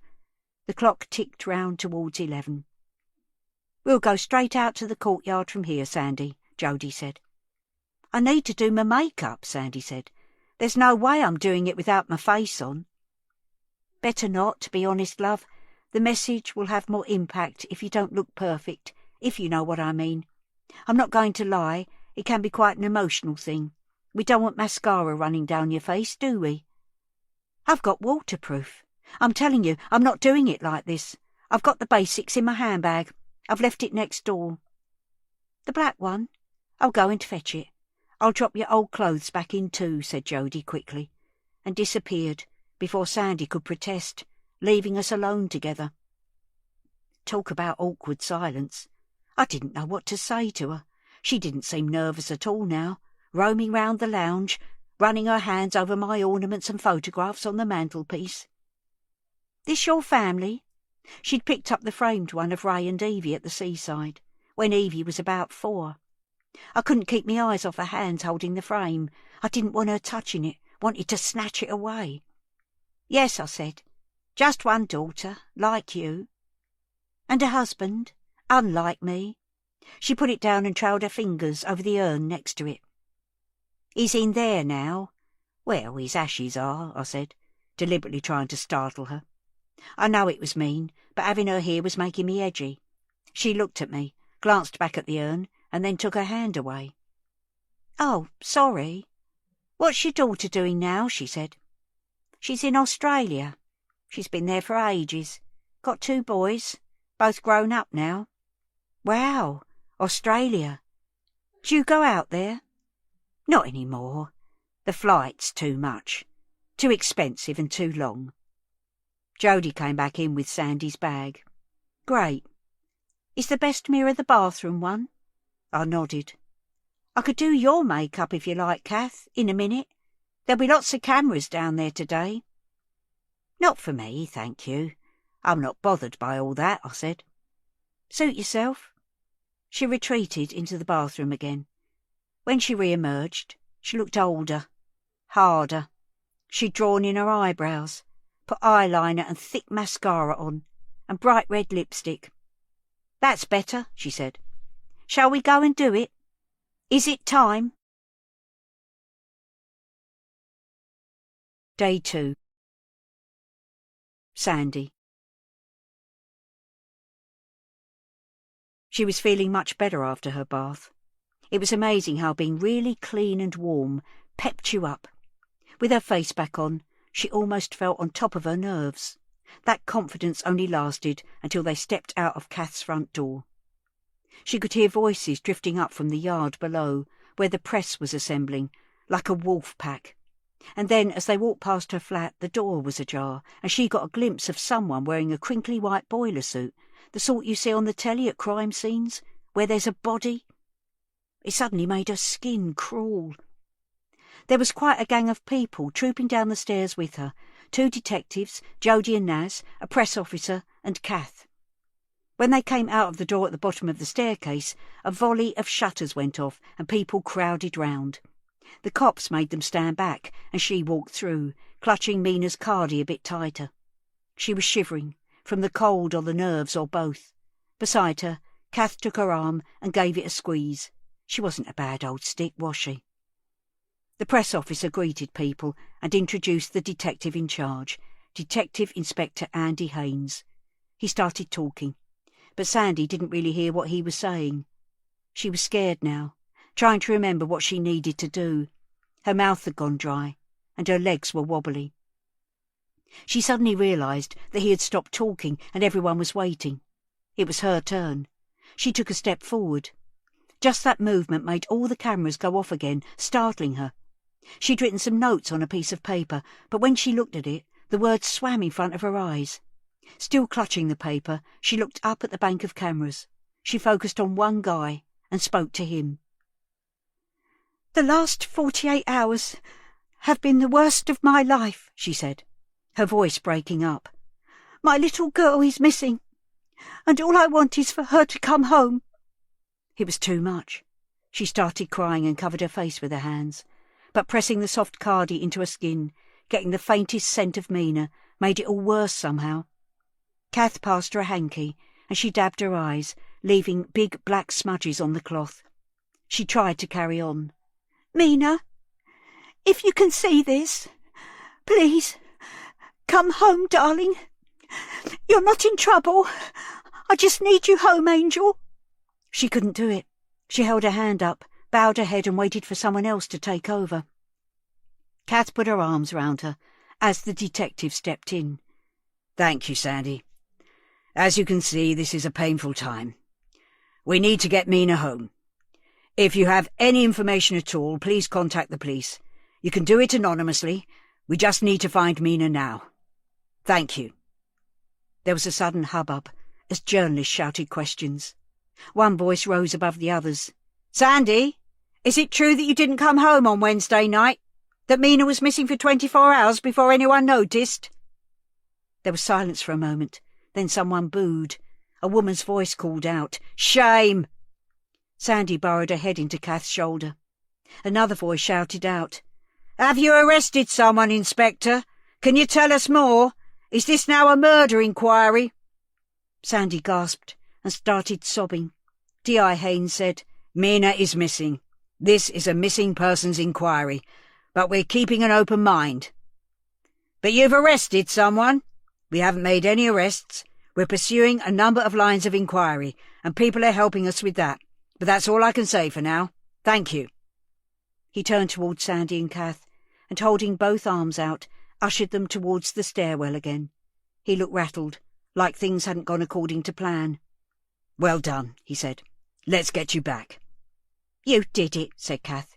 It's over now. You were very brave. Kath was walking slowly, using a stick, so Jody took over from her, putting her arm round Sandy and walking her to the stairs. They hate me, don't they? Sandy said to her, as they climbed to the second floor. They're just stirring, Sandy, she said. Try not to let it get to you. You did very well. Why would they ask if it was murder, or whether you've arrested someone? Do they know something? Is there something you're not telling me? No, love. We'll tell you of any development as soon as we can. That's my job. You can trust me. We're interviewing all sorts of people, but we haven't arrested anyone. We'll get there. They were still searching the flat when they got upstairs. Sandy wasn't ready to go back in anyway. It was starting to feel really claustrophobic in there. She waited on the walkway, lighting a cigarette to calm herself down. She didn't know whether it was the nicotine or the cold air or maybe the adrenaline rush of the press conference, but she was starting to feel better. She'd done her bit. The appeal would go out on the telly at lunchtime and millions of people would see it. Kath came puffing along the walkway. She was in a bit of a state, limping and leaning heavily on her stick. Sandy could hear her breath wheezing in and out as she came closer. It can't be nice being that old and knackered, she thought. I just wanted to say thanks, Kath, for being there today. I couldn't have done it without you. You're welcome, love. Let's hope it does some good, eh? They both looked out over the courtyard. Below them, the press pack were going their separate ways. People can't just disappear, can they? Said Sandy. No, love. So we'll find her. Kath leaned her stick against the wall, turned towards her, grabbed both her arms and looked her square in the face. There was something in her eyes, a kindness and decency that seemed to warm Sandy there and then, standing in that cold wind. We'll find her. There's always hope, Sandy. You must never give up hope. It would help if there was a reward. The papers do that, don't they, when kids go missing? The Sun or the Mirror? Should I talk to them about it? Kath shrugged. I haven't the foggiest, love. They offered £5,000 for that girl a couple of years ago. Do you think they'll do that for Mina? Kath looked at her. Not my department, Sandy. Maybe Jody could help. Lot of money, Kath? Yes, love. That's a lot of money. She winced as she moved towards her front door. I've got to go in now. My legs are killing me. I'll see you later, Sandy. Try to keep your chin up, love. Sandy watched as Kath let herself in and closed the door behind her. Jody emerged from her flat. They finished searching, she said. You can go back in a minute." "Nice," said Sandy, dropping her cigarette onto the walkway and grinding it under her foot. "Jody, who do I see about getting a reward put in the papers?" Day 2. Kath. I don't have a smartphone, whatchamacallit, but I do have a laptop. I went to a thing at the community centre. Get Connected, they called it, where they taught oldies like me how to search the internet, send an email and join a neighbourhood forum to keep up with local information. It was all very good, and I came away from those Thursday afternoons quite pleased with myself, but as soon as I got home I couldn't remember what we'd done or how to do it. The printouts didn't help much. No good telling me to select an icon from the toolbar if you don't know what an icon is or where to find the toolbar. Anyway, I can just about search for things if I have to. So after I talked to Jody and Sandy on the walkway, I headed back inside and tried to find out who it was the police had taken in for questioning. It seemed like the sort of thing the internet might tell you. Well, it wasn't on Google, or at least not on my computer. There was a lot of nasty stuff about Sandy on the neighbourhood chat, though. Lots of people calling her out for neglecting Mina. To be honest, they were only saying what any sensible person would be thinking. I wondered what those same people would say if they knew how keen she was on someone putting up a reward. I mean, it might just be she wanted to see an incentive out there to encourage someone to come forward, or there might be more to it.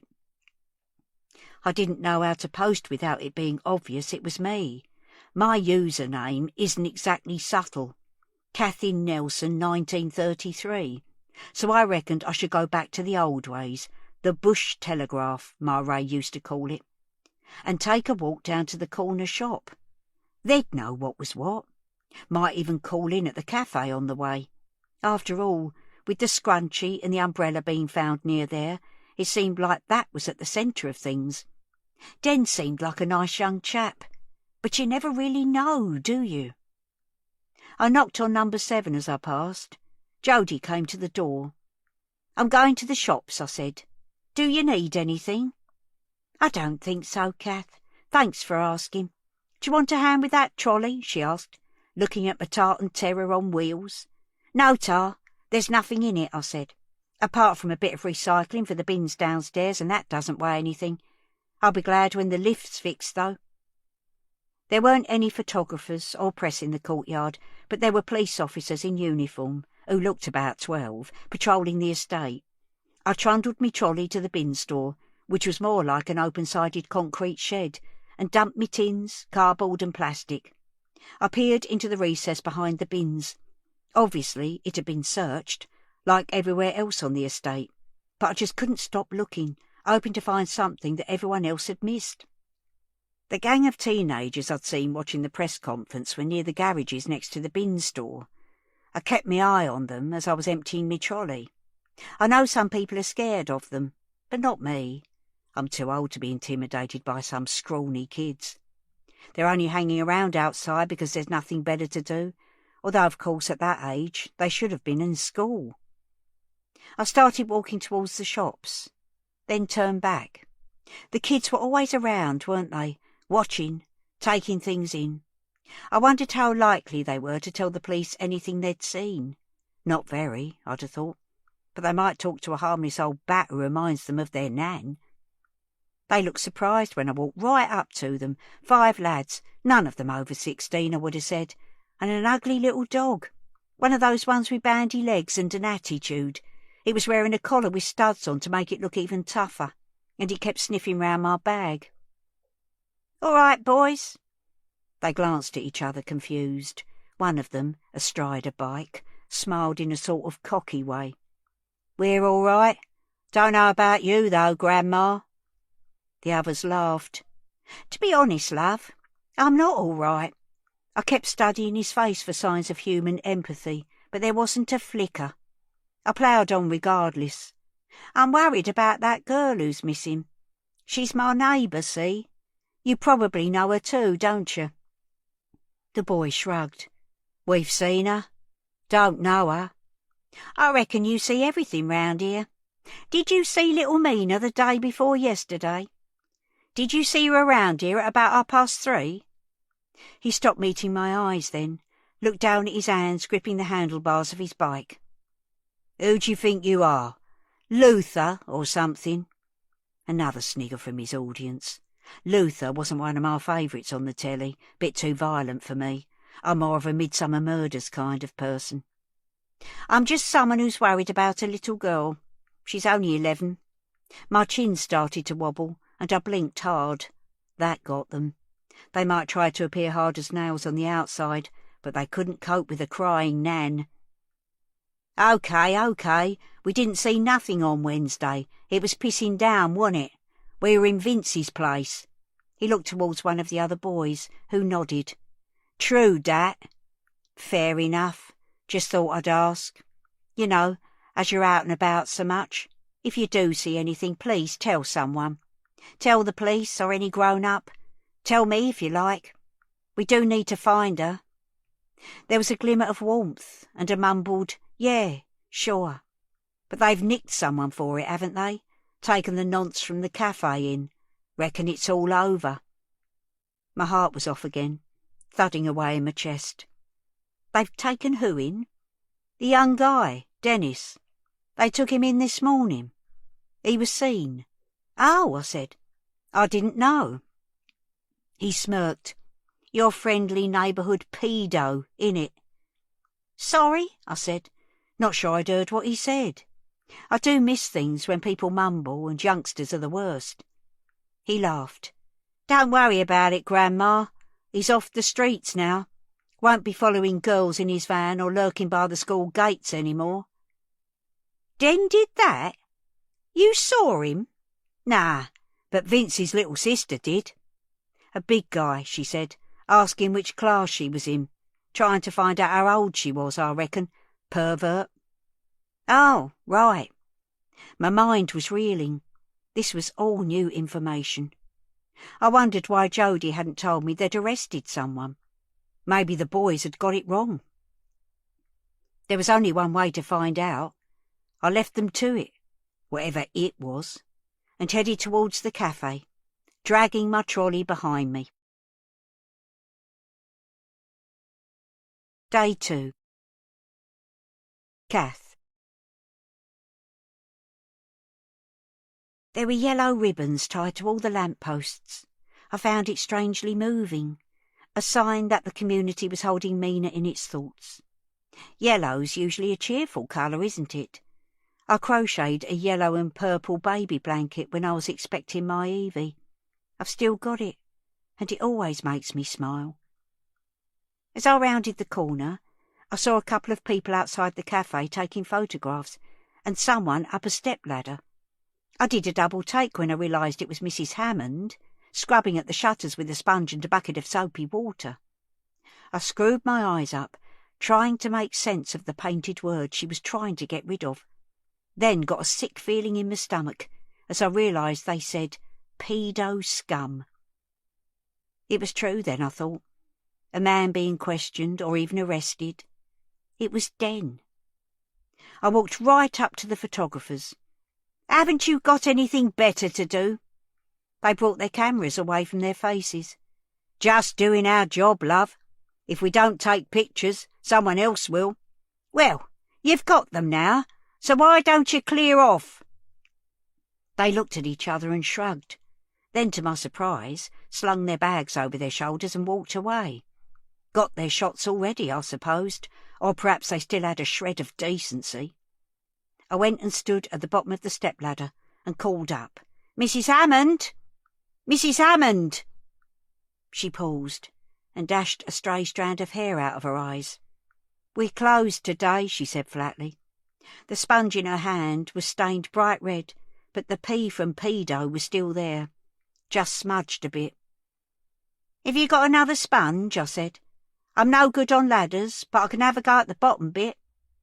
Her expression softened. It's okay. You don't need to do that. I know, but I'm offering. I've been cleaning up mess all my life. I'm not frightened of a bit of elbow grease. She smiled sadly and picked her way down the ladder.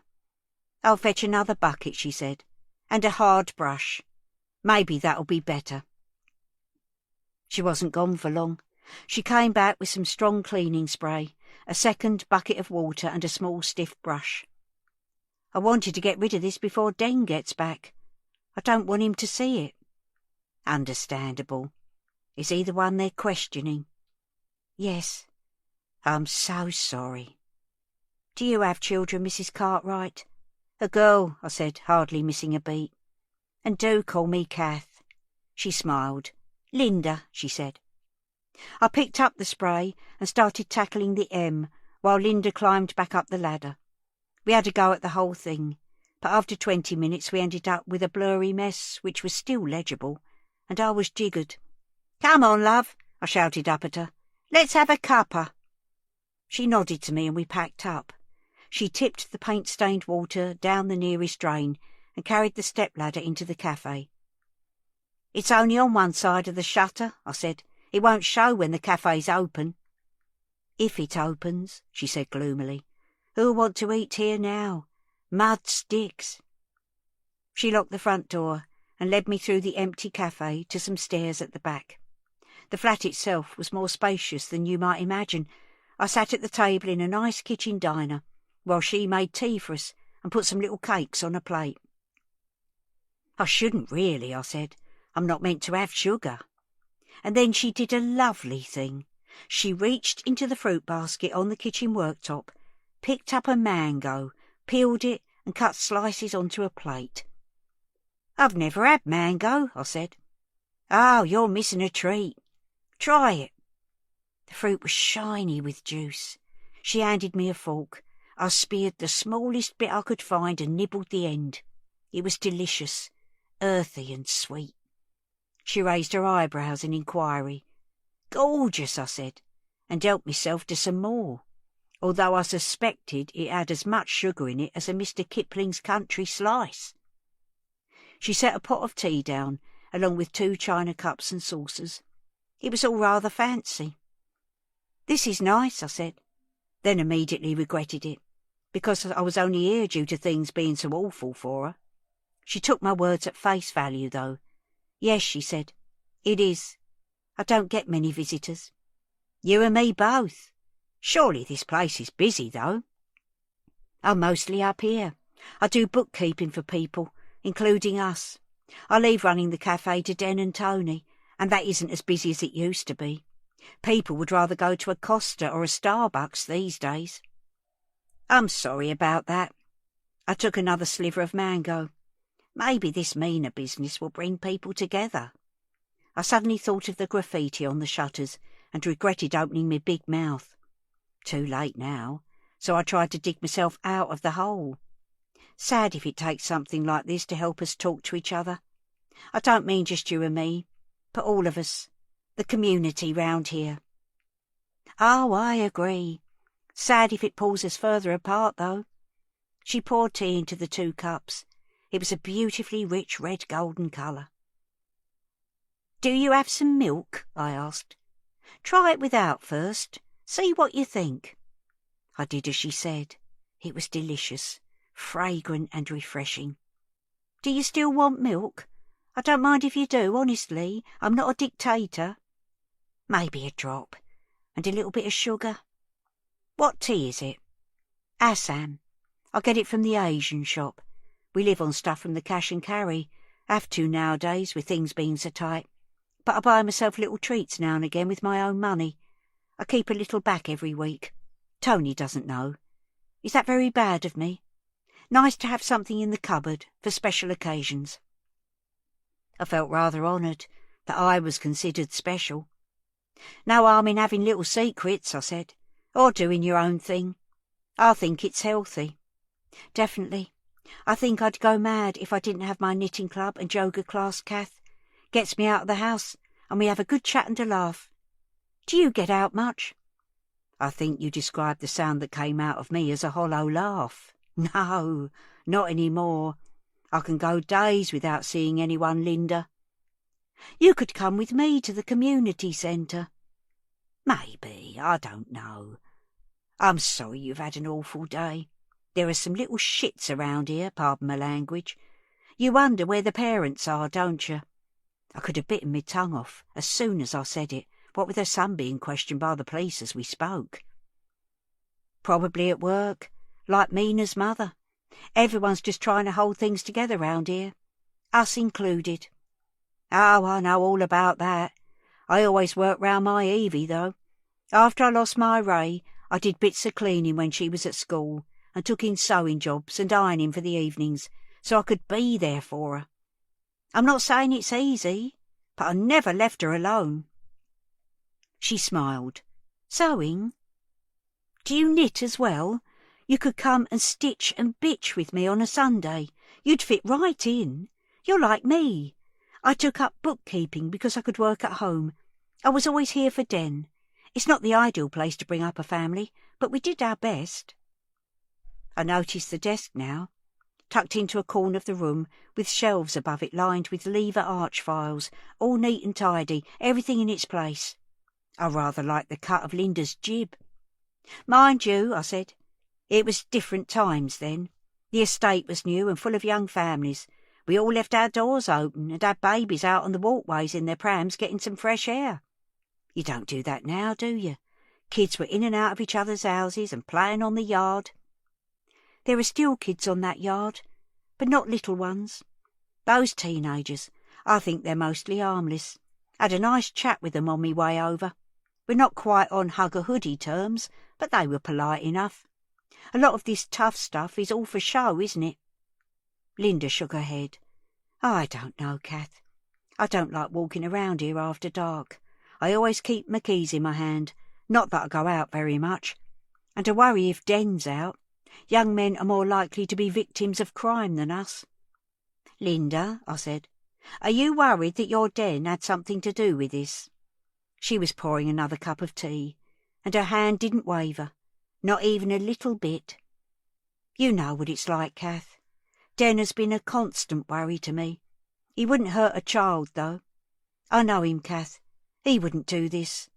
I don't know what happened to that little girl, but I do know Den's got nothing to do with it. It's been 2 days, Linda, and no sightings. I can't understand why no one's spotted her somewhere, the poor little scrap. People don't just disappear, do they? You know, the more this goes on, the more I think someone's taken her. But I wouldn't be 100% surprised if Sandy knew who. Linda arched her eyebrows and put her cup down. Really? She's not as upset as you'd expect, Linda. Not behind closed doors. All that for the cameras, that was just crocodile tears, I reckon. She was asking about a reward this morning. Are you saying it's all fake? She cooked something up with someone to keep Mina hidden away until they can claim a reward? I took another sip of tea. I'm not saying anything, Linda.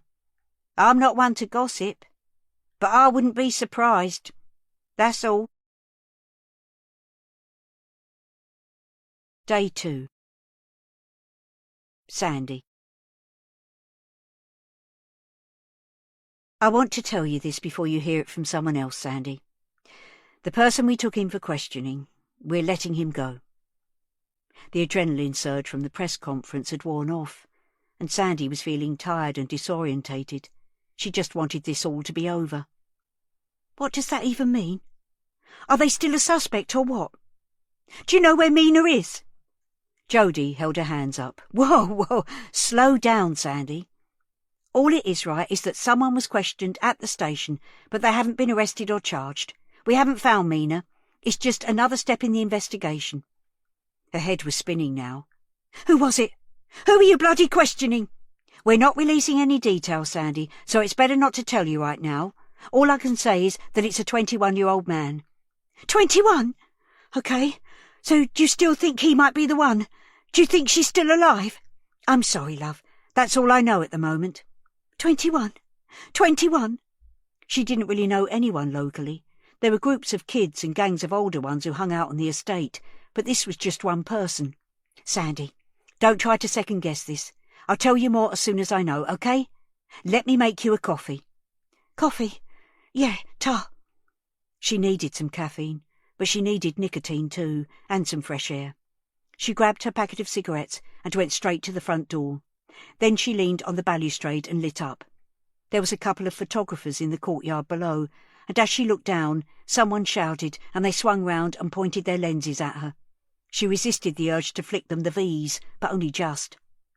2 blokes in high-vis jackets were walking past, one a really tall guy with a big dog on a lead. They saw the photographers and looked up at Sandy too. One of them pointed and shouted, "Slag!" Then they both laughed. What the hell? They must have known who she was, that her daughter was missing. How could they be so cruel? That was it. She stuck her middle finger up at them, but they'd looked away and were carrying on walking towards the shops. The photographers saw, though, but Sandy was past caring. She turned her back on them, took a long drag and blew smoke up into the air. She got out her phone to check the Find Mina Facebook page. There were hundreds of notifications and messages. God, it was vile stuff. People saying it was all her fault, that she was an unfit mother. Death threats, rape threats. Her hands started shaking. She didn't want to look any more, but couldn't stop scrolling. She took another drag from her cigarette, and her phone slipped from her fingers and landed with a crack on the concrete by her feet. Jody came through the doorway, carrying a mug of coffee. "Whoops," she said, seeing the phone on the ground. "Have you seen what they're saying about me?" Sandy said, bending down to retrieve the phone. Jody held the mug out towards her. "I'm sorry, love," she said. "It's a pile-on. It's best not to read those things." "I've got death threats and all." She frowned. "We can do something about that." "They're not going to do anything, though, are they? They're just little boys, probably still living at home and wetting themselves every time they troll someone." "It's not on, though. I'll report it to our team. See what we can do. I know this is tricky, Sandy, but try not to worry." Try not to worry? Her daughter was gone, and she was public enemy number 1. She opened Facebook again and tried to look through the comments for clues about the guy who had been questioned. It didn't take long to find the name.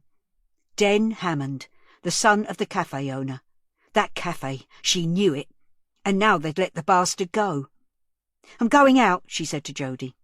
She looked alarmed. "We need to know where you are, Sandy. It's important. I'll have my phone with me. You can't keep me here. This won't take long." Day 2. Den. They emerged from the lift and Fisher peeled off into an office, while Waite conducted Den along a corridor and through some doors, which he unlocked with a swipe of his ID card. As soon as they were through, Den heard someone shout his name, and there, on a chair, in a rather forlorn row underneath some Crime Stoppers posters, was Dad. He leapt to his feet, and Den started running towards him. There was a moment's hesitation, and then they hugged each other, Den resting his head on Dad's shoulder and trying very hard not to cry. Dad's hand squeezed his neck. "Hey, son, it's all right," he said into Den's ear. They pulled apart. "I didn't know you were here, Dad." "I was just about to ring a solicitor. You've been here nearly 5 hours. They've told me nothing." "Nothing," he repeated, turning up the volume and addressing the woman behind the desk. She looked up and gave him the sort of fixed smile she clearly reserved for her more trying customers. "Let's get you home. The van's out front. There are some reporters outside. Keep calm. Don't say a word. Head down, into the van." "Reporters? Why? For me?" "Yeah. Sorry, son. The police haven't released your name, but it's out there anyway now. Common knowledge." Den felt like the ground was moving beneath his feet, but really it was his legs threatening to give way. "I don't know if I can do this, Dad." Dad put his hand on Den's shoulder and gripped hard. "Come on, son. Grow some balls. It's a storm in a teacup. It'll die down. It'll be okay." He fished in his pocket for the keys to the van. "Ready?"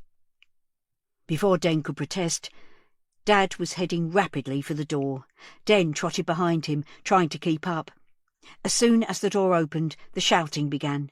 People were shoving cameras in their faces and firing questions at them. "Do you know where Mina is, Den? Are you going to make a statement? Were you the last person to see her?"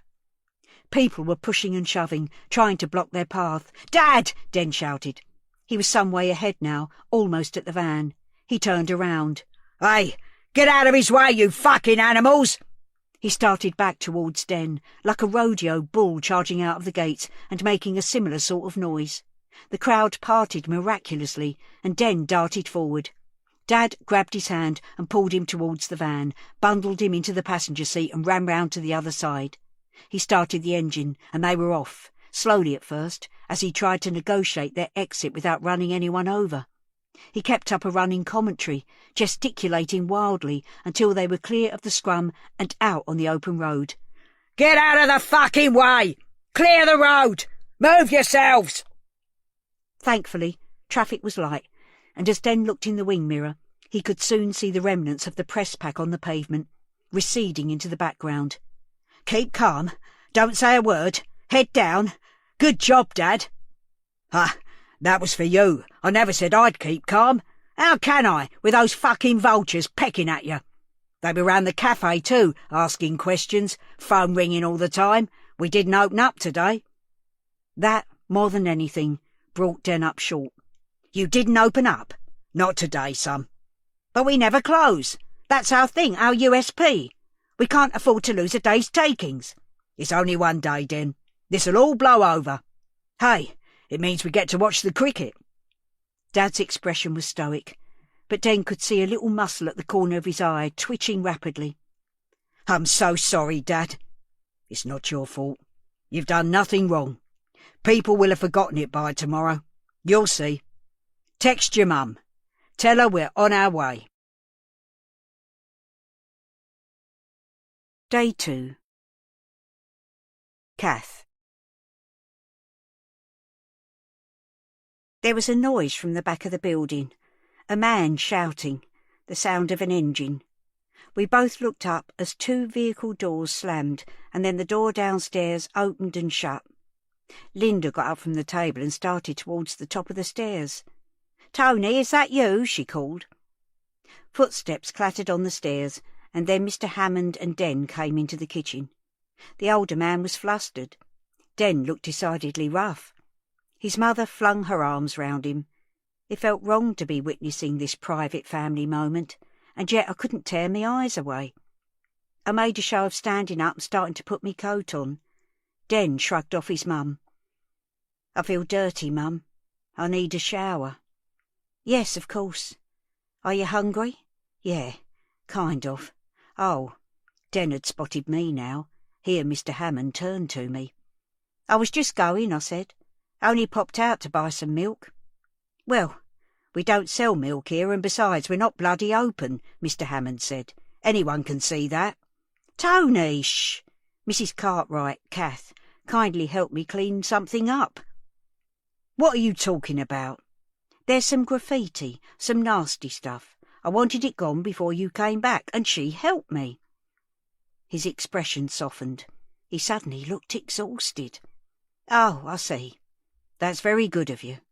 Thank you, Kath. Was it milk you needed? You can have some from our kitchen downstairs." "There's no need.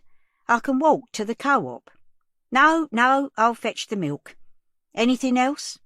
"No, honestly. You've got enough on your plate." "Kath, sit there, please." He was so on edge. You got the feeling of a massive amount of pent-up energy with nowhere to go. So I didn't argue. I sat down and he went back to the cafe. Den was still standing near the door. He was a big lad, but soft around the edges, if you know what I mean. Vulnerable.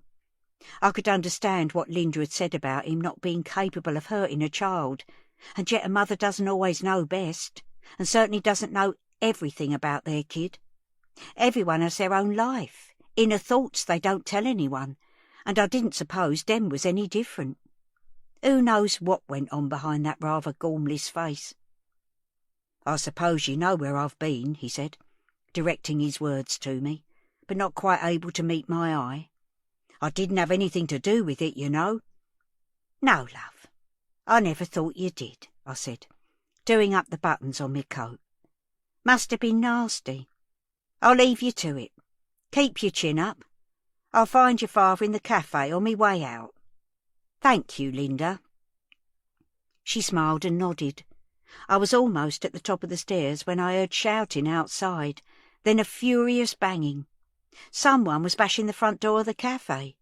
I felt bad for Linda and Tony. Graffiti was bad enough. Physical violence was something else. "What's that?" Linda said. "Stay here, Mum, I'll go."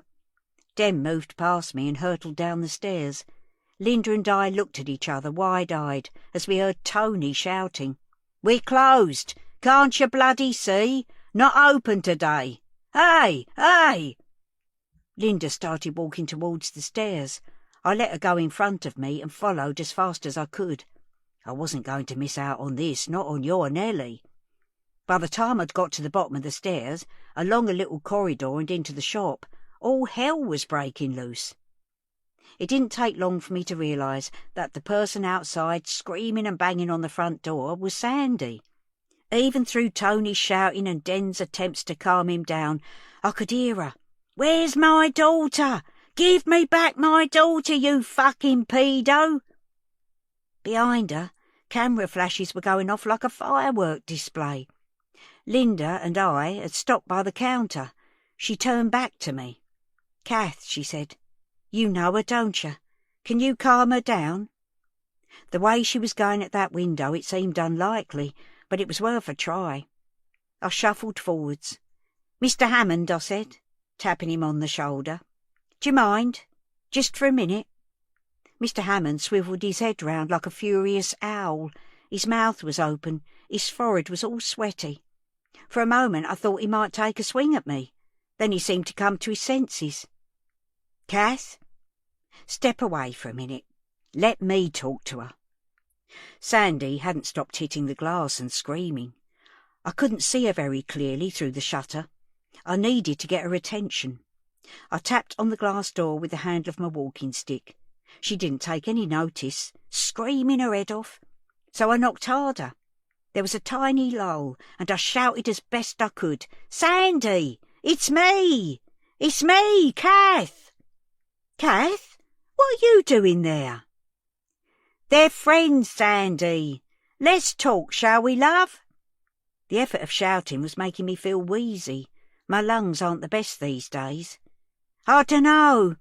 If you calm down, I reckon Mr. Hammond will let you in to talk." I was making it up as I went along. I glanced round at Den and his dad. Den was looking startled, like he'd rather be anywhere else, while his dad was frowning at me. But I ploughed on. "No point shouting in front of the press. Do you want to come in?" A long, agonising pause. Then, "OK." I turned to Tony. "Is that all right? Will you let her in? She's been going through hell, love, and so have all of you. Let's take a bit of heat out of it." Tony was still puffing and panting like a marathon runner. Finally, he snorted in disgust and nodded his head. "Will you open the door then, or should she come round the back?" "We'll talk in here, but send her round the back. I'd have to go out and do the shutters otherwise." I indicated to Sandy that she should walk to the rear. She got the message, and Linda went to let her in. She brought her back into the cafe. She was in a shocking state, and once again I was reminded how young she really was. Not much more than a child herself. When she saw me, I held my arm out, remembering all those times I used to open my arms for my Evie when she was a little tot learning to walk. Sandy stumbled towards me, her only ally, and I took hold of her arm, and there we were, all standing there, looking at each other. A deathly silence hung over us. I had two hands locked round one of Sandy's arms, partly for support, partly because I didn't trust her not to throw herself at Den and start a fight. I doubt I could have restrained her, but perhaps I'd have slowed her down. Linda was staring at her, like she expected some sort of outburst. Den and Tony were standing together. Den looked petrified, blinking rapidly and wiping his clammy hands on his trousers. Tony was breathing hard, nostrils flaring, like a prize bull. I could feel my heart fluttering again. I'm really not good under stress. I was just about to suggest that we all sat down when Sandy, looking solidly at Den and with an unmistakable edge of contempt in her voice, said, "Well then, you little shit, are you going to tell me what you've done with my daughter?" Day 2. Sandy. I didn't do anything with her. I don't know what happened to her. He was spluttering. Sandy could see saliva literally spraying out of his disgusting mouth. She'd been in the cafe a few times, but never taken much notice of him before. A bit pasty, a bit doughy looking, a bland sort of face. Nothing much going for him, certainly not fanciable. Now the thought of him touching Mina, hurting her, was too much. I don't believe you. The police couldn't get it out of you, but I will. She broke free of Kath's grip and lunged towards him. Everyone started shouting at once. Den's dad got in between them and blocked Sandy, who was reaching round trying to grab or scratch Den. Oi, oi, oi! Den's dad was yelling. Calm down! Behave yourselves! He put his hands on her shoulders and pushed her backwards away from Den. Now she turned her attention to him. Get your hands off me! You can't touch me! That's assault, that is! Do you know what your son's done? Do you? She was trying to shrug Tony's hands away, but he gripped harder. Listen to me. He hasn't done nothing. I'm telling you, you need to calm down. Look at me! Look at me! Sandy stopped craning over his shoulder and looked at Tony. They were much the same height, so their eyes met easily. He'd served them himself when they'd come in for Mina's birthday, the day she'd taken the photo that was now everywhere. She thought then that he was a bit of a grumpy old sod, but she saw now that he wasn't that old. The grip on her shoulders was strong and rather disturbing. She hated being touched like that. We want to find Mina as much as anyone. I swear on my mum's grave that Den didn't have anything to do with this. He's a good boy. She looked from Tony to Den and back again. Please, this is a terrible time for you. We want to help. Sit down. Let's talk. There was something about the tone of his voice that she responded to. She nodded, a signal to him that she was calmer now. He let go of her shoulders and pulled out a chair for her. It felt like the whole room breathed a sigh of relief as she sat down. Tony indicated to a wary Den that he should sit at the same table, opposite Sandy, while he pulled out the chair next to her and helped Kath to sit down. Let me get you all a drink. Tea? Coffee? Whatever. I don't care, Sandy said, suddenly feeling defeated. Tea for me, love, said Kath. Sandy was glad she was there, like she had someone on her side. Den was sitting bolt upright, looking like he was ready to make a run for it if things got nasty again. Sandy could hardly look at him. She fiddled with the black shoulder bag, which she'd put on her lap. She was craving a cigarette, but knew she couldn't light up in here. Den, said Kath, why don't you tell Sandy about the last time you saw Mina? I'm sure she'd like to hear it from you. Den was biting his lip, looking down at the table. Would you? Sandy nodded, and he told her about Mina coming into the cafe, how cold and wet she'd been, how she'd bought a Kit Kat, and he'd given her the hot chocolate sachet to take home.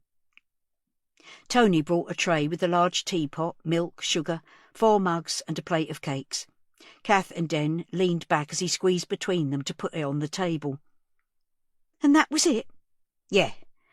She was only here for a couple of minutes. You could watch it on the CCTV if you wanted to, couldn't she, Dad? Den looked up at Tony, who was standing slightly behind him now, with his hands on his hips. Sure.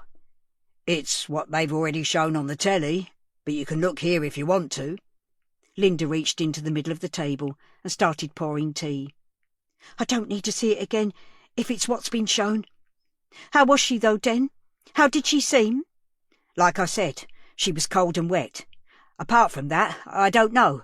I wish I could tell you more. I really do. She looked at him properly now, searched his face.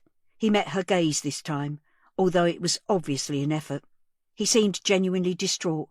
But was this the face of a liar? So why were the police questioning you? What about the scrunchie and the umbrella? Is it just a coincidence that they were found here? She said the umbrella was broken. I guess she left it outside the cafe. I don't know about the scrunchie. It could have been here for days, tucked under a table leg or something. I know it looks bad, but I'm telling you the truth. Why did you give her stuff? The hot chocolate? I felt sorry for her. A silence descended on the room. Those 5 words seemed to have sucked the oxygen out of the air. Everyone was studiously avoiding looking at her now, but she felt the weight of their disapproval all the same. They all agreed with Den. They were sorry for Mina. Suddenly it was too much. She scraped her chair back and stood up, nudging the table so that tea slopped out of all the mugs at once. "You're all quick to judge, aren't you? Just like everyone else. Did any of you ever stop to think how hard it is trying to bring up a kid on your own? Did you?" She didn't wait for an answer, but rushed out of the room, blundering into the hallway and towards the back. As soon as the door opened, the others heard a volley of shouts from the photographers. The press pack had sighted their quarry. Day 2. Kath. "I'd better go after her," I said. "What about your tea?" said Linda. "I'm awash anyway. At least take a cake. Take one for Sandy too." Tony put 2 iced fancies in a paper bag and gave them to me on the way out. I made my way back across the courtyard. I couldn't see Sandy, and she hadn't said she was going home. But I was tired anyway and ready for a sit-down. The group of lads I'd spoken to was splitting up. A couple of them set off on bikes, tipping them up on their back wheels and generally showing off. Part of me really wanted one to tip over backwards and land on his backside. The ugly little dog sniffed round my trolley again, after my cakes, I should think. It looked pretty hungry and was quite persistent. I fended it off with my stick, and it gave up eventually and set off after them. Another pair of lads walked along the front of Nelson House and round the corner. The last one hung back. I hadn't really noticed him when I was talking to them earlier, but now he left the bench he'd been sitting on and headed for the entrance to my stairwell. I didn't think much of it until I trundled me trolley in through the door, and there he was, lurking at the bottom of the stairs, hood up, hands in pockets. He peered out from under his hood and stepped forward.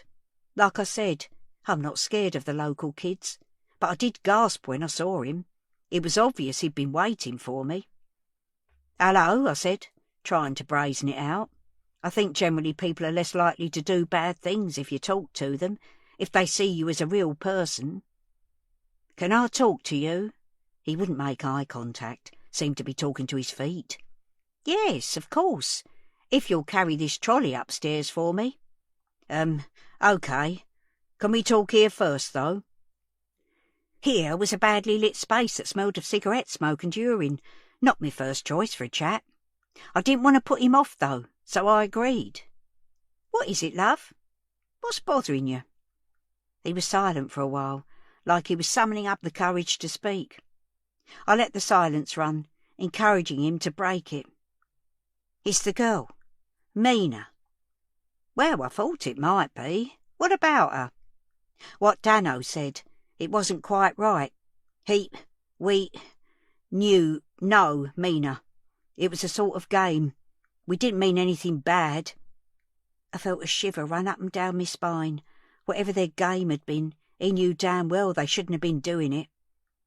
"I'm sorry, love. I don't know what you're talking about." "What was a game? You'll have to spell it out." "We used to, I dunno, follow her a bit. Tease her." "Follow her a bit? I didn't like that."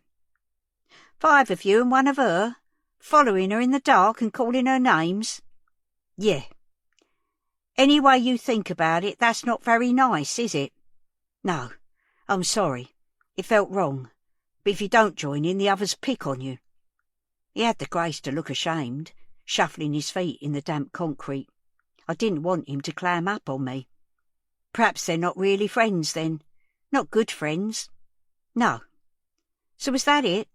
Was that what you wanted to tell me?" "Sort of. The thing was, you were asking about Wednesday." "Yes, love, and your friend, Dano, said you were all indoors in someone's flat?"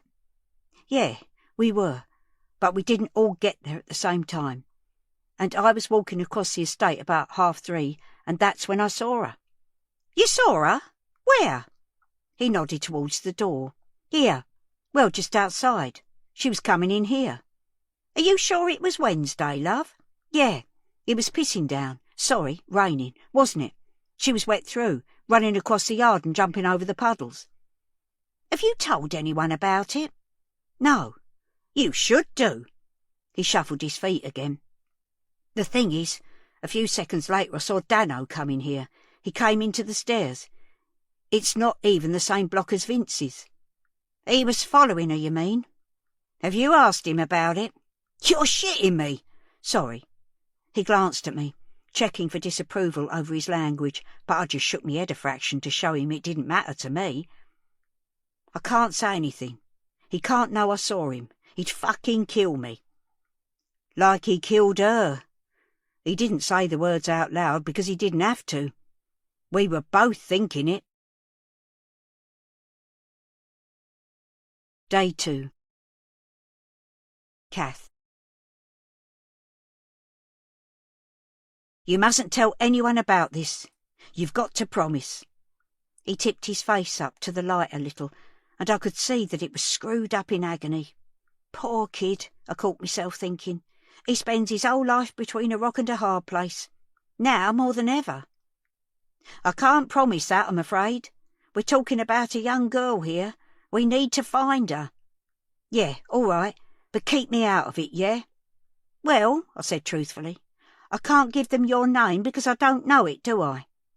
He looked at me. We both knew that he told me Dano's name. "Now help me with this trolley, will you? The lift's still out. I wish they'd fix the blessed thing. Up to the 3rd floor, please. There's a good lad." Probably not a good idea to give away exactly where me flat was, but like I said, I'm not scared of these boys. Not this one, anyway. He grabbed hold of the trolley and started hauling it up the stairs. "Geez, it weighs a ton." He didn't wait for an answer. Despite his protest, he raced ahead of me up the stairs like a mountain goat. When I caught up, he was just outside the stairwell on the 3rd floor, looking out over the estate. I got a better look at him in the light. Bit younger than I thought before. Maybe as young as 13 or 14. His hood was still up, but there was a lick of ginger hair curling out onto his forehead, and when he turned to face me, I noticed a spattering of freckles across the bridge of his nose. Nice-looking lad. My Evie had a touch of ginger to her hair when she was a baby. You only really saw it when the light caught it at a certain angle. Ray was adamant it didn't. Wouldn't even let me say the word. The closest he would get to it was strawberry blonde, bless him. Funny the bees people keep in their bonnets, isn't it? "What have you got in here?" he said, looking down at my trolley. "There's just some milk and other bits I got from the cafe." I watched to see if there was any reaction from him, but his face didn't register anything. "Don't suppose you know anything about the graffiti on the front of it, do you?" I looked him up and down, checking for spots of red paint. "Nah, I've seen it, took a snap of it, but it wasn't me. Don't know anything about that." "You sure? He's a good kid, then. I was there just now. The whole family's so upset." "Yeah, well, perhaps he's not so nice after all, if you know what I mean." My senses were tingling again. My new friend was proving an excellent source of information. "Not really, love, no," I said mildly. "He's always been nice to me, really kind and thoughtful, and I've often seen him giving lollipops to kids in there." "Exactly." He wagged a finger at me. "A grown man giving kids sweeties. If that isn't sus, what is?" It made me sad to admit it, but he had a point. I suppose I've got a sunny view of human nature, even after everything I've been through. But one man's kind gesture could be another pervert's grooming. You have to be so careful in this day and age. Maybe I was wrong about Den after all. Maybe I'd been wrong to give Mina that Freddo frog. What a sad old world it is. I suddenly felt tired. I needed my sofa and the telly and Warwick and Richard and Bradley. But my afternoon's work wasn't over yet. "Thank you for helping me," I said, taking hold of the trolley's handle. "I'll be all right from here." "OK, no problem. You take care, all right." Our eyes met for a moment, and there was a connection, an understanding. He was asking me to take care of both myself and him. By waiting for me, telling me about Dano, he knew that he'd made himself vulnerable. He was trying to do the right thing, bless him, but he was scared. "Don't worry," I said. "I'll take care of things. You're a good lad." There was a glimmer of a smile, and then he turned and disappeared into the stairwell. I started walking towards my flat. I stopped to knock on the door of number 7. Jodie answered. "All right, Kath?" "Yes, love. Is Sandy here? She got back a while ago, went straight into her room. Do you want her? I thought of the 2 cakes in my trolley. Was it very bad of me to keep quiet? Everyone's allowed a little wickedness now and again, aren't they? No, that's fine, I said. I was just worried about her. As long as she's safe and sound. It was you I really wanted to talk to. I've got something for you. Jody looked at me expectantly. I beckoned to her, and she stepped onto the walkway, pulling the door to behind her. I just had a very interesting chat. There was a sighting, Jody. Mina was seen coming into this block, and there's more. Day 2. Den. After Sandy and Kath left, Den dived into the shower. It felt like the stench of the police station was sticking to his skin along with a crust of stale sweat. The trauma of being questioned, then seeing the paint daubed across the front of the cafe like blood in a slaughterhouse, and coming face to face with Sandy. His nerve endings were too raw to cope with it all. He stood under the stream of water and let it rain down onto his skin. Later he lay on his bed and scrolled through his phone. His name was everywhere, along with the vilest insults and threats. He could feel the sweat seeping out of his pores again. He'd already been judged and found guilty. Every message made him feel sicker and more panicky, yet he couldn't stop looking. A vigil was due to take place in the courtyard at 7. People were invited to gather quietly and light candles for Mina. Was it mad to want to join them, to show that he had nothing to hide, that he too was hoping and praying for Mina's safe return? When Mum tapped on the bedroom door, offering him some soup, he got up and joined her, and Dad in the kitchen. Dad was subdued and conciliatory, treating Den like he was ill or had to be humoured. That changed when he raised the subject of the vigil. No way, son. Are you out of your tiny mind? Dad was off on one again. They'll hang, draw and quarter you. It's a vigil, Dad. A peaceful gathering. I haven't done anything wrong. I want to show them that. You being there isn't going to help. We've got to keep a low profile now. Hope that people move on to the next thing soon. There was no point arguing, but Dad wasn't the only one with a stubborn streak. So when the time came, Den didn't say anything but simply put his jacket on and slipped his phone into his pocket. Mum appeared at his side, with her coat on and a thick scarf over her head. Linda, where are you going? Dad said. I'm going to stand with the other mothers in this community. I'm going to stand with our son. It wasn't often that Mum stood up to him like that. Den could see him processing the situation. It's like that, is it? Well, if you're both going, I'm coming too. We'll do it together. She put a hand on his arm. Please, Tony, I love you, but we can't have shouting or ranting this evening. He looked pained. Linda, what do you think I am? Some sort of monster? I'm just going so we can be seen as a family sticking together, to show we've got nothing to hide. Come on, let's go. Stay together, though. Don't split up. It was cold and clear outside. Den looked up and fancied he could even see a few stars in the darker pockets of sky between the street lights. People were streaming past the cafe towards the flats, but there was hardly any noise, no chatter or banter. It was the same in the courtyard, a sombre gathering. He could see that flowers and yellow ribbons had been tied to a piece of railing. Tea lights and other candles were being placed on the ground in front, creating a sort of garden of light. We should have brought something, Mum, he said, feeling guilty at being empty-handed. I've got these. She reached into her bag and brought out 3 tea lights and a box of matches. 1 each. You think of everything. He wondered if they should stay at the back. It felt like nobody had really noticed them, and that suited him just fine. Despite saying he wanted to be seen there, he realised it was more about just being there. It wasn't about him, or his family, or their business. This was about Mina. Maybe Mum felt the same. She had stopped walking and had linked her arm through his, but now Dad tipped his head towards the front and started to make his way through the crowd. Come on. Den and his mum exchanged long-suffering looks and followed in his wake. A little to the side of the candles, Den could see Kath standing next to Sandy, with a female police officer nearby. If he didn't know better, he'd have said that Sandy was looking bored. She was rolling her eyes, not looking at the candles or the flowers, like she'd rather be anywhere else. Beside her, Kath looked tired. Den managed to catch her eye as they got closer, and she smiled. They were almost at the front, tea lights in hand, when someone stepped brusquely in front of them. Marlon was in Dad's face, glowering past him at Den. "What do you think you're doing here?" he said. "For God's sake, show some respect." "That's why we're here, sir," said Dad, "to show respect like everyone else, to light a candle." "No way, man, you're not welcome." He was a big guy. His physical presence, this close, oozed threat. Den was painfully aware of his mum next to him, his need to keep her safe. He put his hand on Dad's shoulder and leaned forward. "Dad, let's go," he said into his ear. Marlon was still eyeballing him. Den tried to hold his gaze, but he couldn't. Instead, he looked down, past his high-vis jacket, to his paint-spattered trousers and heavy work boots. "Please stand aside, sir," Dad said, as if he hadn't heard Den.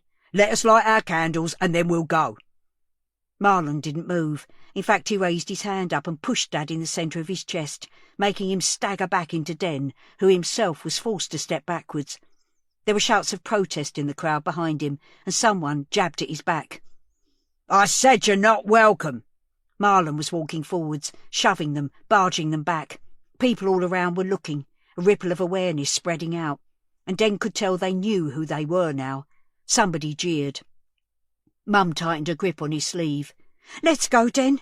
Tony, we need to go." Den looked down at her. Her face was creased with worry. Okay, we're leaving." But Dad wasn't going anywhere. Den could see him quivering like a testosterone-fueled bulldog. This was going to end badly. Then out of nowhere, Den heard a female voice ring out. "That's enough of that! Pack it in!" Both Marlon and Dad looked in the direction the voice was coming from. The crowd parted to reveal Kath standing there in her padded coat and her mittens, and with the streetlight reflecting off the lenses of her glasses. She lifted her walking stick from the ground and waved the rubber end at them. "We don't want any of that here. We're here to send our prayers for a little girl. Everyone's welcome, as long as you're quiet and respectful." "Kath," Tony said, "that's what we're here for, to show some respect." "And you're not welcome," Marlon chipped in. Tension fizzed between them, like electricity in the air. "Stop that right now! This isn't about you! Move away!" Kath tapped at Marlon's leg with her stick. Astonished, he stepped back a couple of paces, holding his hands up. "OK, Grandma, take it easy." Dad looked from him to Kath and back again. Den moved to his side. "Dad," he said, "we're not helping things. Let's just go." Kath nodded to him, and they exchanged the briefest of smiles. Den put his arm around Dad's shoulders, and they turned round, gathered up Mum on the way, and walked to the back of the crowd. As they left, Den looked back over his shoulder. Marlon had disappeared, but Kath was making her way to the front. People were gently patting her shoulders, and he noticed a cluster of cameramen training their lenses on her. He felt a surge of gratitude to her for diffusing the situation so quickly. "I'm so sorry," he said, as they arrived back at the cafe. "That was all my fault." "I did try to tell you," Tony sighed. "It was a bad idea from the start." "People's ignorance is not your fault, Den," said Mum. "No, but my foolishness is. How I behaved 2 years ago. I wouldn't have been taken in if I hadn't been on their list as someone to watch." She put her hands on the top of his arms, making him face her. "Everyone makes mistakes, Den. The foolish thing is not to learn from them. You're young. You're learning. I'm proud of you." He heard Dad snort, a noise that somehow meant more to him than 1,000 of Mum's kind words. Mum meant well, but no one would ever be truly proud of him while the stench of suspicion still clung to him. You couldn't wash that sort of thing off. He would only be rid of it when the spotlight had switched to someone else. Day 2. Kath. I watched people gathering for the vigil from the walkway, bundled up in me coat and mittens. I heard the door to number 7 open behind me, and Sandy appeared. She was wearing only a thin T-shirt and some leggings, and her bare feet were in slip-on plastic mules, the sort of thing you might wear round the pool on holiday. "Sandy," I said, You need a jumper on and a coat. It's chilly out." Her arms were stick-thin and covered in old scars, which made me feel a bit funny looking at them. There was an awful lot I didn't know about her. Jody said they were going to have a vigil for Mina down there. She said I should think about going. She joined me, looking over the edge, leaning on the concrete parapet. "There's already quite a crowd." She sniffed. "Nobody will want me there, Kath. I'm public enemy number 1, the world's worst mother." "It might feel like that, Sandy, but it's just the press whipping things up. Most people, normal people, will feel for you. It's any parent's worst nightmare." She folded her skinny arms across her chest, which didn't stop her shivering. I judged her as much as the next person, but what I said was true too. I couldn't help feeling sorry for her. Losing a child is just so unimaginably awful. You can light a little candle, add your prayers to everyone else's. It's not going to bring her back, though, is it? Nothing's going to bring her back. My blood ran a little colder in my veins. "Why'd you say that? Everyone's looking, Sandy. You mustn't give up hope. It's been 2 days now. She's not coming back. There's no reward or anything." Again, the reward thing. She seemed strangely calm and clear-sighted. If I hadn't heard her with my own ears, I wouldn't have believed it. I had no idea what to say. Was I in the presence of evil, or just an inadequate young woman who became a mum too soon? I guess I was gaping like a goldfish because she looked at me and said, "I've shocked you, haven't I? Well, sorry about that, but I'm just being realistic. All this hope and prayer, I can't do it. It would be like pretending, and I can't."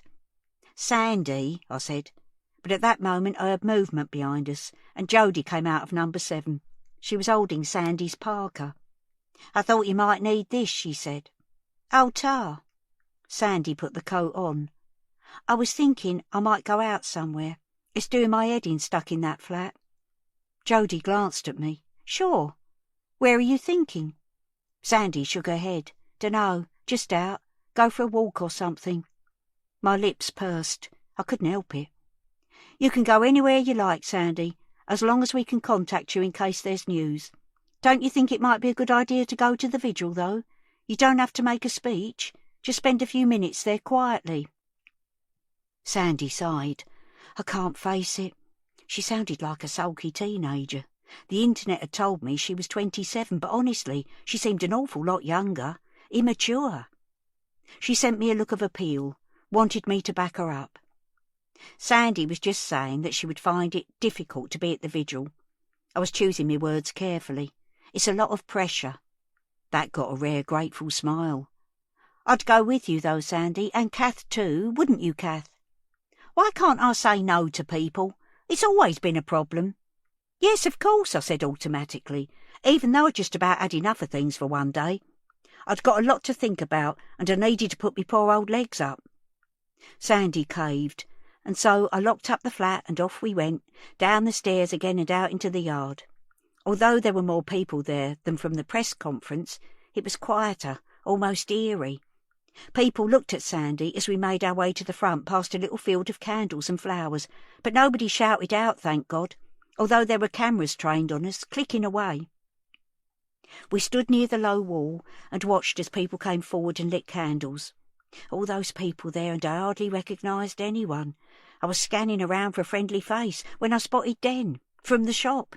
He was heading our way, with his mum and dad next to him, and that's when it all started kicking off. A great tall slab of a man, one of the organisers of yesterday's search party, stepped in front of them and seemed to barge Tony. Voices were raised and there was a ripple effect in the crowd, people being pushed backwards and forwards. Everyone was looking now. Jody jumped onto the wall so she could see what was going on, but she didn't dive in. I got a glimpse of Linda's face through a gap and didn't hesitate. I left Sandy by the wall and plunged into the crowd. It didn't take me long to get close. I'd never have done this when I was younger, but when you get into your 80s, I think you stop caring so much about what people think of you. I took as deep a breath as I can manage these days and bellowed as loud as I could. "That's enough of that! Pack it in!" Guess what? It worked! Tony and the big guy with the Ivy's jacket on both stopped and looked at me. I told them to have some respect. The big guy told Tony that he wasn't welcome, but he backed off when I gave him a little tap with me walking stick. Tony, Dent and Linda wisely decided not to push things and left, and that was that. A nasty little incident which could have exploded was over, and I felt, what do they say these days? Epic. I took myself back to Sandy, and there were people smiling at me, and there was a little ripple of applause. I tried to shush people, because that's not what we were there for after all. We stood together, looking at the candles and flowers and messages from people, and then Sandy said, I've had enough. I'm going back up. Not for a walk, I said, unable to keep a touch of sarcasm in my voice. She didn't appear to notice. Nah, Jodie's convinced me it wouldn't be a good look. Are you coming? We could, I dunno, watch some telly or something. I'll stay for a little while. Then I think it's an early night for me. Suit yourself, she said, and walked towards the stairs. I stayed at the vigil for longer than I expected.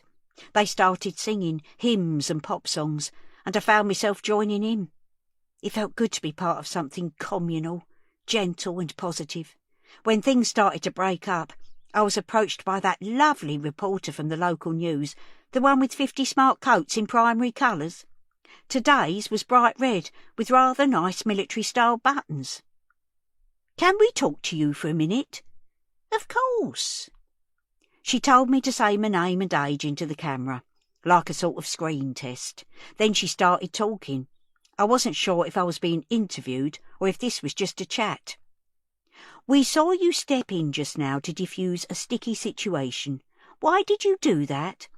Daft question if you ask me, but I didn't want to make her look stupid, so I did my best to answer. We're here for Mina. It's all about her. I just wanted people to calm things down and focus on that. I think a lot of people will admire you for that. I couldn't help feeling a little proud. I mean, you would, wouldn't you? I'm just doing what I can. You live here, in this block? That's right, love. Next door to Mina and her mum. This must be very upsetting. What are they like? She might be a bit dim, but she had such a nice way about her, so easy to talk to. Well, you know how it is with most kids. They're noisy, charge about. Mina's not like that. She's very quiet. She's a good girl. Her mum's working a lot, and I know how hard that is, so I sort of look out for Mina, keep an eye on her. But you didn't notice when she didn't come home on Wednesday? I didn't hear her on Wednesday and I was worried. I thought she might be with friends or something, but I got really worried when she didn't come home on Thursday. That's when I went looking for her. You went out looking? How old are you, Kath? I didn't know what that had to do with things. I'm 85. That's marvellous. Did you see anything at all? I found a scrunchie, you know, a hair thing. I stopped, not sure if I should mention where I found it. Things were already pretty inflamed. Where was that? Like I said, she was so easy to talk to. It just seemed natural to tell her. I didn't mean to make anything worse for Den and his family. In the cafe. So you're quite the Miss Marple, aren't you? I wouldn't say that. Like everyone round here, I just want that little girl back safe and sound, and I'm not going to stop until she is. We chatted for a little longer. Then she wrapped things up with a, "Thank you, Kath. God bless." What a lovely woman. You can't always judge a book by its cover, or a TV presenter by their coat. I could tell that this wasn't just a job to her. She really cared. The yard was almost empty now. The rest of the press people had gone, and there was just one or two folks still looking at the candles. The group of lads was hanging around by one of the benches. I could see them out of the corner of my eye. I headed into Nelson House and climbed the stairs slowly. Would they never fix that lift? I took a breather at the top and looked out over the yard, just as a police van and 2 cars pulled into the entrance. A dozen or so officers piled out the van and surrounded the lads.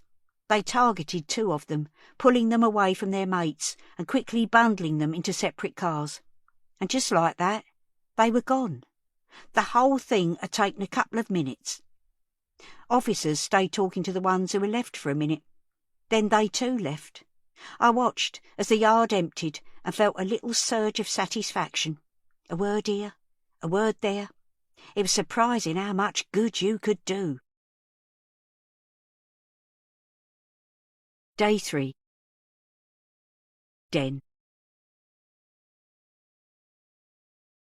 They all watched the late news. Den and Mum sat on the sofa together, but Dad wouldn't stop pacing. In the end, he perched on the arm of an armchair, looking like he might take off again at any minute. There was coverage from the vigil, including footage of their confrontation with Marlon and Kath remonstrating with him. "I know him from somewhere," Mum said. "That big bully. I can't quite place him." "He comes into the cafe," Den said. It's not that, though. I've seen him somewhere else." After, they'd shown Sandy and others gathered round the candles, and there was a long interview with Kath. "She's coming across well, isn't she?" Mum said. "Good on her." Kath and the interviewer seemed to be getting along famously. Den could see that she was a gift for a roving reporter. Happy to talk, likeable, a bit of a character. He shuddered to think of his own appearance the night before, his face shiny with sweat, looking shifty and ill at ease. Why on earth had he spoken to them at all? For a moment he was back there again, a rabbit trapped in the headlights. Then Dad brought him back into the room. "Why did she have to mention the cafe?" he exploded. "That's all we need. We might as well close the doors for good. We're finished as a business." "Shush! I can't hear," said Mum. "Miss Marple, though," Dad snorted. "Where do they get this shit from?" "Tony! It's harmless, isn't it? It's the only good side to this story. Neighbours getting involved, people seeing that this estate isn't all bad." Dad huffed and puffed a bit more, but didn't say anything as they continued to watch. "You must have seen some changes around here, Kath," said the interviewer.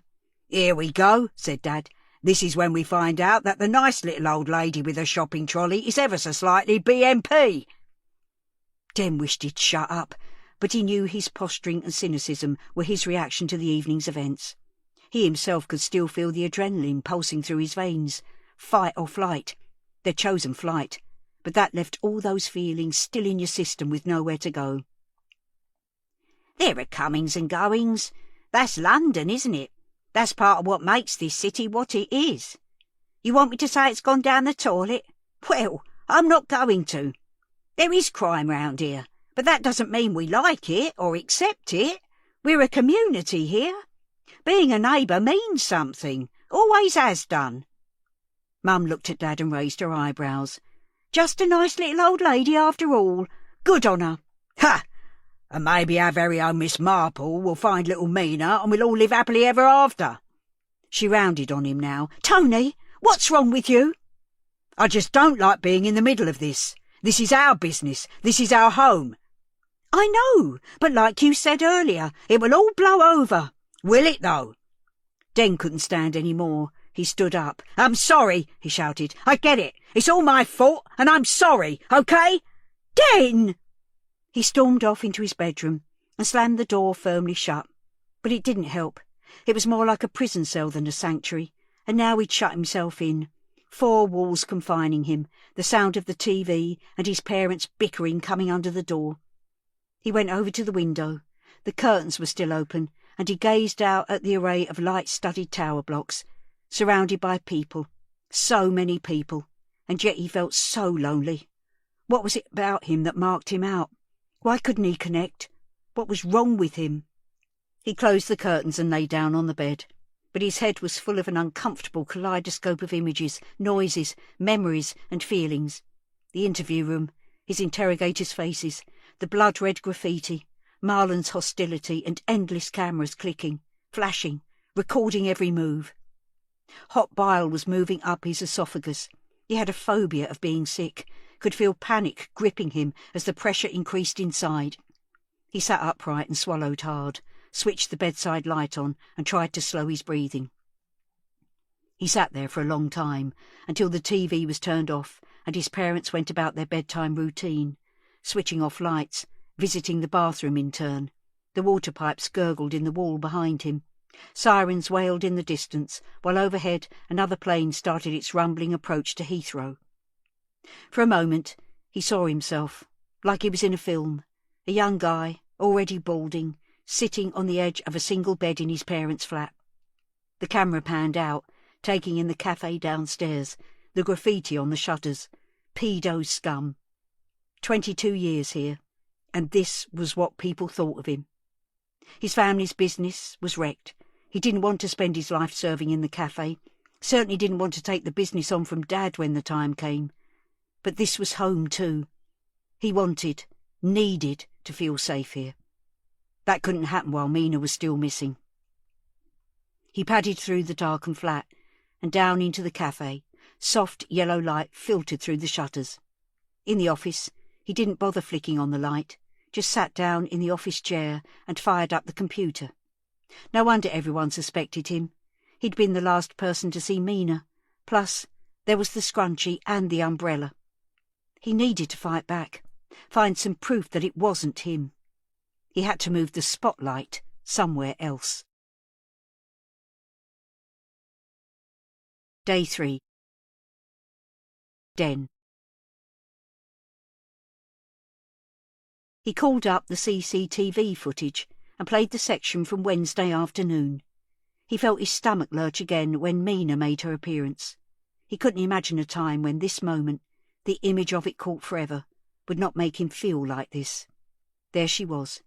He couldn't get a good view of her face due to the camera angle, but it was clearly her.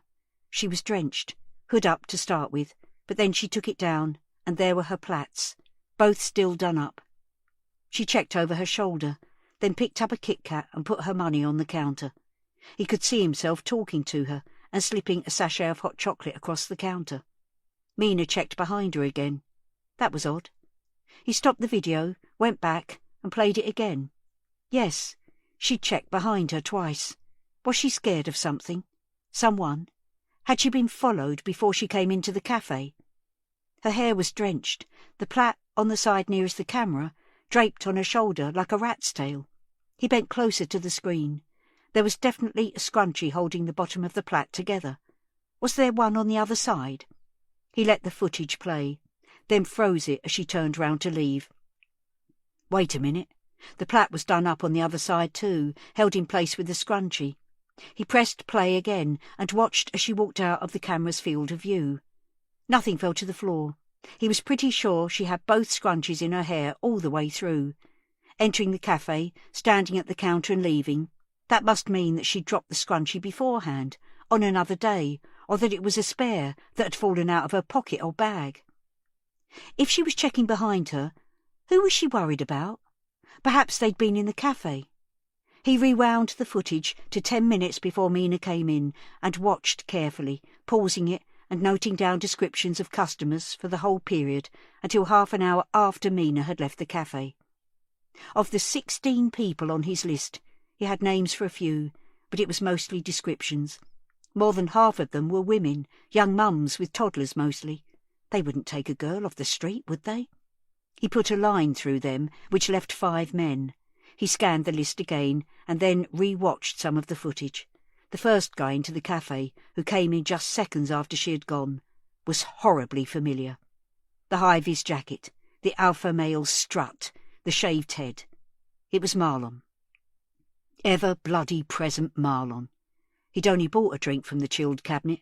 It had taken all of a minute and a half, and then he'd left. He let the video play on until the timer was nearly at 4 o'clock. Then he paused it.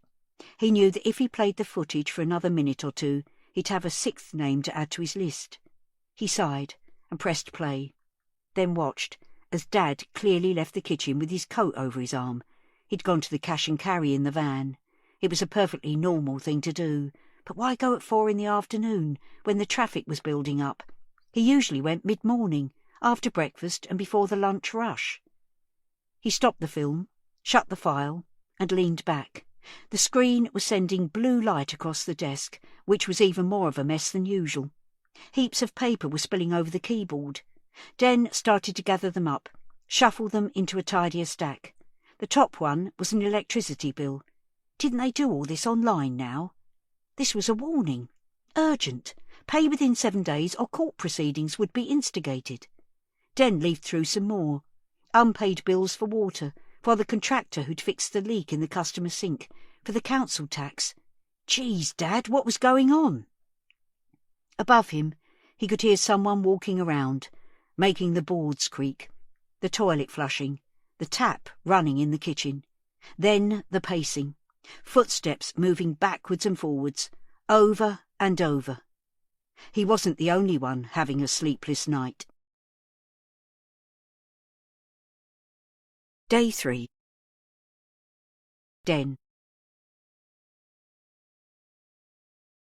After Hull, Den had sworn off social media for the most part. He'd kept a Facebook profile, but he never posted on it, the same with Twitter. When he did dip back into these places, he wasn't a participant, he was a watcher. He kept an eye on the timelines of the people he'd known in Hull, not friends, because they'd all dropped him. Some of them had blocked him too, but it was surprising how much stuff was public. They'd all graduated this year. Some had gone travelling, others were starting new jobs, new lives. The one who was hardest to track was Sarah. Obviously she'd blocked him on every platform, and so had her friends. She wasn't invisible, though. He tried not to look, to stay away, but he just couldn't.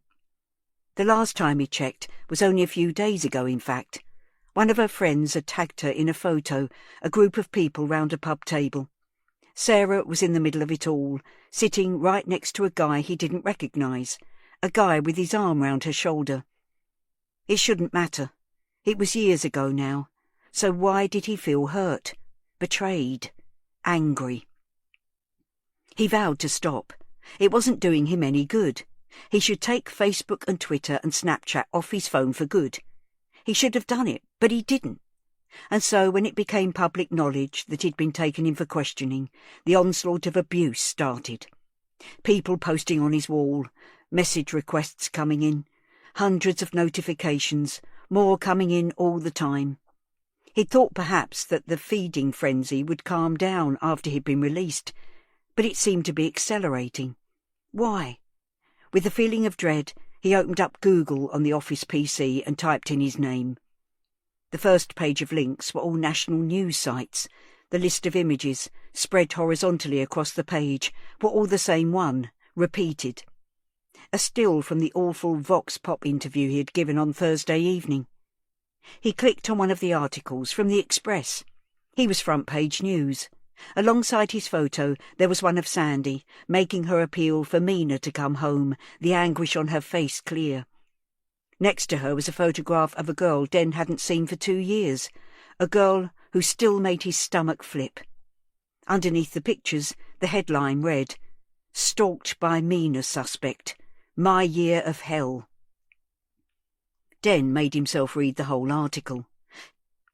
It painted a damning picture of a complete obsessive, a young man who had pestered Sarah relentlessly, turning up at her home uninvited, following her to lectures, and when she was out with friends. Because of him, Sarah had messed up her exams, had to undergo therapy and take antidepressants, which she was still on.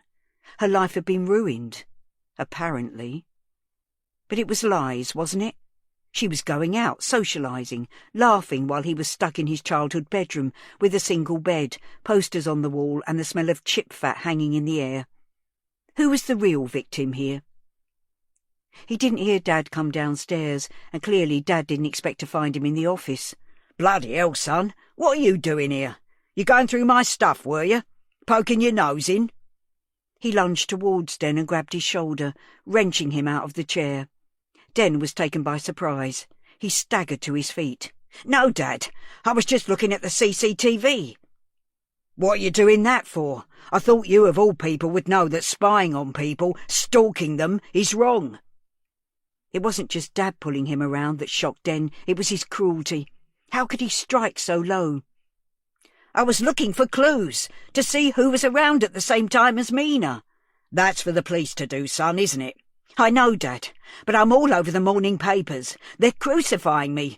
I just thought the only way to stop all this is to find out who's really got her." "How the hell are you going to find out? The whole country's looking for that girl." He'd relaxed his grip on Den's shirt now. His hand was resting on his shoulder, less threatening, almost comforting. I dunno, Dad. I've just got to try. He paused. I don't think we'll be able to open again until they've found her. People won't come in here, and if they do, we'll get a load of abuse. I'm sorry, Dad. I know things are tough right now. We need the money. Now Dad brought his face closer, peering at him sharply. What do you know? You were poking around, weren't you? No, I wasn't. I moved some papers. I was tidying up. That's all. There are a few red ones there. Are we in trouble, Dad? Dad stepped back and ran his hands over the top of his head. It's nothing for you to worry about. It's just business. I'll get it sorted. Dad, I'm 22. You can tell me. It's nothing, okay? I'm going out. Den checked the time on the computer screen. It's 3:30 in the morning. I can't sleep, okay? I need to clear my head. Go to bed, son. You're not doing any good here. All of this. He gestured at the desk and the PC. It's not doing you any good. Den stood in the doorway of the office, listening as Dad let himself out through the sticky back door. Then the van door slammed, and the engine started up. Day 3. Kath. I wasn't expecting anyone to call, so when someone rapped on the door at just after 9, my heart fluttered. I put the chain on and peered out. There were 2 male police officers, not ones I'd seen before. "Morning, madam. Can we have a word, please?" the older of the 2 said. I pushed closed the door and took off the chain, my fingers stiff and clumsy, then opened up again. Mornings are such a bother when you get old. It takes so long to get going. "What is it?" I said. "Have you found her?" "No. We're searching all the flats in the block, including yours. It won't take long, and we won't make a mess. Can we come in?" "Your colleagues have already been in," I said. They looked at each other, and then down at their phones. "Today? You're still on our list." "No, not today. They were round here yesterday. I let Mina's mum use my bathroom." Their faces relaxed a little. "Oh, this is different. It won't take long." I must say I don't like unannounced visitors, but they sort of squared up to me, their body language indicating that I didn't have a choice. If I'd known they were coming, I would have cleaned round, made sure everything was spick and span, although I didn't suppose they'd be judging the standard of my housework. "OK," I said. "Come in." I opened the door wide and went in, leading them into the lounge. I noted with approval that they both wiped their feet on the mat. Then the older one followed me to the lounge, while the other, who honestly looked about 18 and was sporting a smear of facial hair under his nose in an effort to prove something, walked further down the hall. It felt odd having strangers in, unsettling. I wanted to be in 2 places at once, keeping an eye on them both. "You were on the telly last night, weren't you?" my guy said. "I hear they're calling you the Fincher mistake Miss Marple." I thought I was too old to blush, but I was wrong. I could feel my cheeks going pink with pleasure. "I don't know about that," I said. "Are they?" "We could do with more people like you round here." "Is there any news about those boys? I saw them being taken away last night." He moved a little closer. "You know I can't divulge that sort of information, Mrs. Cartwright." "I was the one who tipped you off about them. I'm your, what is it? Mole." His eyebrows went up a little and he smiled. "Oh, in that case, I'll just say that we didn't keep them in, but we're keeping an eye on them." He tapped the side of his nose. "A close eye." I nodded, satisfied, then stepped into the hall to see where Junior had got to. He was coming out of my bedroom and going into the second bedroom. "Wait a minute," I called out, my voice louder than I meant it to be. He stopped, his hand on the door handle. "Is there someone sleeping in here?" No, love, it's not that." He looked at me, and I knew he was registering my alarm. "Don't worry if it's a mess," he said. "Believe me, we see all sorts in this job." It's not a mess, I said. It's just that I don't often let people in there. But it's okay. Go ahead. He pressed the handle down and opened the door. He went in and I hovered in the doorway. The room was just as it had been for the past 40 years. Orange paint on anaglypta wallpaper, pink and orange floral curtains with matching duvet cover and pillowcase, posters of Blondie blue-tacked all over the walls. The officer looked around the room and smiled. Wow, Blondie. Still going, aren't they? I don't know, I said truthfully. This your daughter's room? Yes. She left home a long time ago, but I can't bear to change it somehow. He didn't react, just opened the wardrobe, had a quick scan under the bed, and made to leave. Just before he went, he noticed the recessed rectangle in the ceiling above the bed. Loft, he said. Roof space is to give access to the maintenance guys. We've never used it in over 40 years. My husband, Ray, painted over it because there was a draft sometimes. I think we all have them on the top floor. I expect that's the first place you look next door, isn't it? Sort of place a little girl might hide if she was scared. He studied it, then nodded and smiled at me. OK, I think we're done. Thank you. I stepped in and smoothed the duvet down, while he walked past me and went to find his colleague who was coming out of the kitchen. I was just closing the bedroom door when I heard him ask in a low voice, "Do you know if they've checked the roof space next door?" "We need to check," the other one said, then called out to me, "Thank you, Mrs. Cartwright." I saw them out, but kept the front door slightly ajar and stood by the opening. I was letting the cold air in, but I wanted to hear what they were saying. They knocked at number 7, and Jody answered. "Don't want to teach anyone to suck eggs," one of them said. "But did the search team go into the roof? There's a hatch in number 8, and she says they're in all of the flats on this floor." "I'll check," Jody said. "Thanks, guys." The door shut again, and I quietly closed mine. I stood there for a while, leaning against it, feeling rather pleased at developments. The Fincher mistake Miss Marple, eh? Who'd have thought it? Day 3. Sandy. They were searching the estate today. Jody had told Sandy that they thought Mina had come back there on Wednesday after school, but hadn't said who had seen her. What did that even mean, thought Sandy? That she'd come to the flat? That she was there overnight? If she'd been there, Sandy would know, wouldn't she? Maybe she'd been here and left again, taking her cuggy. But where would she have gone? Brett hadn't texted since last night. Sandy could feel him slipping away from her since he'd been interviewed by the police. They'd done it in his flat, hadn't taken him in or anything, but she could tell it had pissed him off. So there goes another one, she thought. He was all right, too. Would she even be able to work there now? The thought of going back to work seemed so odd, so unlikely. If they didn't find Mina, things could never go back to normal, could they? The world might move on, forget about her, but Sandy never could. What the hell would she do with her life? How could she even have a life after this? She turned her phone sound off, because the notifications had been driving around the bend when she was trying to sleep. Now she looked at the screen. 20+ notifications on Facebook, 20+ on Twitter. She didn't need to read them. Unfit mother, scum, waste of space. There were new texts, though. Maybe it was Brett. She opened them up. Oh no, it was them. "Alex, can we call you?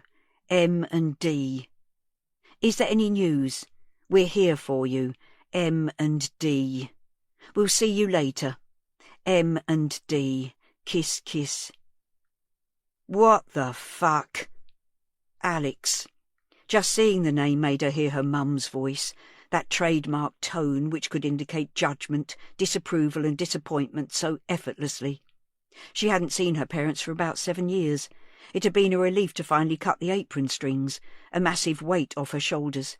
They'd called and texted for 6 months or so, and always messaged at Christmas and on her and Mina's birthdays, but she hadn't replied, and she hadn't sent them her address here. We'll see you later. She guessed the whole world knew where she lived now. Day 3. Kath. Sandy's parents weren't what I would have expected at all. They were very Marks and Spencer, if you know what I mean.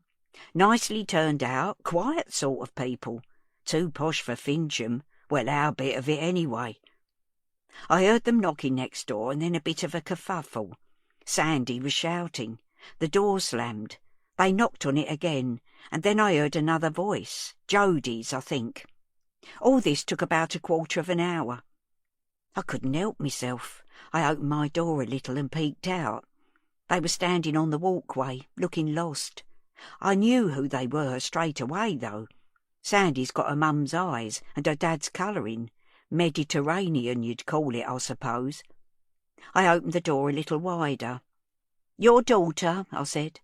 I gave her mum a sympathetic smile, and she nodded. She's been very up and down. You can't really blame her, can you? Where have you come from? Sandy's mum said, "Epsom." "Very nice. Suppose we'll just head back. We're not wanted here." She looked quite forlorn. Her husband, in a nice camel coat and black leather gloves, was tight-lipped and tense.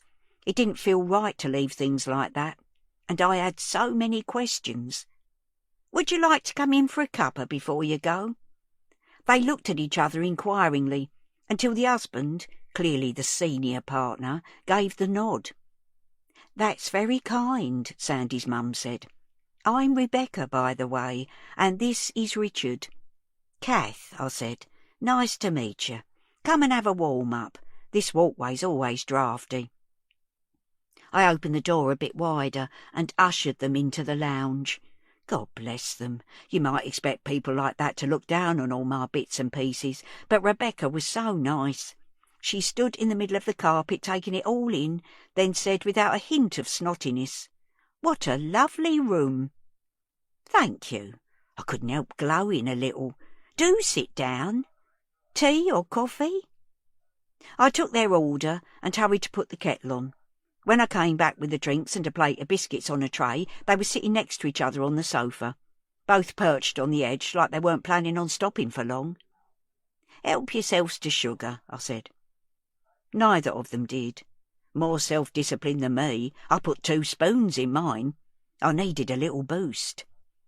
"It's a shame she didn't want to talk," I said, testing the water gently, "but it's a terrible time for her. I'm so glad she's got you next door, Kath. We saw you on the news, and the police officer told us how helpful you've been. I wish I could have done more. Can't help feeling guilty." She leaned forward, nearly spilling her tea. "But you mustn't. Everyone says you've been marvellous. Have you been here long? This estate, it's not very... I mean, it's probably perfectly nice, but it's not ideal for a child." She was digging a bit of a hole for herself here, but had the grace to recognise it. "I'm sorry, that must sound rude. You see, we didn't even know where Alex and Mina were. She didn't send us her address last time they moved. She'd cut us off. We've been missing Mina terribly, and now—" She wasn't able to continue and fished in her pocket for a cotton hanky, which she pressed firmly into her nose. "Oh, I'm so sorry, love." There was an awkward silence, while Rebecca tried to get her composure back. "Do you have children, Kath?" Richard said, making a brave attempt to fill in the gap. "A daughter, Evie. She's in Australia with her kiddies," I said. "So I do know a bit about missing your family. Not that it's the same, of course." Rebecca lowered her tissue. "Was she happy here, Kath? Was Mina happy?" What could I say to that? I felt really put on the spot. "I honestly don't know, Rebecca. She was a quiet girl. Is that what her mum was like when she was little?" Rebecca sighed. She clutched the tissue in both hands on her lap. "She was a lovely girl, Kath," she said quietly. "Only child. I had pre-eclampsia and they advised me not to have any more. But it didn't matter because she was everything we ever wanted." Richard was looking round the room. Either he'd heard all this too many times before, or he was embarrassed. Perhaps a bit of both. It was all fine until she was 15. She was such a sunny girl, but then it all went wrong. She started staying out, being very defiant, lying to us. I gave a little grunt of recognition at that. By the time she was 16, we were at our wits' end. It was obvious she was on drugs. We stopped her allowance, but she just— "We don't need to go into all that," Richard cut in. Rebecca nodded, looked almost grateful to be given permission to stop. "We tried grounding her, but she ignored us. I used to go out looking for her, to bring her home, but honestly, I didn't even know if I wanted her in the house any more. And it got so bad," she looked at him for reassurance, "that we had to ask her to leave." "Is that the last time you saw her?" "Oh, no. She's been in and out of our lives. She reappears when she hasn't got anywhere else to go or needs money. She came home when she was pregnant. She said she was clean and wanted to stay clean, and we helped her as much as we could. To be honest, I did believe her, but we haven't seen her for years. Do you think she's clean, Kath, from what you've seen?" "I couldn't say, Rebecca. I don't know her that well." "Was there anything that you noticed, though?" "Well, she did keep funny hours, and then there was shouting." The tissue was clamped back under her nose. You could see the effect of all this on her. "There's another thing," I said. "I hope you don't mind me mentioning it. I think she owes people money. There's a man who comes round collecting. I've seen him at her door." Richard looked at Rebecca sharply. "I don't like the sound of that." "She was asking about a reward," I said. I didn't like to mention it, but I felt I owed it to them to tell them the whole truth. "Do you think she's involved, Kath?" said Rebecca. "Arranged Mina's disappearance to claim a reward?" I shrugged. "I don't think she'd do that. I really don't." I did, though, and so did they. And they were the ones who knew her best, knew what she was capable of. Day 3. Den. Den didn't go back to bed after Dad drove off in the van. He sat in the office, going over the CCTV again and again, freezing frames, wishing he could freeze time, rewind it, do things differently. He would make Mina the hot chocolate and invite her to sit at the table nearest the counter, encourage her to chat as she drank it, ask about her day, ask if there was anything worrying her. He was well aware that if he had done that, and it was all on film, things would look even worse for him, but perhaps no one would ever have seen that tape. There would have been no need. Mina could have told him if something was wrong. She wouldn't have gone missing. No point dwelling on it, but what else could he do? He knew so little about Mina, but maybe he could find out a bit more. Maybe he had some information right here.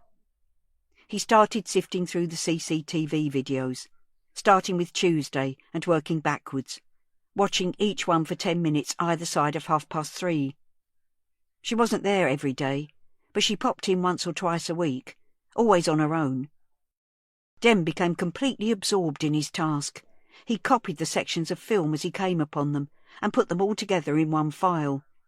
He was pasting one snippet in when the final frame caught his eye. Someone was coming into the picture, a hand and leg, frozen as they walked towards the counter. He went back to the original footage and pressed play. Mina was turning towards the door. The man coming in stopped her. They were talking for just over a minute. Den replayed the footage.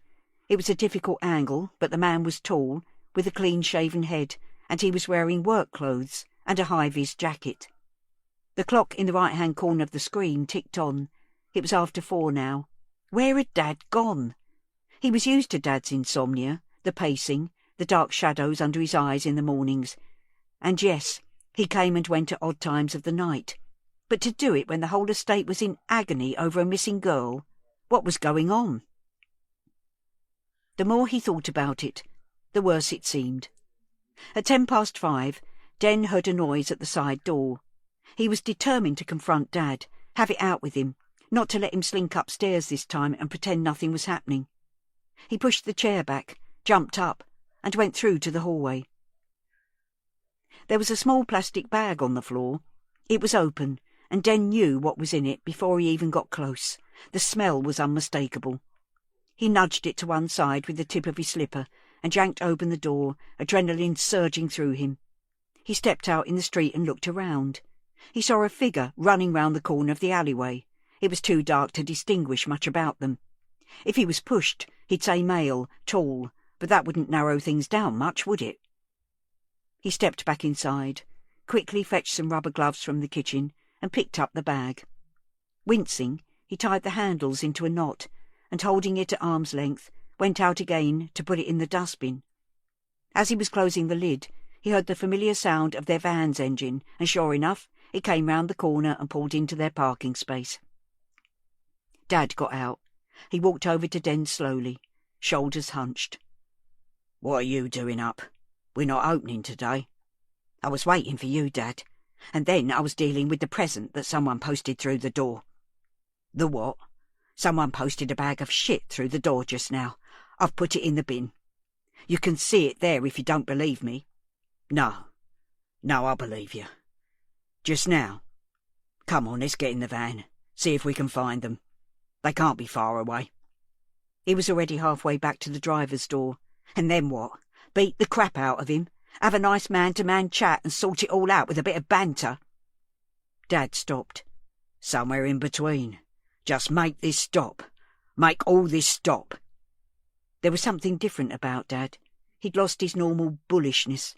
He looked smaller, emptier, almost defeated. Den found him difficult to deal with in normal times, but this version was worse. This Dad made the knot in his stomach twist and tighten. "Dad." He was on the edge of asking him. "Where did you go at 4 o'clock on Wednesday? Where do you go in the middle of the night?" "What?" He couldn't do it. "I think we should open today." "I dunno, son. I don't want to invite abuse." "What happened to when they go low, we go high, Dad? Rise above it and all that." Dad stepped towards him, put his hand on his shoulder and squeezed. "Ha! Maybe you're right. Perhaps you're growing a spine at last," he said. He always knew how to hurt him. Was it deliberate or just a pattern they'd fallen into? Den wished that just once he could make Dad proud of him. This close, Den could smell the sourness of Dad's stale sweat. "Do you want to go and get showered while I get ready to open up?" he said. Dad looked at him. "Yeah. OK, son." He walked to the bottom of the stairs. "Dad?" Dad stopped and looked back. "Yeah." "You've never asked me if I had anything to do with this." "I don't need to ask, Den. I know you would never harm anyone." "Because I haven't got the balls," Den said, getting in there before his dad could. "No, mate. Because you are a decent man. I reckon you've got your mum to thank for that. It didn't come from me." Day 3. Sandy. Sandy had texted them, told them not to come, but they'd come anyway, appearing on her doorstep with faux concern on their I-told-you-so faces. Dad in his bloody camel coat, like the bank manager he was. He was such a cliché. Manager of a small branch, Rotary Club in the evenings, golf at the weekends. And Mum. Actually, Mum looked different. She'd stopped dyeing her hair. Obviously she looked older. It was nice, though. Grey mixed in with mousy blonde, making it ashy. It suited her. Her face was different too. Had she always had those lines at the corners of her eyes and round her mouth? Her jawline was softer, saggier. She'd put on a bit of weight. Sandy hadn't let them in. It would have been giving in to them, wouldn't it? Letting them win. She couldn't go back to being their little girl, accepting their way even when she disagreed. She needed them to see her as she was now, independent, a mother herself. They should respect that, respect her. The conversation, if you could call it that, hadn't lasted long. Now, with her front door shut, she was back to sitting on the sofa with Jody for company. Waiting. She pictured Mum's face again, the softening, the sagging, and it made something soften inside her. What had it taken for them both to come here? Mum had looked genuinely upset. She hadn't seen Mina for years. Had she actually been missing her all this time, the way Sandy missed her now? Perhaps they, of all people, could understand how she was feeling, what she was going through. She slipped her feet into her flip-flops. Jodie looked up from her phone. "I'm just going outside." The air was cold and sharp, a stiff breeze blowing along the walkway. She leaned against the concrete balustrade and looked across the courtyard. It had been half an hour or so. They'd be long gone, wouldn't they? Where would they have parked? On the street somewhere? In the multi-story? Below her, a photographer angled his lens upwards and snapped, snapped, snapped. She flicked him the V's. Honestly, people had no respect. She heard a door opening behind her. It was Kath's, and she could hear her voice. "You're welcome, love. You take care now." Dad stepped out first, doing up the buttons of that bloody camel coat. He looked up at Sandy and froze. Mum emerged behind him. "What have you stopped for, Richard? Come on. It's cold. Let's get home. Oh." Caught unawares, Mum's face was unguarded. It was the face Sandy had seen from her cot, the face she'd seen when she'd run out of her classroom at the end of the day in infant school, the face that had soothed her and sung to her when she had a temperature. There was no judgment there, just love, uncritical love. "Mum? Dad? Please don't go." Day 3. Den. Den had left it all day but couldn't put it off any longer. He had too many questions. It was torturing him. "Dad, I want you to look at something. I've made a list. People who were in the cafe just before and just after Mina. I went through the CCTV. "Oh, yeah? What are you doing that for? The cops have all the footage. I told you to leave it to them." "I know, but I need to do something. Innocent until proved guilty doesn't seem to mean much round here. I need evidence that I'm innocent. That means I need to find out who did it." "I get that, but it's not your job, mate. The thing is, I want you to look at it. See if you've got any information on any of them." Den was tense, scared of what he was about to do. He'd added Dad's name to the bottom of the list. He knew it was likely to provoke a reaction, but he needed to put his mind at rest one way or another. Sometimes things had to get worse before they got better. It was closing time at the cafe. As they'd suspected, they'd had hardly any customers in. Mud sticks. Dad had been tired and tetchy all day, his mood getting worse as the day went on. "Not now, son, okay. I've got to clean down the kitchen. Just let me get on with it unless you want to do it." Den wavered. It would be so much easier to avoid the issue, but he'd made up his mind. He needed to do this. "Please, Dad, just look at it." Den held the piece of paper out towards him. Dad sighed, put his soapy cloth down, and took the sheet. He frowned as he scanned down the names. Den could feel a pulse in his throat as he watched. His stupid, nervous smile was twitching on and off like a Belisha beacon. Dad's gaze reached the bottom of the page. He stared at the paper for a long time without saying a word. Den could see the muscles in Dad's jaw working. The skin on his neck was growing mottled. Den took a step back. Dad's volcanic eruptions were famous. It was nearly always bluster, almost pantomime, nearly always. Den could remember the few times when Dad was angry, really angry, with hideous clarity. He was tempted to back off, but he knew he needed to stand his ground this time. "Are you serious?" Dad said, his voice low and uneven. "Is this some sort of joke?"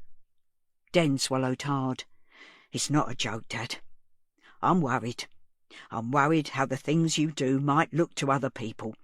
I'm worried about what's actually going on." There. He'd said it. Now he held his breath, waiting for the reaction. Dad put his hand up to his face, which had gone dark red, like he'd just done a weights session at the gym.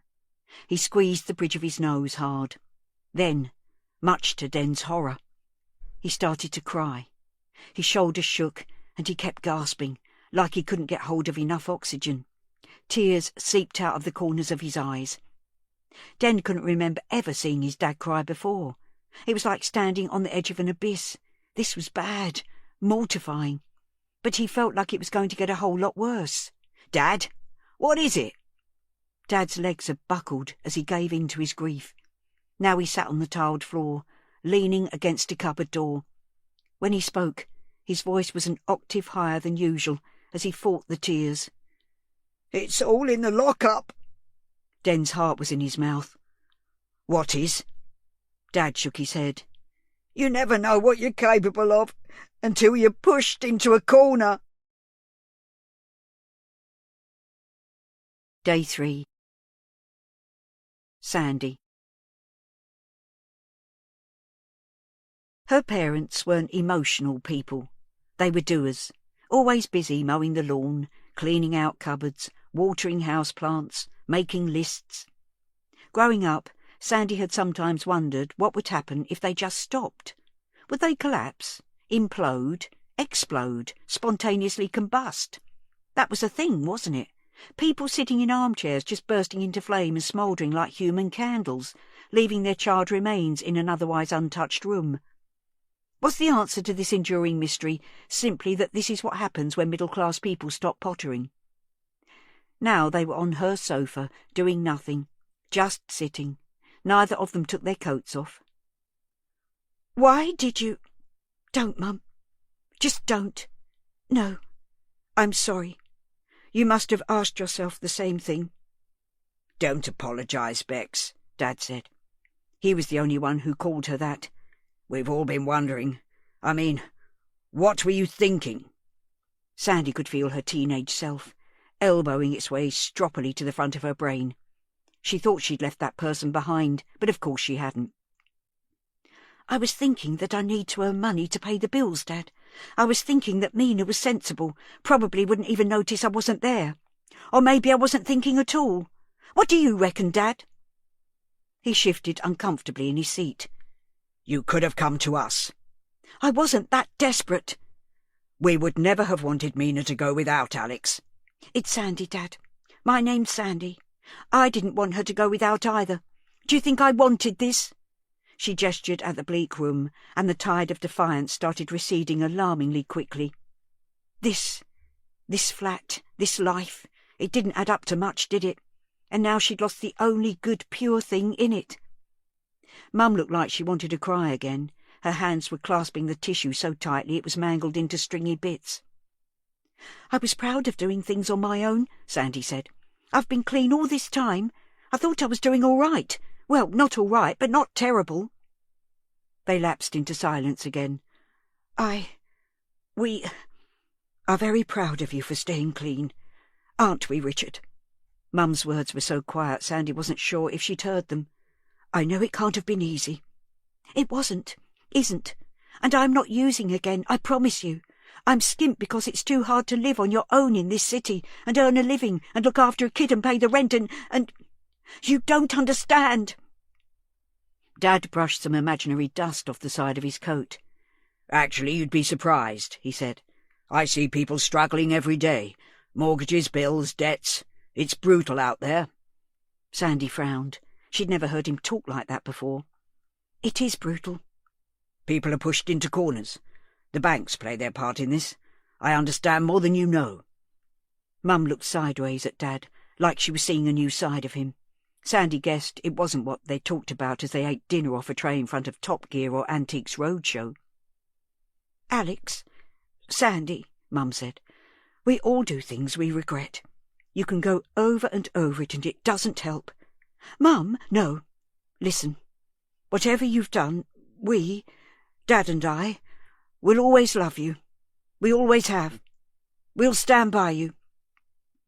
Sandy wondered if she was just talking about her night away, or whether she was getting at something else. Whatever. It wasn't easy to say any of this. It wasn't easy to hear it without saying something sarky back. But she understood, finally, that it was sincerely meant. Thanks, Mum, she said. And Dad. She looked at him cagily. He was brushing that imaginary dirt again. Right, well, he said, Are we done here?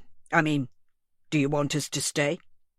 In a sudden rush of blood to the head, Sandy almost begged them to take her with them. Anything to get out of this place, away from here. But instead, she shook her head. No, I've got Jody and Kath next door. I'm all right. But you'll keep in touch now, won't you? Let us know how things are going. We can come back any time, day or night, Mum said. Yeah, said Sandy. I'll keep in touch. Day 3. Den. Dad undid the padlock and started heaving the door upwards. Den watched with trepidation as the gap at the bottom of the door inched wider and wider, anticipating, dreading what was inside. A body? Or a live, frightened girl?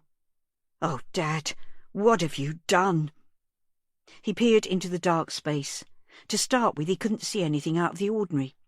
There were the normal heaps of toilet rolls and paper towels, some catering-sized containers of cooking oil, and the big chest freezer at the back wall. Shit, the freezer. Dear God, no. Dad, he said. It's here. Dad walked into the lock-up and took hold of the bottom of a green tarpaulin draped over something near the left-hand wall. It. Dad drew the cloth up to reveal 3 petrol cans and a heap of rags. What's this? This was so different to what Den was expecting that for a while at least he didn't understand what he was seeing. Even when his blind-sided brain figured it out, he still couldn't grasp the significance. Dad looked at him squarely. We're in so much trouble. It's the only way to save the family now. We've got to torch the lot.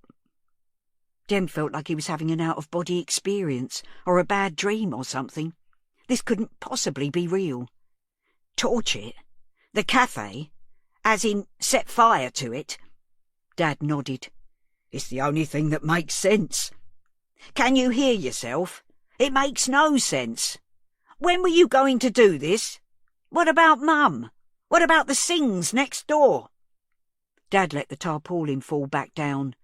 Obviously we'll wait until your mother is out. We'll make sure it's caught in our place, then raise the alarm. I've thought it all through. No one will get hurt. Hang on a minute.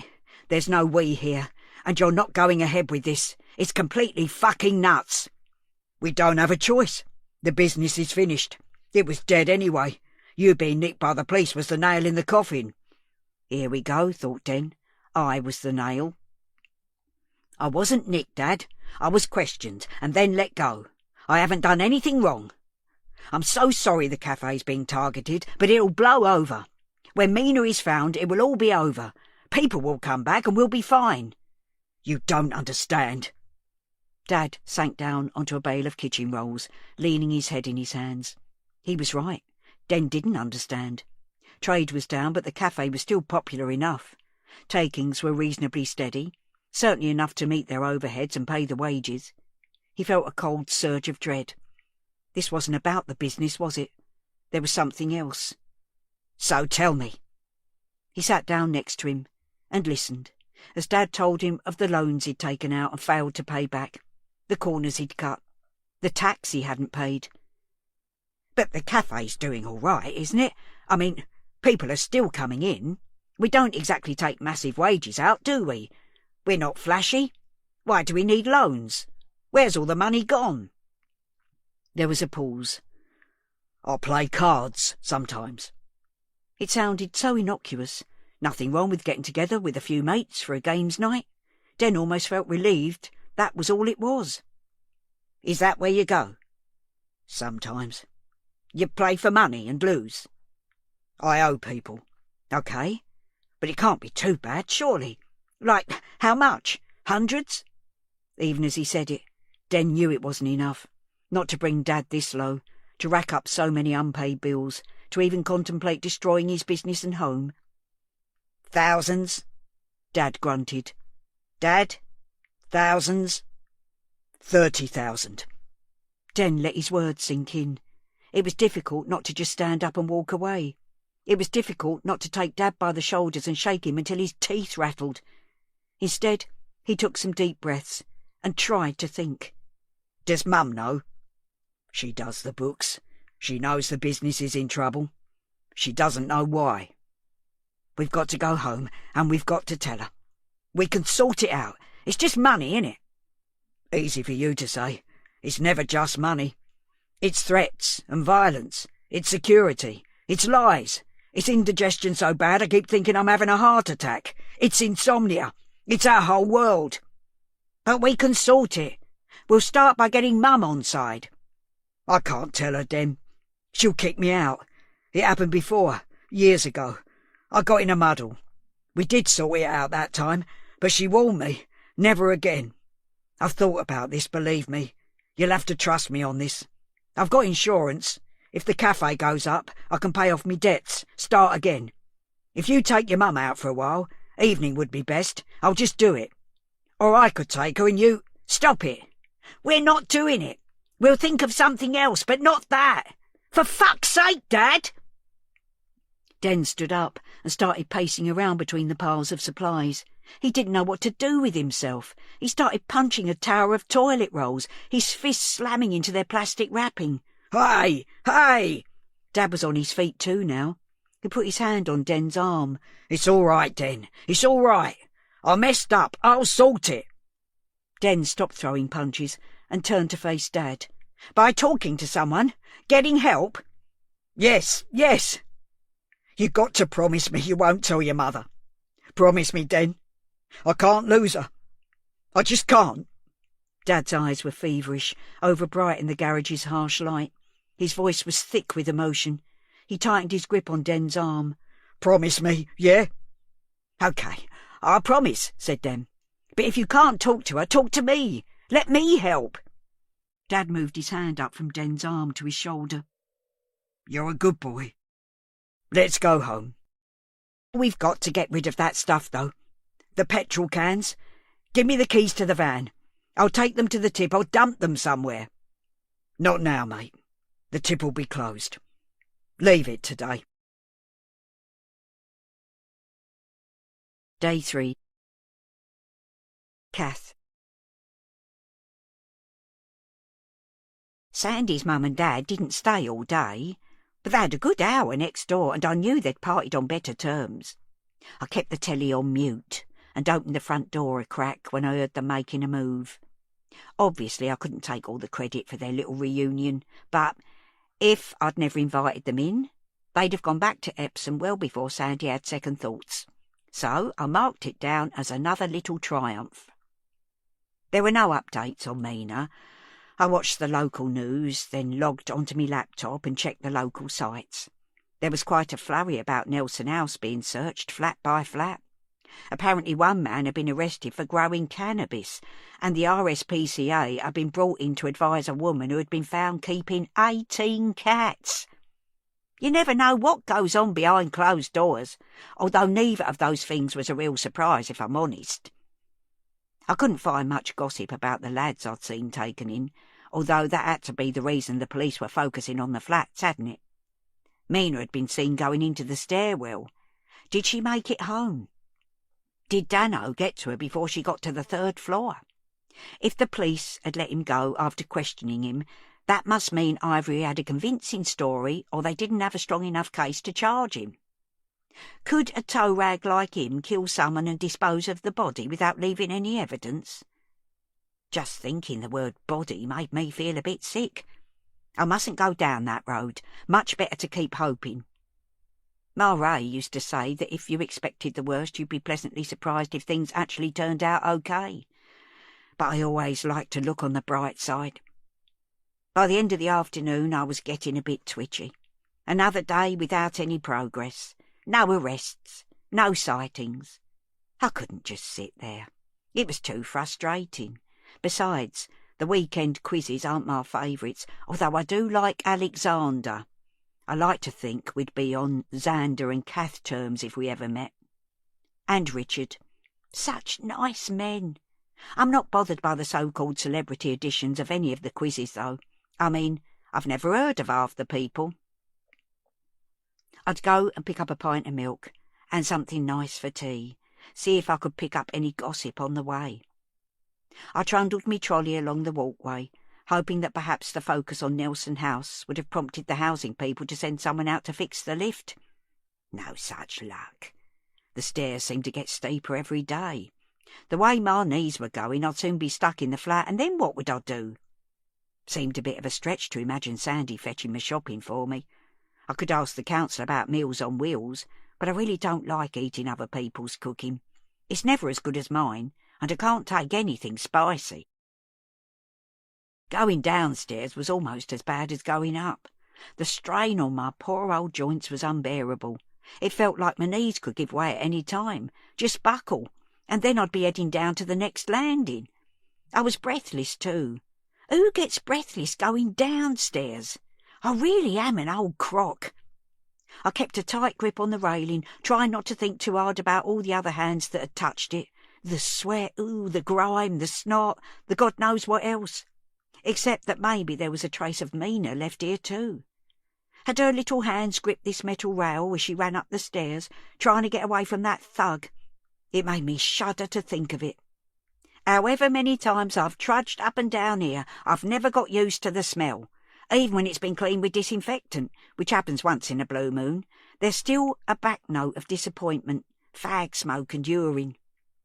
Now, as I neared the ground floor, puffing hard as I paused on every second step and lifted me trolley down, I noticed a different edge to the air. It was almost metallic. There was something familiar about it, but I couldn't put a name to it.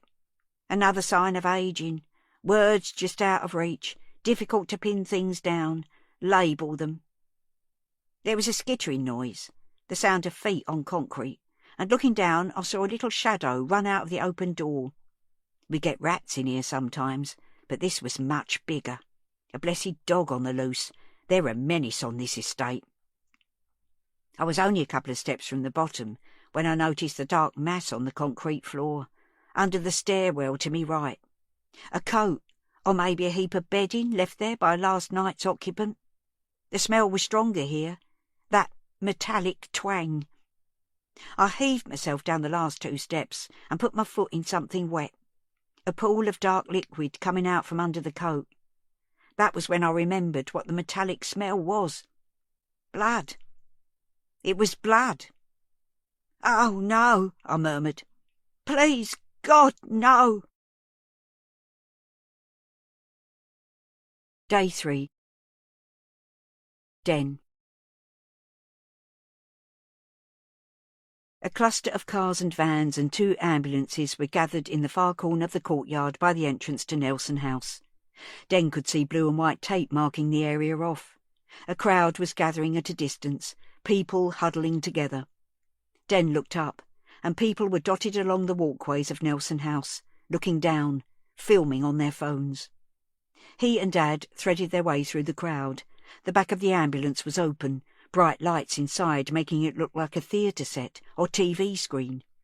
Kath, in her familiar padded coat, was sitting in a wheelchair on the lowered tail lift while a paramedic tended to her. "It's Mrs. C," Den said to Dad. She seemed to be getting agitated, remonstrating with the woman trying to help her. Den ran over to the van. "Mrs. C, it's me. Are you okay?" A second ambulance worker stood in his path. "We need to keep this area clear, sir." "I'm her friend. She hasn't got any family, not here. Is she okay?"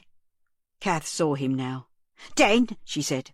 She was gasping for air, struggling to get any words out. "Let him through!"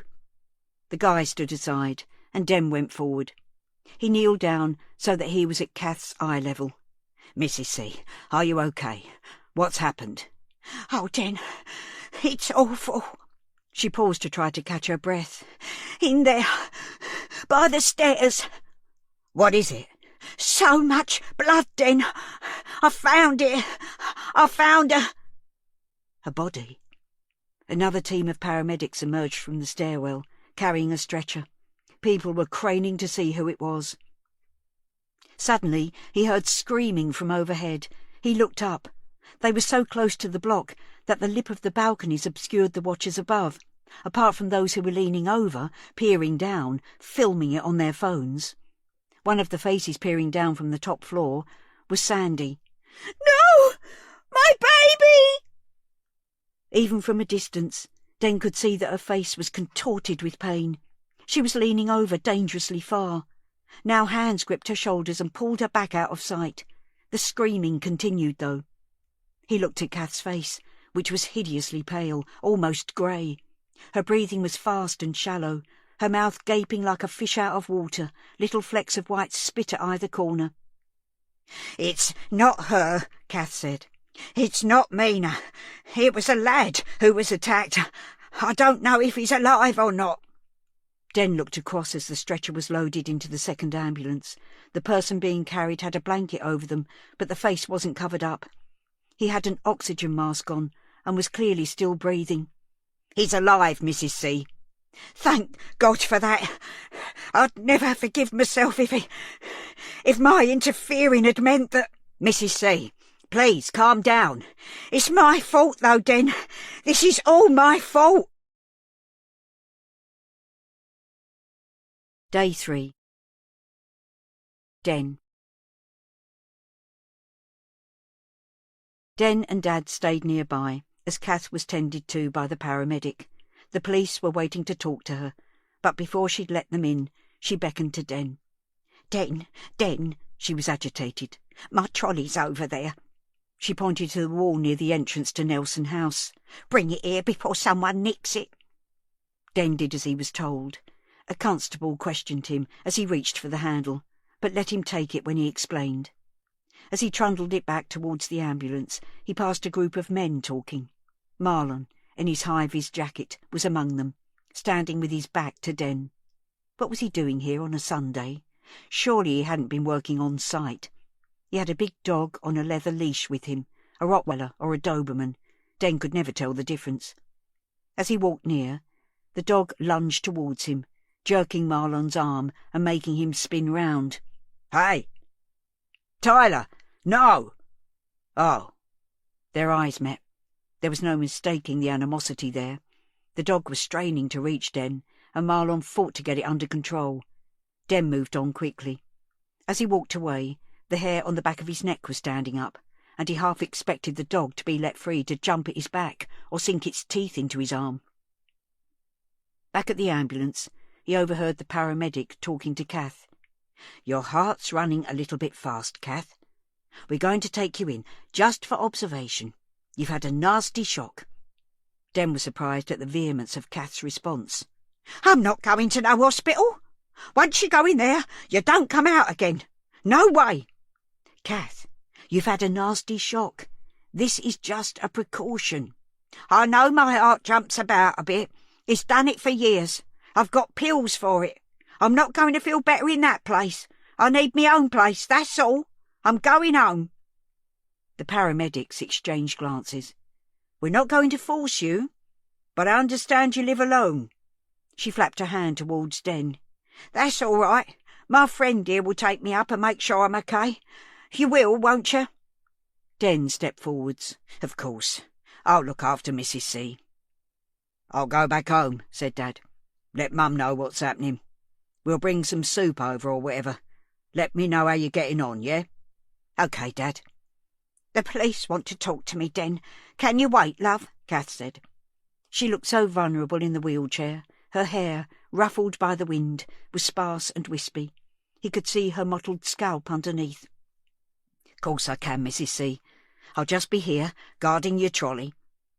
Now Den wondered who the boy was. He tried listening in to the low-level chatter all around him, but he couldn't make out anything concrete. Gangs round here. Knives. Someone should do something. Parents. No respect. Knives. It was another stabbing then. They seemed to happen almost every week. Turf wars, teenage squabbles that had got out of hand, or muggings. Someone had been killed for their trainers a month ago or so. Growing up around here, there had always been trouble now and again, but it seemed to be getting worse. Den, never part of a gang himself, avoided eye contact and crossed the road if he saw a group of lads coming the other way when he was out at night. It was happening even during the day now, though. Maybe Dad was right. The place was going down the toilet. Maybe it was time to get out. He should talk to Dad about selling the cafe rather than burning it down. Pay off the debts and move on somewhere. Start again. Den! Den! Kath was calling to him. They finished with me. Can you take me home, if they'll let us into the stairs? Kath clutched her tissue to her mouth, and tears glittered in the corners of her eyes. "It's all right, Mrs. C," Den said, kneeling beside her and putting her hand gently on her arm. "We'll get you home soon." "You don't understand, Den," she said. She lowered her tissue a little. Her bottom lip was wobbling like a blancmange. "I know who it is. I recognised him. It's a lad called Sam, and—" She gave a gulping gasp.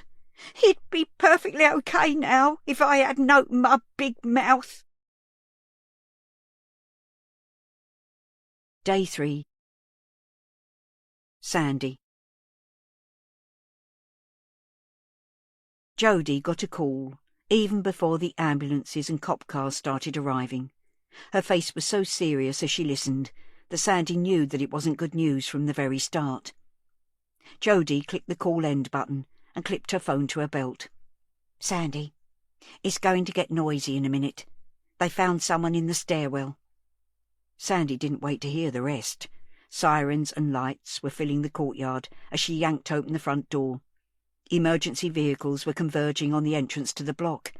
She peered over the edge of the balcony. A crowd was gathering too, mostly silent, looking towards the door to the stairwell, just watching. She leaned further to try to get a better view. She didn't want to see Mina's body there, lying on the concrete, but if this was happening, she needed to see it.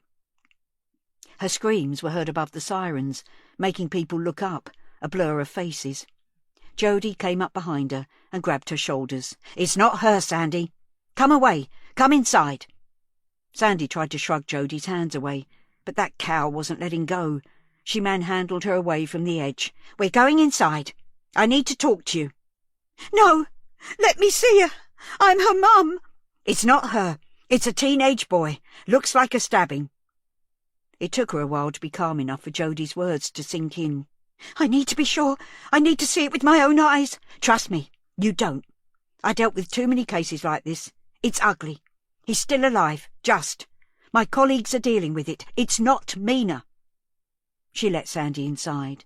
As the news sank in, numb despair replaced the panic. "What's going on round here? It's like everything's out of control." "Could be anything, Sandy. Knife crime is pretty prevalent around here. We did interview 2 lads yesterday as part of the investigation, though." "2 lads? Why?" "We had reports that one of them had seen Mina on the Thursday. We're still checking everything out." "Why didn't you tell me?" "It's a fast-moving investigation, Sandy. We're following every lead we find, but we haven't made any arrests yet. I'm not told about every last thing." Sandy slumped forwards in her chair. "I never even thought about kids with knives." "Chances are this is completely unconnected, a gang thing. Try not to think the worst." What else was there to think about, though?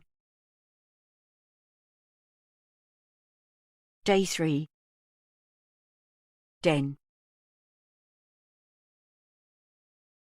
"Park it just inside the door, love." "Ta," Kath said, as she led Den into her flat. He wheeled the trolley into the hall and put its brake on with his foot. The contrast between the breezy cold evening outside and the cloyingly warm air inside hit him. He took off his coat and wondered if it would seem odd if he peeled off his jumper too. Kath had disappeared into a room on the left. Den followed and found her in an armchair, leaning her head back, eyes closed, apparently gasping for air. The climb up the stairs, as well as everything else, had taken it out of her. Perhaps the paramedics had been right. She should be in hospital. "Can I get you some water?" Her eyes fluttered open. "Oh, yes, please, love. And can you bring my bag of pills in? It's on the top, next to the microwave. A sponge bag with flowers on." Den did as he was asked, then watched her scrabbling through the bag, pressing 2 pills out of a blister pack. "A cup of tea now, yeah?" he said. She didn't speak, as she was struggling to get the pills down, taking gulps of water and tipping her head back as she swallowed. Den left her to it and pottered about her kitchen. It reminded him of his nan's, all the cupboards full, orderly and clean, a place for everything and everything in its place. He made tea for both of them and found a packet of jammy Dodgers in the cupboard, put everything on a tray and carried it through. Kath had put her glass on the coffee table. She looked a little less grey in her face now, but she was still in some distress, breathing noisily through her open mouth like a fish out of water. He handed her a china mug. "See if this helps," he said. "I've put some sugar in." "I shouldn't with my diabetes," she said, but then, seeing him reach for the mug to take it back, chipped in quickly. "But I reckon I need it for the shock. Thank you, Den. You're a good boy." He sat on the sofa opposite her. They both sipped their tea.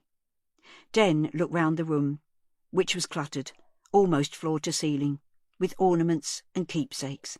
Little china animals, kittens, elephants and hedgehogs, tiny cottages and figurines.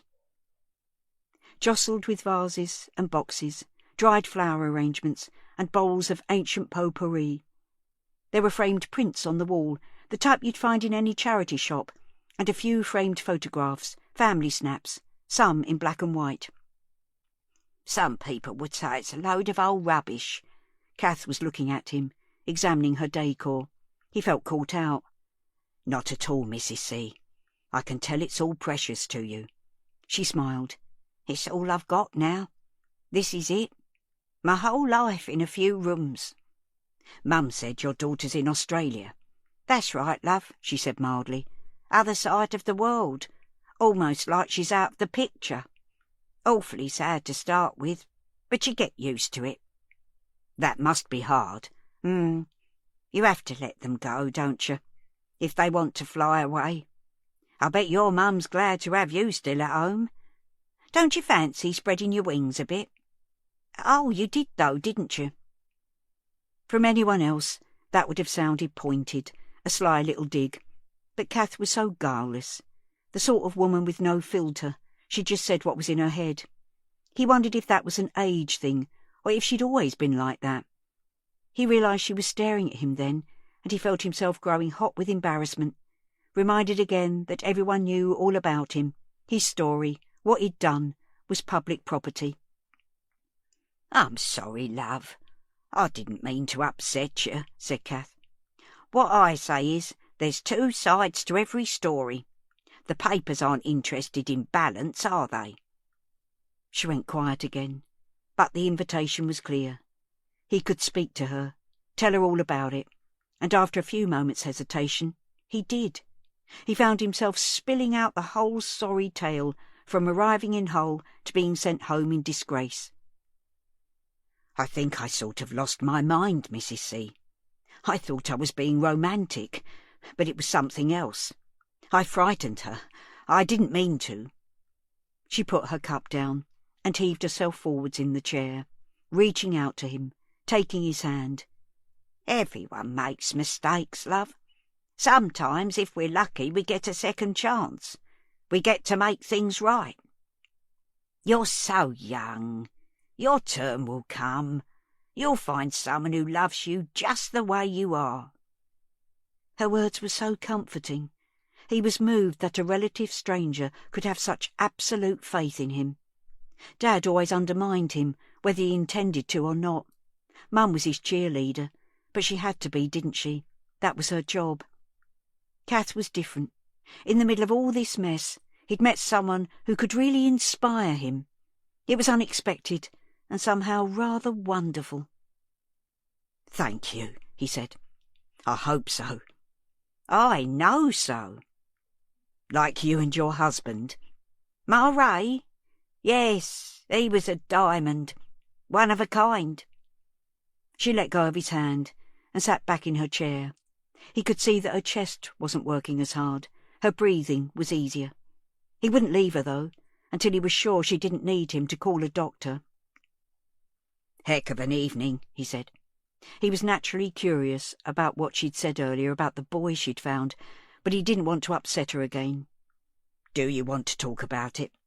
She looked down at her tea and then up at him, eyes blinking hard behind the thick lenses of her glasses. You know the gang of kids that hangs around the yard?" He nodded. "I spoke with them yesterday. I wondered if they'd seen anything on Wednesday, 'cause they always seem to be there, don't they? Anyway, later, one of them," she swallowed hard, "the one who... he waited for me, wanted to tell me something. You see, he did see Mina on Wednesday. She was being followed into Nelson House by another lad. Dano, his name is." OK. Den's mind was racing now, anticipating where this was going. "So I, of course, said I'd have to tell the police. He asked me, begged me, to keep him out of it. I didn't. I didn't know his name, but I gave them a description. He's quite distinctive with that ginger hair. And the police took them both in for questioning." The bottom half of her face was wobbling now as she battled against tears. Den leaned forward in his seat and put his mug down on the table. "You think Dano stabbed him?" "Almost certainly. This was punishment, Den." "I'm so sorry." "He's a nice lad. Decent, I think. Just got in with the wrong lot. People just get caught up in things, make mistakes and can't undo them." "Do you think they might come after you? Maybe you should ask for police protection or go somewhere else for a while." "A safe house? You've been watching too much telly, Den. I'll be all right. I'm not part of his gang, haven't broken their rules. He won't bother with me." "It's not nice walking round here at night, though, Mrs. C. If you need to go out, you can always ring me. I'll be your, what's the word, chaperone. I'll look after you." "That's very kind, Den. I've lived here all this time. I'm not going to start letting people intimidate me now." Her words were admirably defiant, but somehow her expression didn't match. Behind a brave facade, she was scared. Den tried to think of something to distract her. From his experience in the cafe, a little encouragement to reminisce could go a long way, and took a lot of older people back to a happy place. It was worth a try. "How long have you lived here, Mrs. C?" he said. Kath seemed to visibly relax. "We were some of the first to move in when the flats were built. 1967. My Evie was 2. It doesn't look like it now, but we all thought this place would be paradise for families, and it wasn't bad to start with." They sat together for another half hour or so, Kath talking about the old days, and Den listening. Kath was much pinker in the face, and more relaxed, half asleep in fact, speaking for a while and then drifting off a little. "I'll leave you to it, Mrs. C. But remember, you can call me whenever you need to. I'll come and see you tomorrow, yeah?" "All right, love. I'll see you out." She gripped the arms of the chair, starting to get up, but Den leapt up. No, you stay there. I'm fine." He paused in the doorway of the lounge. "What were you going out for earlier? Do you need me to fetch you anything?" Kath looked distracted for a moment, then seemed to collect her thoughts. Den imagined that everything before she found the boy in the stairwell must seem like a long time ago now. That was a hell of a thing for anyone to experience, let alone someone in their 80s. "Oh, it was nothing. Sometimes it's just nice to get out. I don't need anything. Thanks, love." Day 4. Kath. I was too old for all this. It was bad enough Mina going missing. To be honest, and I know this sounds bad, but I was enjoying getting involved in trying to find her. I loved doing my bit, and people actually listening to me. Calling me Miss Marble of Fincham was going a bit far, but I can't pretend I didn't like it. But yesterday, it all got too much for me. Sam was in intensive care, apparently. He'd had an operation to patch him up, but he was still very poorly. I couldn't stop thinking about him. If he hadn't spoken to me, if I hadn't told the police, if I'd never got involved, He'd be perfectly okay. I was going to have to live with that for the rest of my life. Something else to carry with me. And I'm not sure I've got the strength these days. The internet was still covering the story, but it was all nasty stuff, tainted with prejudice about estates like this. People like us. Broken Britain. How one estate sums up the state we're in. Hope fades for missing Mina. Another casualty of Sink Estate, London. Stabbed on the streets. Just another day on the Fincham estate. I scanned the headlines, but then shut my laptop down. I wouldn't do any more investigating. I'd done quite enough damage as it was. In fact, I wouldn't go outside today.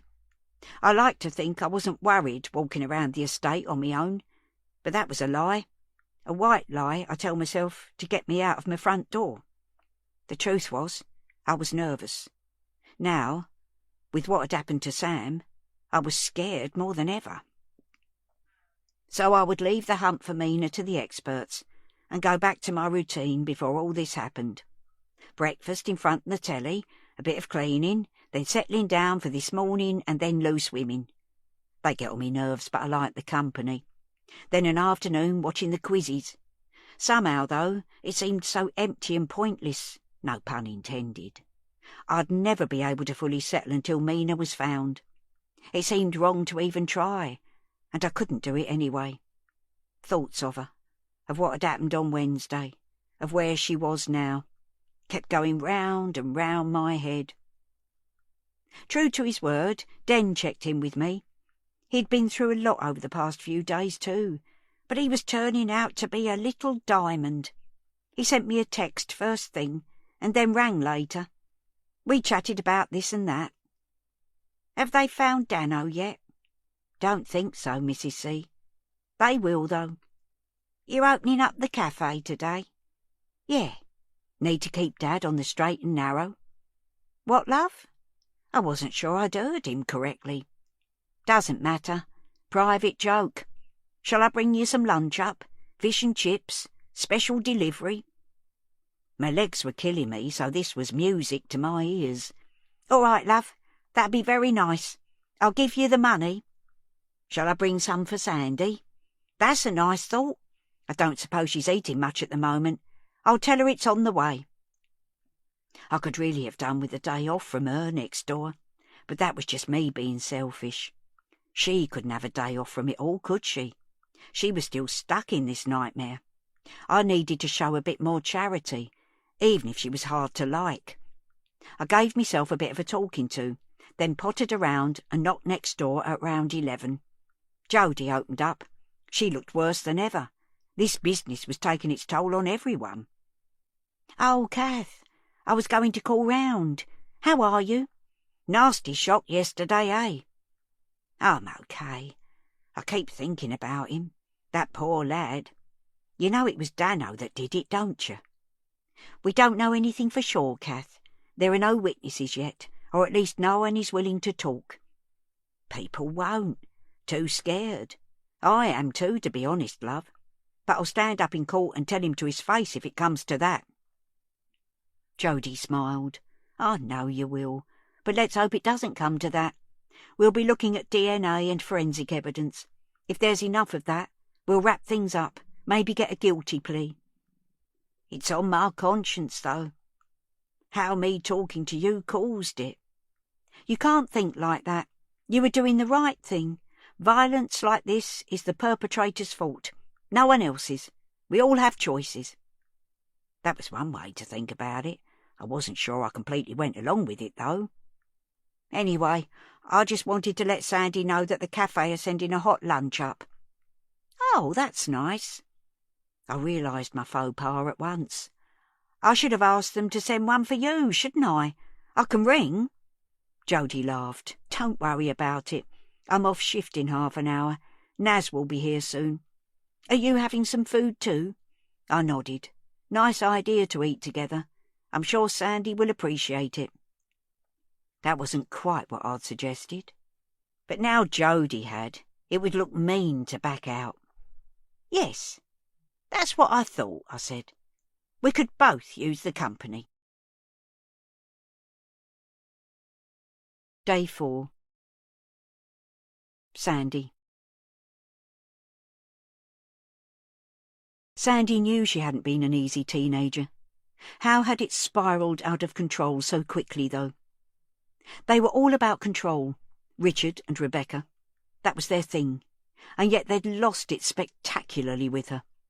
The worse she behaved, the more uptight they became, and the wilder she got. It had been like equal and opposite forces, straining against each other until one side broke. Looking back now, she wasn't sure who it was who had broken. Maybe all of them. But she remembered what caused the rupture, the day they'd asked her to leave, and felt a hot flush of shame. She'd known it was wrong, but somehow it didn't count. She'd asked them for money. They'd cut off her allowance, so what did they expect? In her eyes at the time, they were equally to blame for her rifling through their things, selling what she could. Some opal earrings Mum had inherited from Grandma, an enamelled box she'd been given for her 18th birthday, her engagement ring. All gone for a couple of £100, handed over in a pub car park, so she could get that day's fix. They'd waited for her to come home. They didn't always stay up, and she got the coldest of receptions. Both of them were shut down, drained of emotion. "We'd like you to leave. You can stay tonight, but you'll have to go in the morning." But she didn't stay. She'd packed a few clothes into a bag there and then and left. Out of there at 16 and didn't look back. Not strictly true. She visited occasionally when she'd completely run out of options, but she'd never lived there again. It wasn't home. She wasn't welcome. Thinking about it now, who could blame them? She'd been a nightmare. If Mina started acting up like that, Sandy didn't know what she'd do, but it wouldn't happen because Mina was a good kid. And Sandy could help her not to make the mistakes she'd made. She'd promised herself she'd be the opposite of her parents. She'd be Mina's friend. They'd talk, be open and honest with each other. Sandy sat on the side of her bed. Who was she kidding? She and Mina didn't have that sort of relationship. It wasn't friends sharing a flat, two girls together. It was her working all hours and still falling short. It was Mina fending for herself half the time, never complaining. It was knowing that you never had enough money at the end of the week to buy a takeaway as a treat, and didn't have the energy to cook anything other than oven chips. It was borrowing money to pay for basics from people who charged interest that spiralled up and up, completely out of reach. People who wouldn't hesitate to hurt you. Things would have to change when Mina came back. This wasn't how she wanted them both to live. It all came down to money. If they had enough money, a bit of breathing space, they could press the reset button and start again.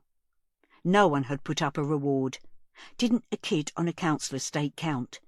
Even without a reward, though, maybe there were ways to cash in on this, to make something good come out of this awful situation. When Mina was back, she was sure someone would pay for an interview and a photo. Maybe they could even have a holiday. She just needed her back now. She needed this to end. Day 4. Den. He felt chills walking into the stairwell. It had been scrubbed and disinfected, but a few inches of blue and white tape remained, hanging mournfully from the end of a handrail. The concrete floor was darker than it should be, still damp, he guessed. It was impossible to be there without thinking of the lad who had fought for his life here, of the heartless soul who had thought nothing of sticking a knife in and running away. The other side of that spot, near the lifts, a couple of workmen were just packing up their tools. They noticed Den coming in, and one of them said, "All done, mate? Want to test it out?" Den shrugged. He didn't mind the stairs, but then again, why not? They stood back as he entered the lift, and there was a moment of awkwardness as he stood inside and the guys watched him as they all waited for the door to close. Just as it moved across, he saw the glint of recognition in one of the men's eyes and felt a twinge of panic. If they, like the rest of the world, thought he was public enemy number 1, they could trap him in here, leave him. He wasn't normally claustrophobic, but he started to feel the 4 walls closing in. The lift lurched off the ground. Den looked up to the ceiling. There was a small opening, like a trap door. Maybe he could get out that way if he needed to. Who was he kidding? He had the upper body strength of a kitten. Come on, don't stop. He willed the lift to make it to the 3rd floor. The digital display changed to 3, and the lift slowed and stopped with a slight judder.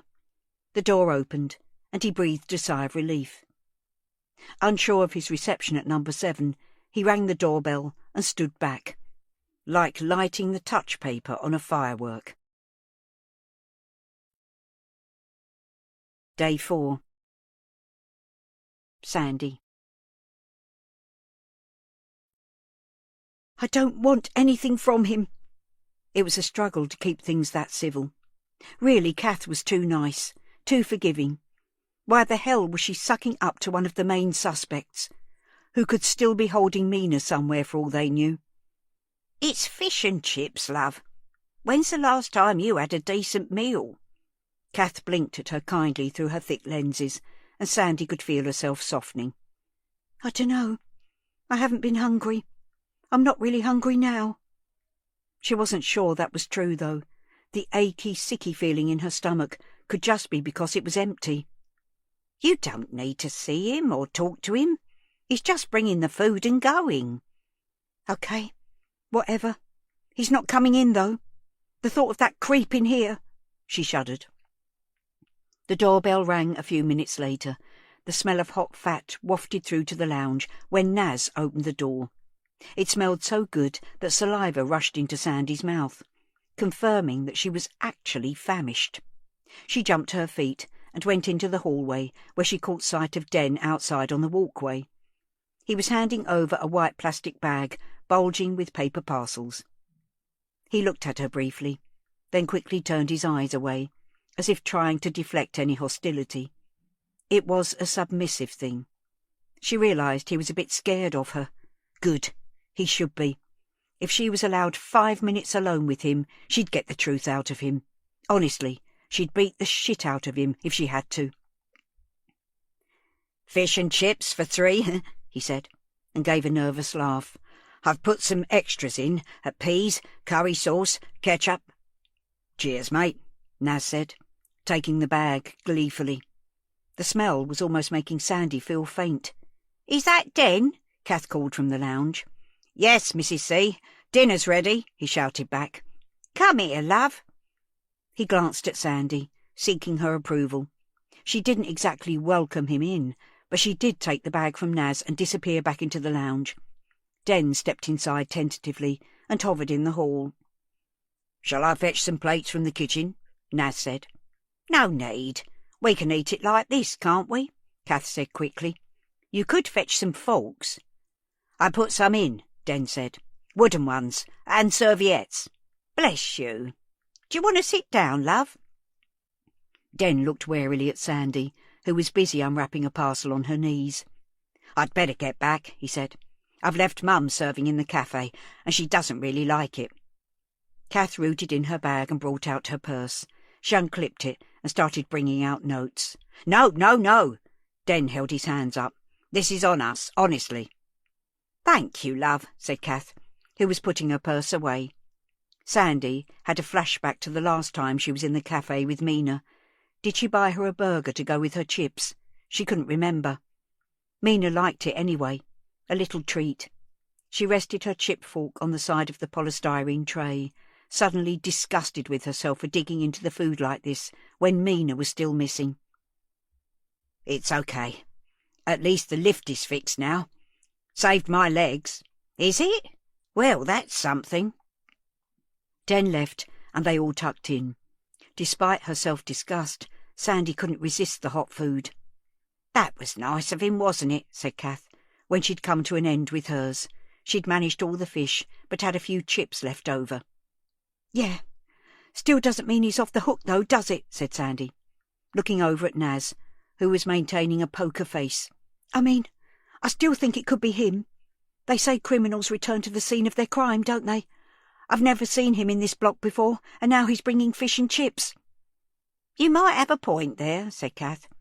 On Vera and Unforgotten and what not, The detectives are always studying who turns up at the victim's funeral, or is lurking behind the tape where the murder happened.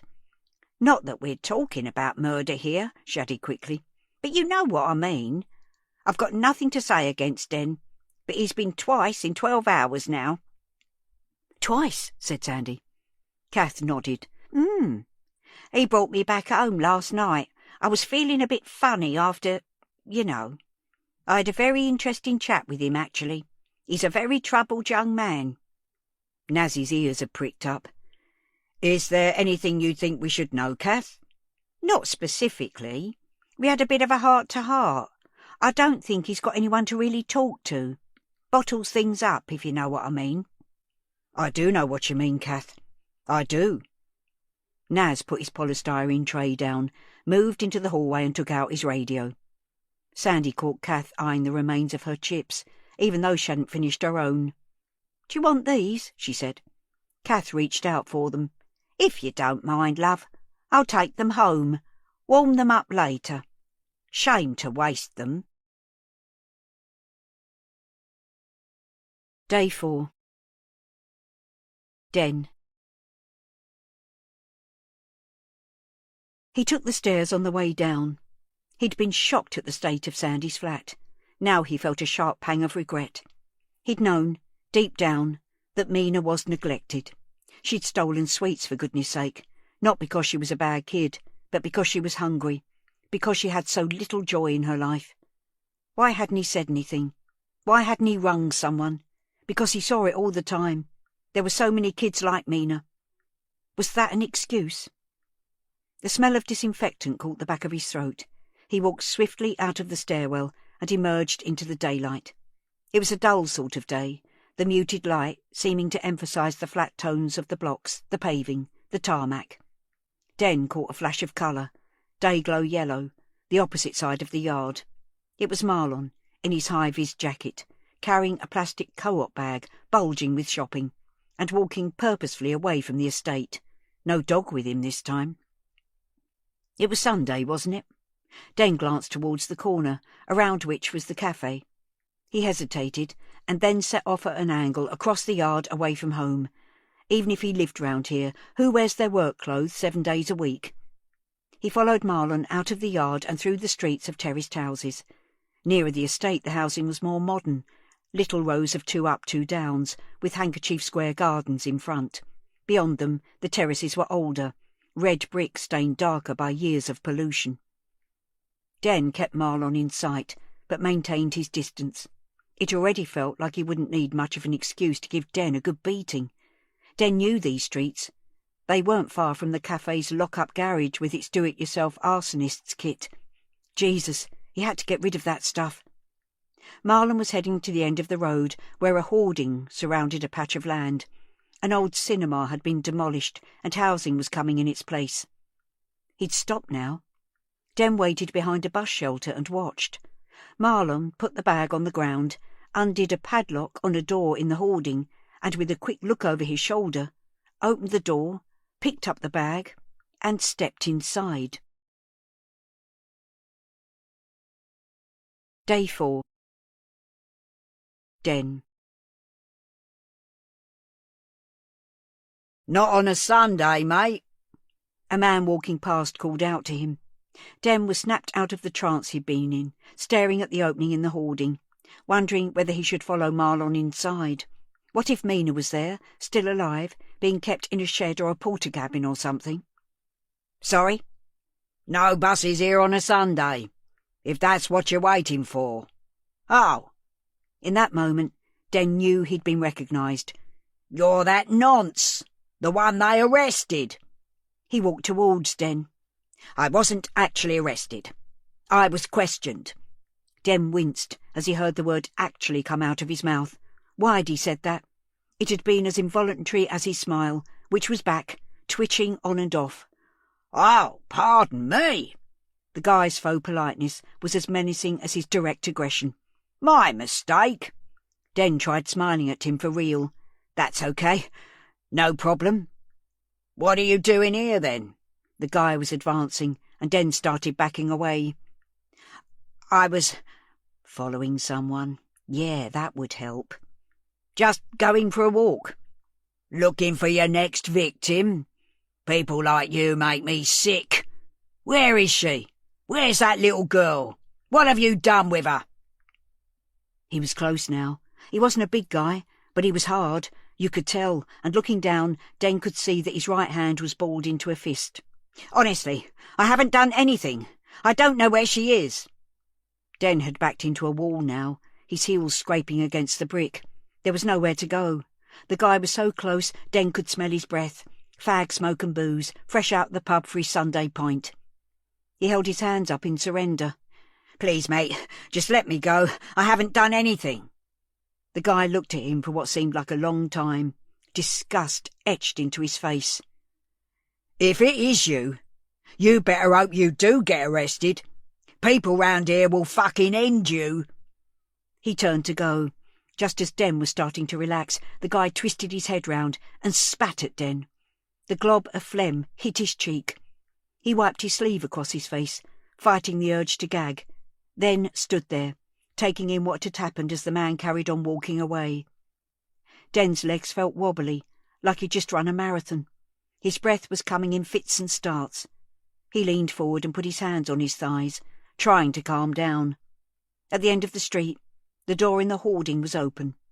Marlon was standing on the pavement, with the dog next to him, looking his way. Den had no idea how long he'd been there, but clearly his cover was blown.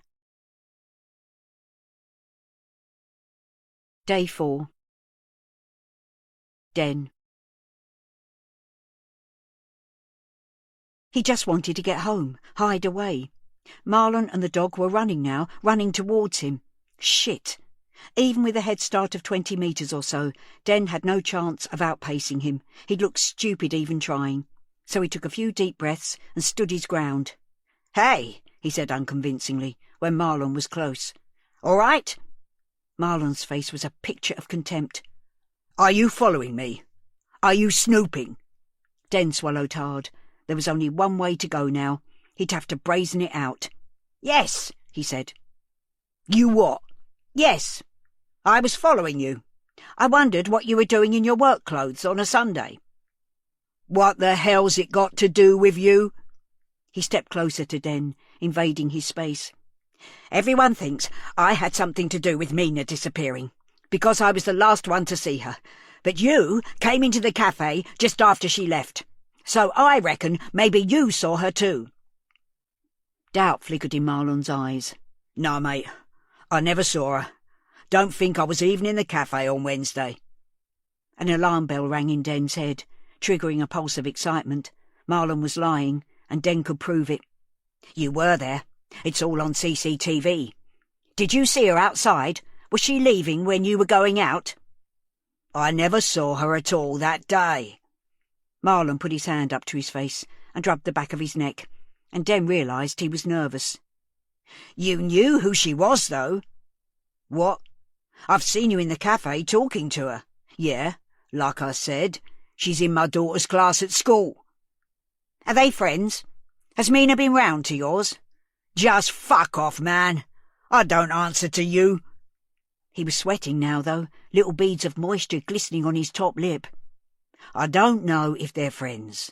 I don't live at home at the moment.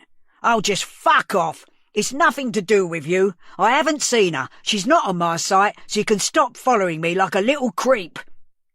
Somehow Marlon was back on the front foot, his swagger restored. "Yes, I mean no." Den just wanted to extricate himself without getting a pasting now. "It was only... I'm desperate to find her." "Aren't we all?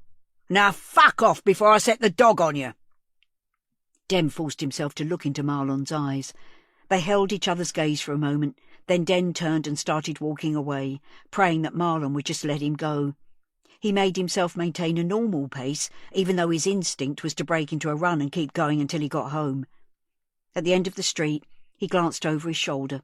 Marlon was still by the bus stop, watching him. His dog was squatting in the gutter. Den realised that he still didn't know why Marlon had gone to work on a day when the site was closed. Was he just looking after the guard dog, or was it more than that? Was this more than a workplace? He'd left a bag of groceries there. Perhaps it was home. Perhaps despite his outright denial, he had company. Day 4. Sandy. It has now been 4 days since Mina was last seen in person, and we remain as committed as ever to locating her and bringing her home to her family. Our officers have now got a very good picture of Mina's movements on the afternoon of Wednesday the 14th of November. We know that she came back to the estate, and we're very confident of finding out what happened next. The whole community is working together on this, but we need you to come forward if you know anything at all. The perpetual breeze blew around the yard as the press conference began. Sandy stood between her parents, feeling numb, not knowing where to look, as D.I. Haynes addressed the cameras. "Are you linking the attack on Sam Sterling with Mina's disappearance?" "We are not ruling anything out in our investigation. In that connection, we are urgently trying to find Daniel McVeigh, known as Dano. He's 16, 5'11", white, with a distinctive shaved eyebrow. We ask the public not to approach him, but to ring 999 immediately." The officer took more questions and fielded any directed at Sandy. All the way through, although he was in the spotlight, Sandy felt that all eyes were on her, looking for a reaction. She didn't know how to act. What was the right way to look? When it was over, they trooped back to the flat. As they started to move, Sandy allowed herself a glance up at the journalists and onlookers gathered around. At the back of the crowd, she saw the unmistakable bulk of Frank's collector. He was standing perfectly still, arms folded across his chest. She hadn't got anything to give him apart from the extra £50 she'd got on Wednesday night. He might as well have it. The thought of spending the money she'd earned when she should have been home with Mina made her feel physically sick. She was so behind with the payments, though, it would be a drop in the ocean, and she didn't know when she'd be able to get any more. What was he doing here? He surely wouldn't come after her with the police in her flat. He was just standing, looking.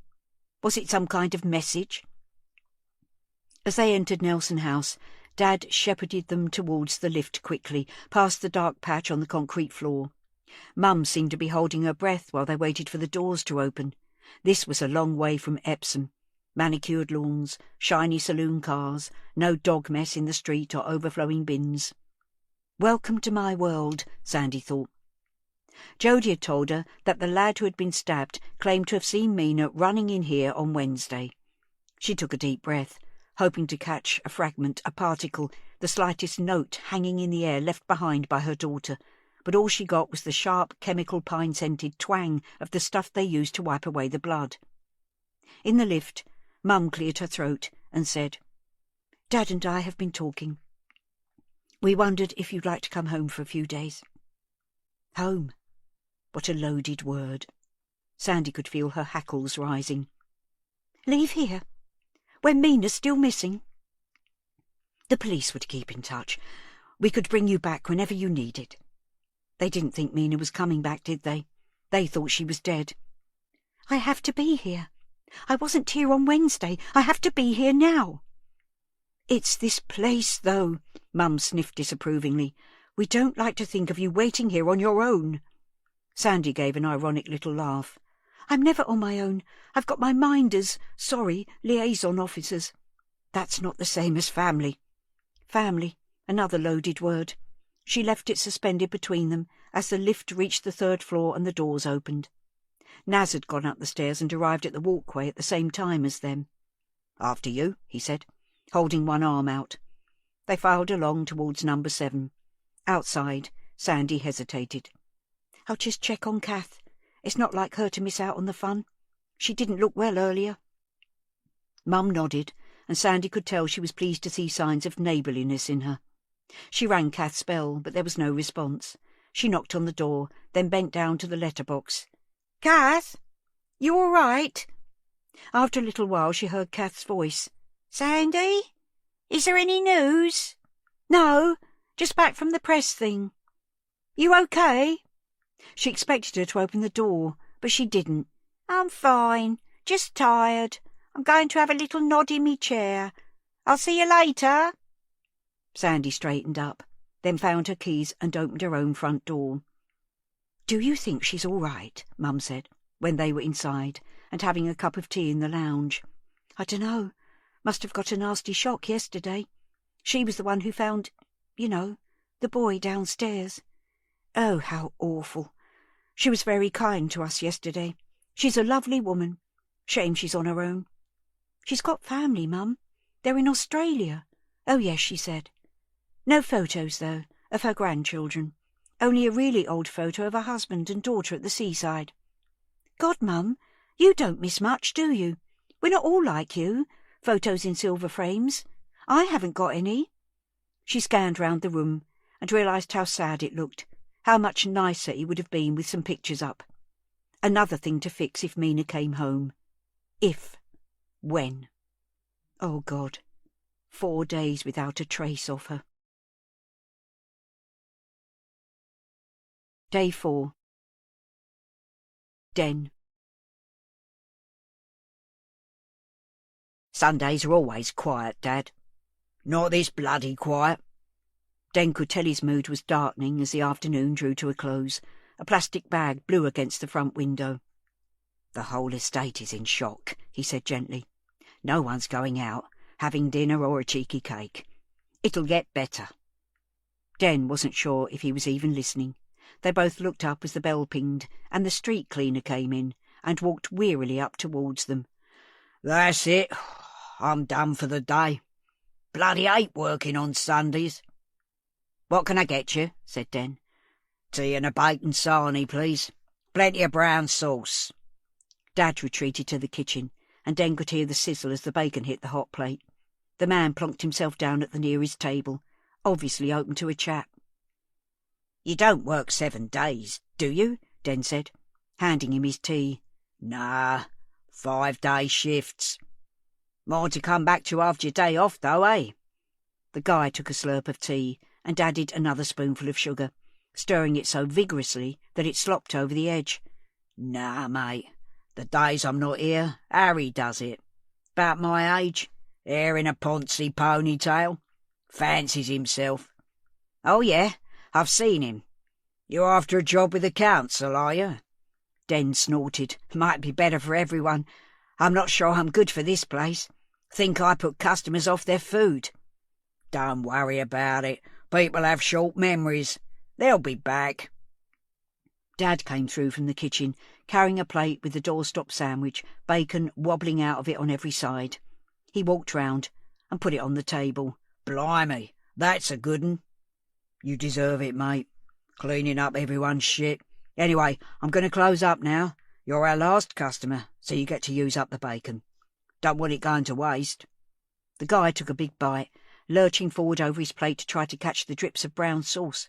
He made an appreciative grunt as he wrestled to get through the crust. Den started giving the other tables a final wipe down. Dad went to stand near the front window, looking out. You must have been here 20 years or more, the cleaner said. I remember the woman who had it before you. It was a pie and mash place then. Before that, he was a news agent. Dad turned round. You lived here a long time then. All my life. He wiped a dribble of sauce from his chin with a paper serviette. Seen a few changes then. Yes and no. Shops come and go. Not so many of them selling proper stuff. Butchers, bakers, greengrocers. More phone shops and charity shops and God knows what. They brought in parking meters and double yellow lines all over the place, and put that crossing in down the road after a kiddie got knocked down there. It's still the same place, though. I wouldn't live anywhere else. My missus wants to move to the south coast, but it's not going to happen. Not a bad idea. Sell up. Start again somewhere. Bit of sea air. The man used the last bit of bread to mop up the sauce off his plate. Then he sat back and drained his mug of tea. Nah, mate. It's full of oldies down there. You'd die of boredom. There's always something going on here. He scraped his chair back. Anyway, that was the business. Thanks, mate. See you tomorrow. Dad let him out and then turned the open sign around. That's it, he said. That's enough. Den was by the till. Here, Dad. He took the bunch of keys and swung his arm back, ready to throw them across the cafe. It's all right. I won't lock it for a minute. Your mum's going out. She's going to her knitting thing. Knit and natter, or whatever. Stitch and bitch, said Mum, appearing from the stairs, bundled up in her coat and carrying a zipped-up stripy cloth bag. That's what I said, wasn't it? I don't want you walking to the community centre on your own, though. Not with a kid with a knife on the loose. Mum shook her head. There's always a kid running round with a knife, Tony. We all know what it's like round here. Yeah, and you know what I mean. It feels different at the moment. Den'll walk you over, won't you, son? Den had switched off a little, lost in his own thoughts. He came to when he heard his name mentioned. What? Wake up, soft lad. You'll walk your mum to the community centre, won't you? Sure. Here, take that plate of cakes with you, Linda. There's another plate there for Kath and Sandy. Den can take that round on his way back. The resurgence of Dad's bossiness was almost welcome. It was better than subdued moodiness anyway. Can I just fetch my coat? It's brass monkeys out there. OK. Dad waited as Den went upstairs and then came back again. Dad slapped him on the back as he went out of the door. Good lad, he said. I'll sweep up down here. It'll all be done in a minute. You keep your eyes open and look after your mum. Den thought he heard something else. Had Dad added "love you" on the end? It didn't seem likely. What? He said, turning to look at Dad. Nothing. Go on. She's miles ahead. Off you go. Piss off. It wasn't far to the community centre, but Den was happy enough to walk Mum over there. The yellow ribbons on the lamp-posts were already looking tatty and sad. He wondered how long it would be before people took them down. What if Mina was never found? As they passed the church and approached the crumbling mishmash of buildings that made up the community centre, Mum said, "You know, I remembered where I'd seen that man. The one at the vigil." "Marlon?" "Yeah." "It was here. They run a family contact session in one of the other rooms while our Stitch and Bitch is on. It's where estranged parents can see their kids in a supervised place. He was kicked out. I don't know what he'd done, but we all saw him escorted from the building. They told him he couldn't come back." "I don't like the guy. But that's got to hurt." You never know what people are carrying around with them, do you? Day 4. Kath. It had only been 4 days, but I felt like I couldn't take any more. My nerves were shredded, and I was breaking down physically too. My blood numbers were completely up the creek. I put a nice film on in the afternoon, but my eyes weren't the best, and my heart wasn't in it. I nodded off several times and kept waking with a start, remembering the boy. I fancied I could smell blood in my nostrils, taste the metallic tang of it on my tongue. It was all my fault. I couldn't stop thinking about it. I felt like keeping my door shut and hiding away from the world forever. But being a hermit is never a good idea, particularly if you're feeling a bit down. Den saying that the lift was working again was such a boost. I could get a little fresh air and stretch me legs without having to face those wretched stairs again. I'd take me trolley and maybe pick up a pint or 2 of milk, or something different for tea. It was starting to get dark. "Come on, Kath.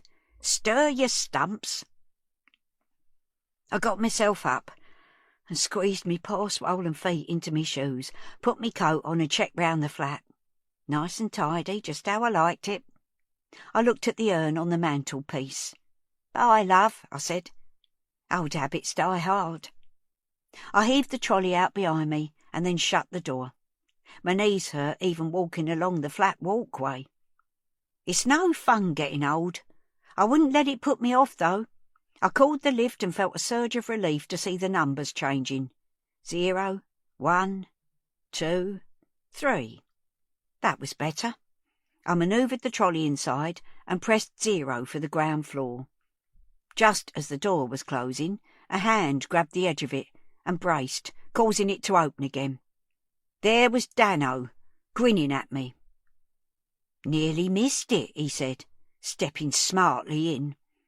My first thought was to get straight out, go to number 7 and tell Jody or Naz or whoever was there. But he planted himself between me and the door. It was obvious he wouldn't let me go. The door closed again, and my stomach lurched as we started going down. I might have said before that I wasn't scared of lads like him, but I was. I knew what he could do. Now he was looming over me, staring at me like a wolf. My Ray always used to tell me to pretend to be braver or more confident or whatever. Act the part.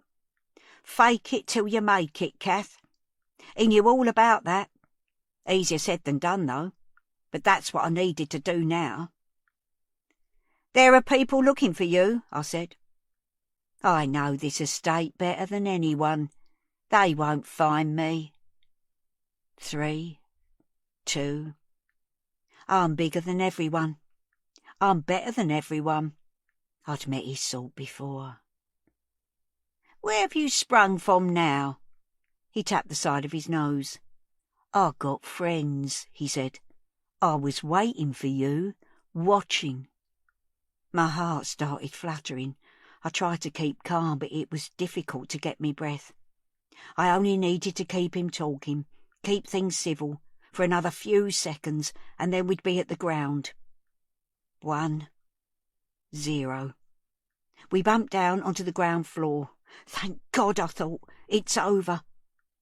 Then he pressed hold, and the door stayed closed.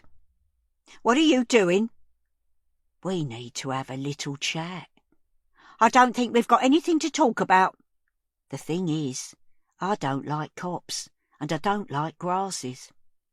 He had one hand on the lift button, and the other in his pocket. Was that where he kept his knife? I tried to back away from him, but there was nowhere to go. "I know what you did to that poor boy." He shook his head. "That wasn't me. I didn't go anywhere near him." "Didn't want to get your hands dirty," I said.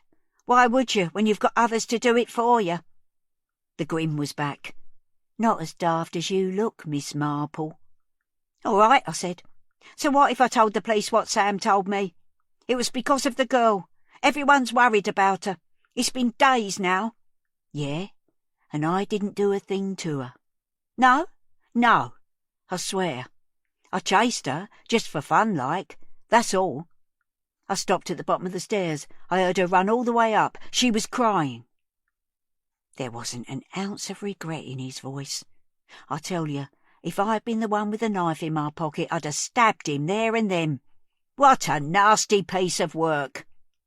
She was alive. I told the cops. That's why they let me go. But I didn't appreciate being there in the first place.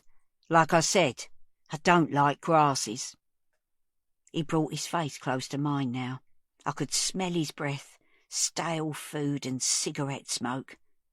We both started when there was a bang on the door behind him. Someone had kicked or thumped it. This was my chance. Summoning up as much puff as I could, I shouted, "Help! We're stuck in here!" At the same time, I jabbed at the top of his foot with me walking stick, digging down hard. Everything combined to startle him. He let go of the button momentarily, and the door started to open. Den was waiting outside. "Mrs. C?" he exclaimed. "Are you okay?" "Oh!" Dano barged past him, sending a plate of cakes or something flying into the air, and legged it out of the stairwell. "Go after him!" I gasped. Then my legs started to go, and I slid gently down the metal wall of the lift. Day 4. Den. Den's first thought when he saw Kath collapse was that she'd been stabbed. There was no way he could leave her. He crouched next to her on the floor. "Are you okay, Mrs. C? Did he hurt you?" "He didn't touch me. I'm fine. It's just me legs. Not used to going in this lift. I've lost me sea legs." He'd heard that people sometimes didn't realise they'd been stabbed, didn't feel the pain until later. He checked the front of her coat, but couldn't see any blood. "It's probably the shock. I need to call the cops, quickly, before he disappears again. There may be an ambulance." "I don't need an ambulance. I'll be fine if you help me up." The lift door closed. "Oh, God! Where are we going now?" They stayed where they were. Den tried his mobile but couldn't get a signal. "I'll need to go outside to ring. Do you want to get up or stay here, and I'll take you home as soon as I've rung?" Kath looked confused. Too many questions. She didn't answer. "OK, stay there for 1 minute." He pressed the button to open the door again and dashed outside, picking his way through the bits of shattered china and splattered cakes. He reported the sighting and darted back to the lift. The door had closed again. He pressed the up button and it opened. Kath was still on the floor, but was now making efforts to stand up. Den supported her elbow and handed her the walking stick, which had been lying next to her. After a bit of a struggle, they managed to get her upright. "Let's get you home." They went up to the 3rd floor. Kath was quiet. Her breathing was very rapid. It seemed to Den that however hard she tried to get air into her lungs, it didn't seem to be enough. He held on to her elbow with one hand and pulled her trolley, which was surprisingly heavy, with the other, as they walked along to her front door. "Have you got your keys?" What, love? "Your keys." He wondered if she had her hearing aids in. He mimed turning a key in a lock as he spoke to her. Oh, yes. She started fumbling in her pocket and produced the keys. She handed them to him, and he opened the door and let them in. He parked the trolley in the hall and led her into the lounge. There he helped her take her coat off, put it over the back of the chair, and watched as she sank onto the sofa. "It's all right now. You're home," he said. "Listen, I'll put the kettle on and we can sit quietly until the police get here." Please, I don't want them here, Den. I don't want them. She was surprisingly agitated. Den watched as she gasped for breath and then clutched her chest. He should have called the ambulance. "It's OK, Mrs. C. It's all right. I'll stay here with you." They should be out looking for him, not bothering me. Tell them to go away, Den. "They're not even here yet." Don't leave me, Den. Just sit here for a minute. He did as he was told. They sat quietly together. Den could hear the breath rasping in and out of her. 2 big shocks in as many days. That would be enough to rattle anyone. It's my fault, Ray. I'm so sorry, she said after a while. So softly he almost didn't hear it. Ray? That was her husband's name, wasn't it? He took her hand in his. "It's really not, Mrs. C. You mustn't think like that. You did the right thing." She turned to look at him, and it was almost like she was waking up. Her eyes seemed to focus and her face brightened. "Oh, Den, it's you." "Yes, Mrs. C, it's me. You've had a bit of a shock, but you're all right now." She patted his hand. "You're a good boy, aren't you?" The ring of the doorbell pierced the stuffy air.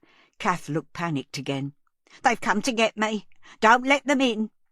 Den didn't know whether she was joking or not, but one look at her face told him she wasn't.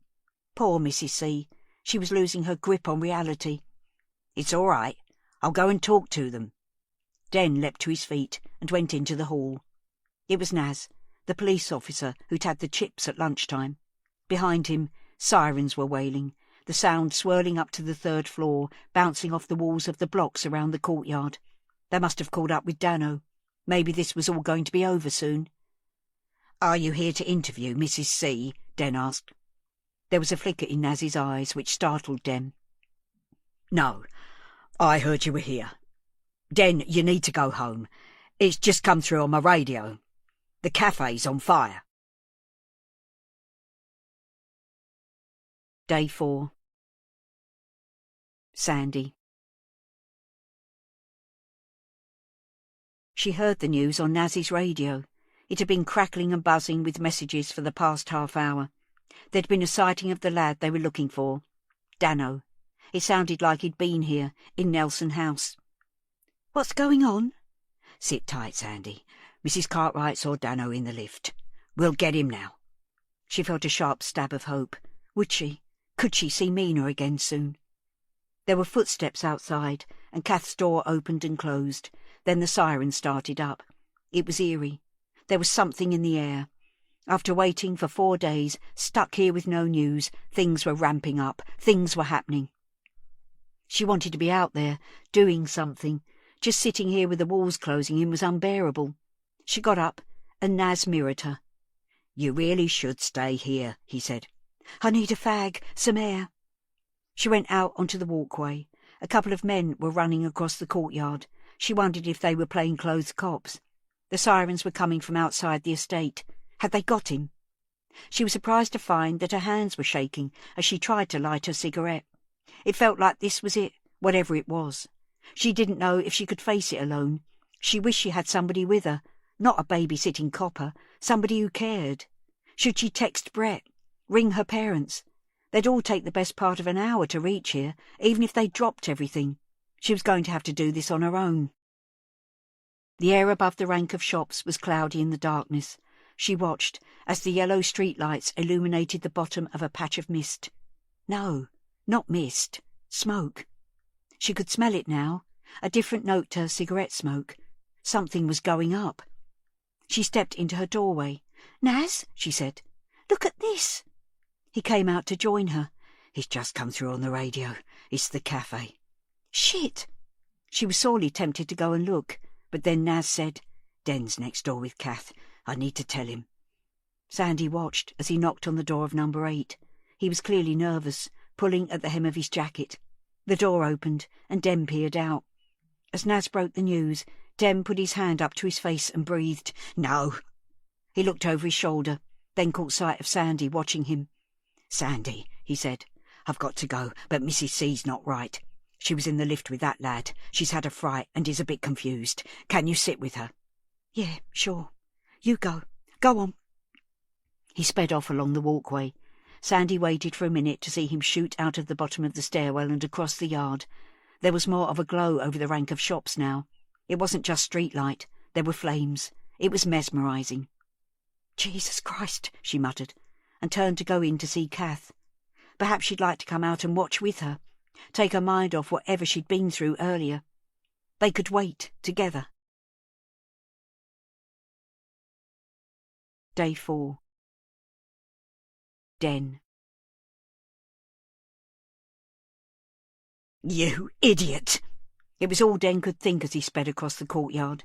He couldn't believe Dad had gone through with his stupid plan. He should have smelled a rat when Dad sent him out with Mum. He'd have to try to control himself when he saw Dad, so he didn't give the game away. But it would be so difficult not to shake him until his teeth rattled. For fuck's sake, their home, their business. He turned the corner and was met with a battery of fire engines. Police were trying to get the crowd, faces lit up by the glow from the fire, to stand back. Den barged his way to the front. A uniformed officer put his arm across Den's front. "Stand back. You can't go any nearer." "I live here," Den shouted. "I live over the cafe. It's my family's business." The officer rested his hand on Den's shoulder. Okay. Stay here, please." He took his radio out of its holster, turned away slightly, and spoke into it. "Yep, okay. Sir, just stay with me for a minute.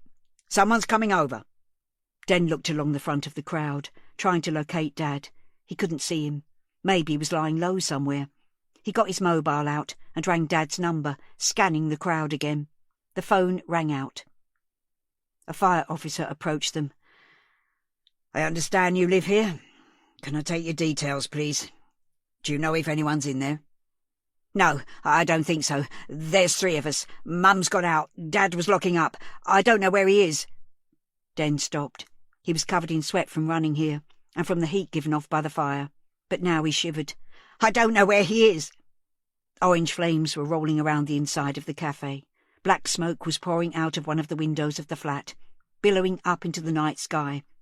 Have you been in there? Said Den. Has anyone checked it out? Not yet. The heat's too intense. We'll get it under control first. Do you think your dad's still in there? I don't know. I don't know. Den rang Dad's number again. No reply. He killed the call and rang Mum. She picked up after several rings. Den could hear voices and laughter in the background. Mum? Words suddenly failed him. He didn't know how to tell her. Mum, the cafe, the flat. I'm outside now. I'm sorry. There's a fire. Day 4. Sandy. She called out, "Knock, knock," as she breezed into Kath's flat. Walking straight through to the lounge, Kath was sitting on the sofa. She turned her head as Sandy came into the room, and it looked very much like Sandy had startled her awake. "Knock, knock," Kath echoed. then worked her mouth like she was chewing on something or trying to get her teeth into the right place. That's it, Mina. Knock, knock. Sandy frowned at her. Mina? What was she talking about? She sat opposite Kath and leaned forward. It's me, Kath. Sandy. Her mouth was still working, her eyes travelling round the room, not settling on anything. She finally looked at Sandy's face. Sandy? Oh, Sandy, just like your daughter. Knock, knock. What are you talking about, Kath? The old woman looked troubled. Nothing. It's nothing, she said. She flapped one of her hands in the air, like she was batting something away. I don't want to get her into trouble. You're worrying me now, Kath. What trouble? What's going on? Kath shifted in her chair, grunting as she tried to move a cushion behind her. She wasn't allowed to talk to me, was she? You had rules for her. Straight home. Don't talk to anyone. Yeah, that's right. Well, she did talk to me once, or rather I talked to her. I heard her come home and I talked to her through the letterbox. She wouldn't open the door. She was a good girl. After that we were friends. She used to knock on the wall, let me know she was home safe and sound. She paused and blinked rapidly, and Sandy felt her heart breaking, just a little. Please don't be cross with me. Kath, I'm not cross. I'm glad she did that. I'm glad she had you here. Kath seemed to relax a little. She's a good girl, Sandy. Yes, Kath, she is. Sandy had a tight feeling at the back of her throat, a ball of grief trying to get out. She'd left the front door open, and the wailing sound of sirens swirled into the flat, along with the smell of smoke.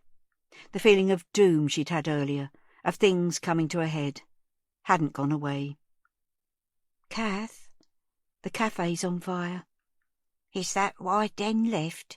Yeah. The poor love. That's his home. I know. It's really going up. You can see it from here. Do you want to look? I don't know, love. I'm tired. You go and look and then come back and tell me about it. She really did look done in. It's okay, Sandy said. I'll sit with you. Kath waved her hand again.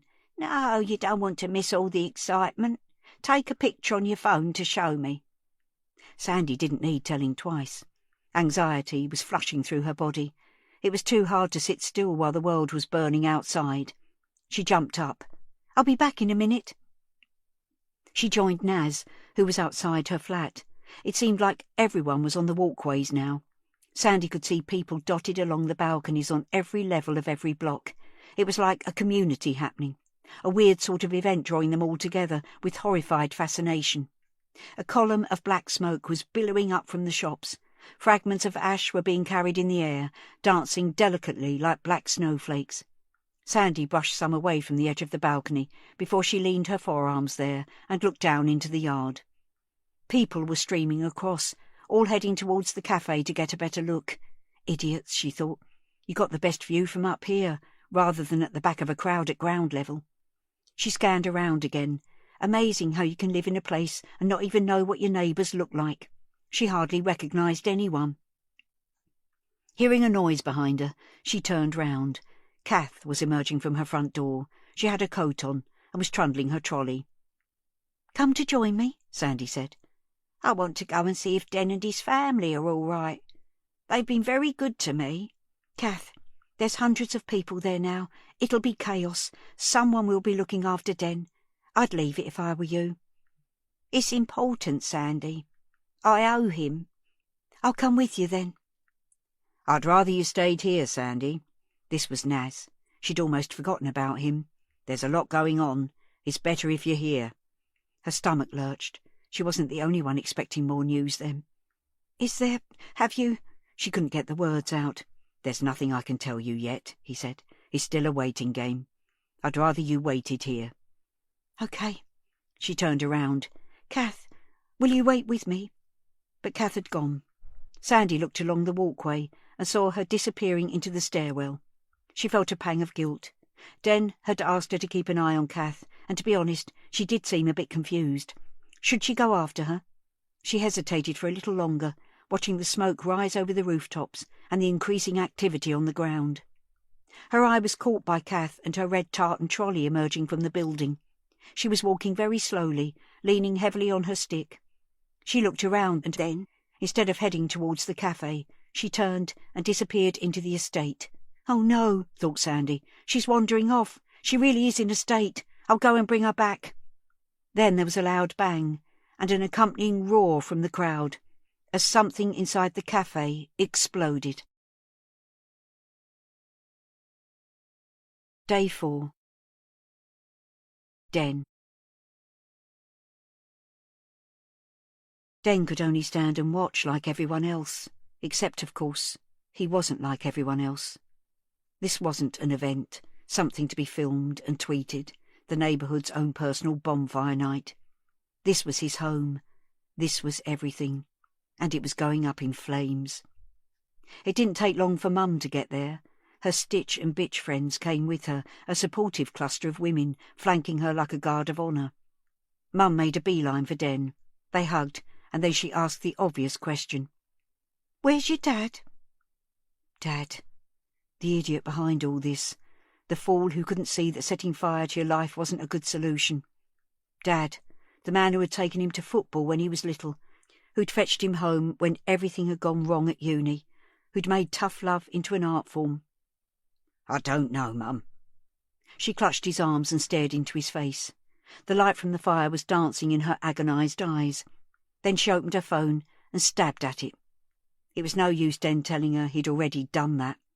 After a minute, she held it away from her ear and shook her head. "Are the Sings out?" "Yeah, they're over there." "And David next door?" "Yeah, he's with them. Look."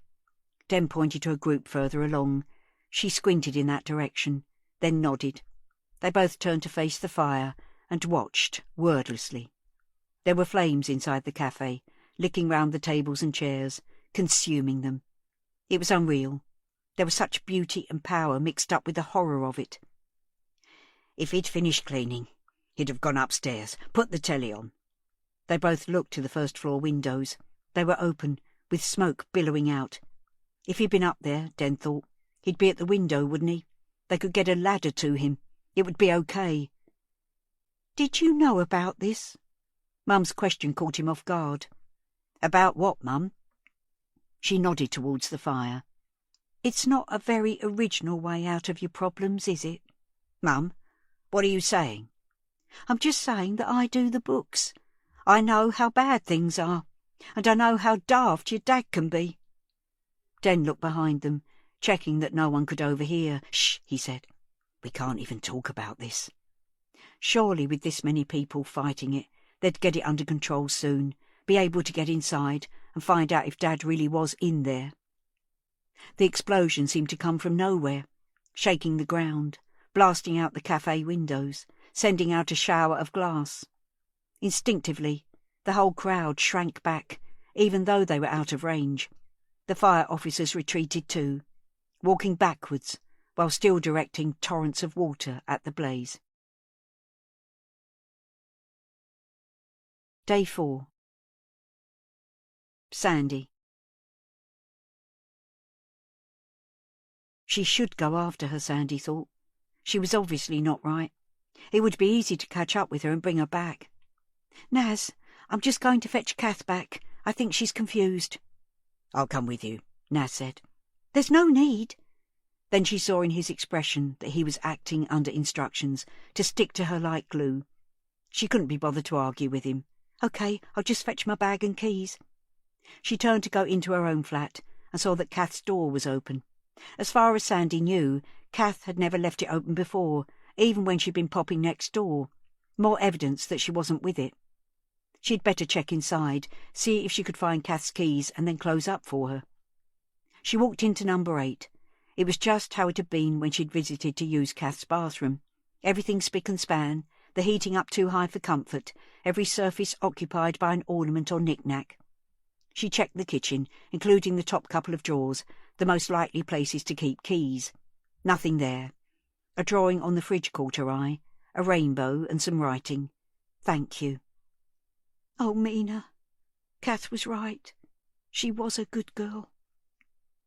Sandy went into the lounge, hoping to find a handbag or maybe a purse with keys attached on a ring. There wasn't anything on the floor. The TV remote was on the arm of the sofa. Some magazines were in a neat pile on the coffee table. The framed photo of Kath's husband and daughter at the seaside was on the mantelpiece. That photo. Why was it odd? Then she remembered what her mum had said. There was only that picture of Kath's daughter. There weren't any of her as an older child or as an adult, and there were no photos of the grandchildren in Australia either. Sandy looked at the shelves in the alcoves, either side of the fireplace, at the array of little animals and figures. No kangaroos or koala bears, no snow globes with Sydney Opera House inside. She turned back to the mantelpiece. There was something missing. She remembered how Kath had made her jump when she touched the urn. My Ray's in there. Now there was a gap, just an empty plinth where the urn had been. There was something on the side of the plinth, facing the wall. Sandy picked it up and turned it round in her hands. It was a plaque, a shiny brass one, with letters engraved into it. Elizabeth Violet Cartwright, 1965 to 1980. Our Evie. Day 4. Den. He tried Dad's number one more time. Nothing. The fire crews were training their hoses through the first-floor windows now, trying to quench the flames from above. The cafe and the flat were gone, but Den hoped to God they could stop it spreading to either side. Someone tapped him on the shoulder. He spun round. It was Marlon in his high-vis jacket. I'm so sorry about the cafe, ma'am. Den looked at him. Those words. They could be sympathy or apology. Den searched the other man's face for clues. What was going on here? Are you? He said. Sorry. Marlon looked surprised. Yeah, course. Well, just keep it yourself. Den, that's enough, Mum said. Marlon held his hands up. Hey, mate, just being a good neighbour. You're not welcome here. Den repeated Marlon's words back to him. Den? Marlon started walking away, saying, It's okay, it's cool. He was almost out of earshot when Den heard the stinger. Hell of a way to get rid of evidence, though. Den narrowed his eyes. He could feel Mum's hand on his arm, but nothing would stop him now. What did you say? Marlon turned his head. A little smile was flickering at the corner of his mouth. He was laughing at him. A red surge of fury ripped through Den. All the frustration and anger and hurt of the past few days crystallised in this moment. He barged at Marlon with both hands out and shoved him hard in the middle of his rib cage. Caught off guard, Marlon staggered sideways, losing his footing, and fell to the ground. Den stood over him, fighting the urge to kick his head and keep kicking. The man was sprawled out at an awkward angle. Den looked down at Marlon's work boots. They were spattered with paint. Nothing unusual there, he supposed, except that in the glow of the fire it looked as if it was red. Red paint, like the stuff that had been daubed across their shutters. That was now, no doubt, blistering against the metal as it twisted and buckled. Red paint, dog mess.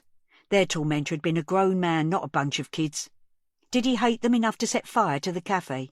What if Marlon had wanted to get rid of the CCTV footage? Could this really be his work, and not Dad's after all? Did you do this? Was this you? Den shouted, his outstretched arm indicating the burning building. Marlon held his arm across his forehead, shielding himself. Nah, mate, you got me all wrong. Den pulled his foot back, ready to aim a kick. Mum grabbed his arm. Den, what are you doing? This guy, he said. He's the one harassing us. The paint and everything. He was talking to Mina a few days before she disappeared. It was on our CCTV.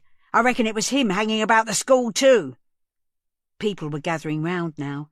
A uniformed police officer had joined them. Den recognised her as Jodie, one of the ones liaising with Sandy. You need to search the building site in Sycamore Road, he said. I think that's where he's got her. He's in and out there 7 days a week. Marlon was sitting up now, holding his hands up as if in surrender. Whoa, whoa, whoa! I might have sprayed a bit of paint around, but I never took that little girl. Yeah, I spoke to her, but she's in my daughter's class. I wanted her to give Rosa a message. I'm in and out of the sight because I lived there. I've had nowhere else to go since my wife kicked me out." Jody stepped forward. "I need you to come with me, sir. I'm arresting you on suspicion of criminal damage." "That'll do for starters," Den thought.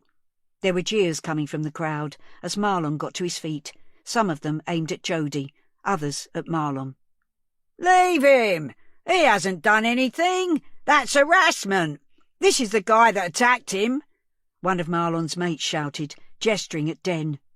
But others had Mina uppermost in their minds. "They've got him!" someone shouted. "He's the one!" People were starting to push and shove. There was an edge to it all, like things could really kick off. Den could see that Jody was determined, but there was a glint of uncertainty in her eyes, even fear. She radioed for help, as she was jostled in the back and nearly lost her footing. Marlon, towering over her, put his hand under her elbow to support her. Then he looked around at the crowd. "Hey! It's all cool. I'm going. It's fine. Everyone calm down." It seemed he wasn't ready to relinquish his community leader status yet, and his words had some effect on the people nearest to them. The crowd parted, and Den watched as Marlon let himself be led towards a squad car. Was this nearly tied up now? Was Marlon telling the truth, or would a search of the site finally find Mina? Den looked towards the wreckage of his home, and a thought that had been niggling him earlier, before he went to see Kath, was back again. Now he remembered what he'd wanted to ask her. The umbrella. Mina had it with her, tucked into her bag on Wednesday. If she had dumped it when leaving the cafe, Harry, the relief cleaner, would have picked it up when he was doing the bins on Thursday morning, so it must have appeared sometime on Thursday. If Mina had left it there, she would have been seen. Someone else had put it there. Someone had planted it. Thursday was the day that more evidence had turned up in the form of Mina's scrunchie too. He or Dad swept the floor every night after closing. They never went upstairs without leaving the cafe spick and span. How, then, had Kath spotted it on the floor by a table on Thursday afternoon? Kath, with her glasses as thick as bottle ends, her wheezy chest and dodgy knees. She'd somehow seen the scrunchie, which was right next to her, and made great efforts to lean down and pick it up. He could see it now, and in his mind's eye he zoomed in on her hand. It would be so easy to pretend to pick up something that you were already holding.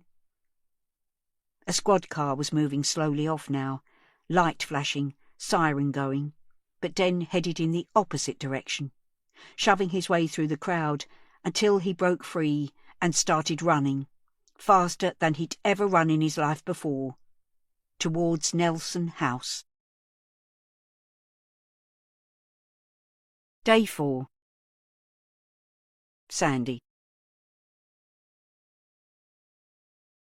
Sandy stared at the plaque for a while, reading the words a couple of times more, taking them in. There was no daughter in Australia. All that was left of her was in the urn. It had been all along. Kath had been what, exactly? Spinning lies? Telling tales? Imagining the life she wished her daughter had had? No grandchildren, then. No phone calls. No letters or cards. Poor Kath. How terribly lonely she must have been. Sandy replaced the plinth on the mantelpiece, plaque facing the wall as before. It wasn't her place to change things. Maybe Kath herself would turn it the right way round after Sandy had had a chance to talk to her about Elizabeth Violet. Kath's Evie. She took a last look round for the door keys, thinking that the likeliest thing was that Kath had taken them with her. Perhaps a quick look in the rest of the flat. She walked out of the lounge and went into Kath's bedroom. It was exactly how she imagined it would be. The bed was made immaculately. A lilac-quilted coverlet lay on top of blankets and sheets. No duvet for Kath. The wardrobe, dressing table and chest of drawers were all made of the same dark wood. A cosy dressing gown hung on a hook on the back of the door. There was no sign of a handbag or keys. She started wondering what to do. She didn't want to leave Kath's door open, but neither did she want to be responsible for locking her out. She walked out of Kath's bedroom and faced the door on the opposite side of the hall. The second bedroom. There was a small ceramic sign at eye level, decorated with flowers around the edges, with words in the middle. Evie's room. It felt wrong, very wrong, but Sandy couldn't resist. No one would know, would they? And she wasn't snooping. She was looking for Kath's keys. She reached for the handle and pushed. It was like walking into the past. The room was frozen in the late 1970s. Bright wallpaper, patterned covers, the whole thing screamed of a period that Sandy only knew from old reruns of Top of the Pops and retro movies. It was amazing to see the reality of it preserved like this. There was something wonderful about it, and something very chilling, because, of course, Kath had kept the room untouched since Evie's death. It wasn't just a bedroom, it was a shrine. Sandy stepped further into the room. For the sake of her cover story, she scanned the surfaces for Kath's keys. They weren't there, and Sandy turned to leave. Whatever she decided about the door, she should go after Kath before she wandered off too far. As she walked past the end of the single bed, she saw the edge of something sticking out from under the duvet. It spoiled the lines of another perfectly made bed. Sandy went over and pulled back the duvet, expecting to find a 1970s nightdress or some little pyjamas. There was a piece of cloth in the bed, sort of mangled up and grubby, chewed at the edges. And now it felt like the walls were rushing in to crush her. The floor was dropping away. The whole world was spinning out of control. What was this doing here? How could it possibly be here? Because Sandy recognised the piece of cloth. It was Mina's favourite thing in the world. It was her cuggy. Day 4.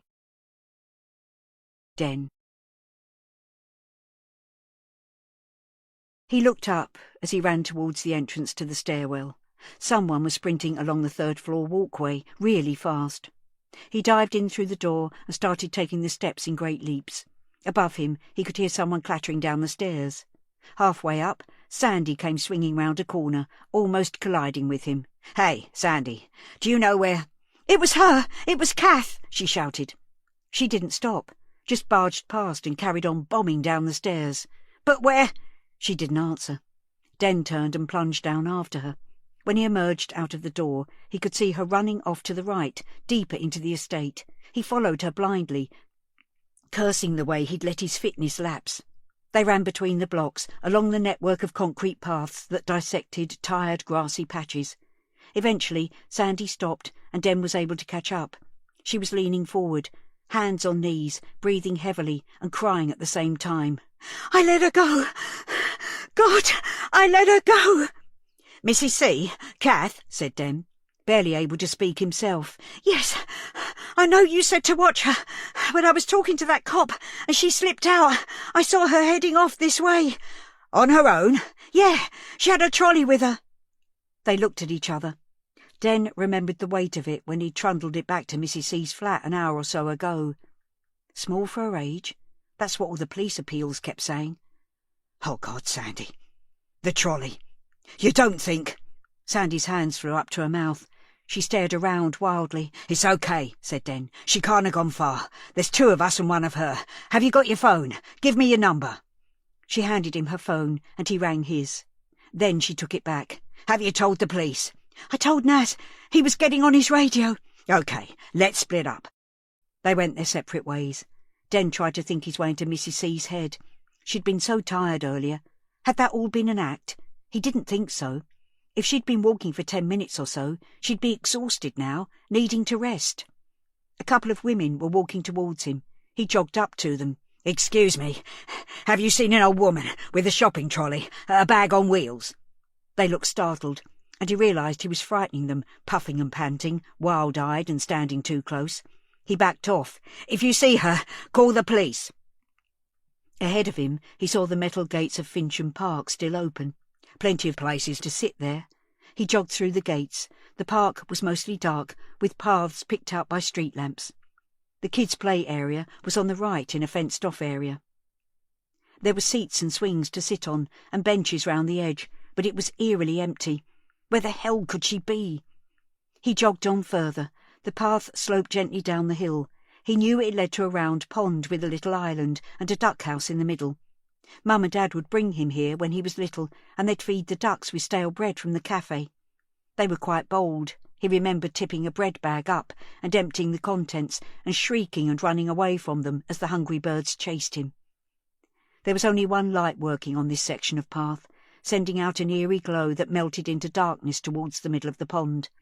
As he got closer, he could just make out that the bench nearest the light was occupied. She had her back to him, but there was no mistaking the broad shoulders and padded coat. He stopped for a moment. Mrs. C was sitting dead still. No need to startle her. He quickly texted Sandy. Found her.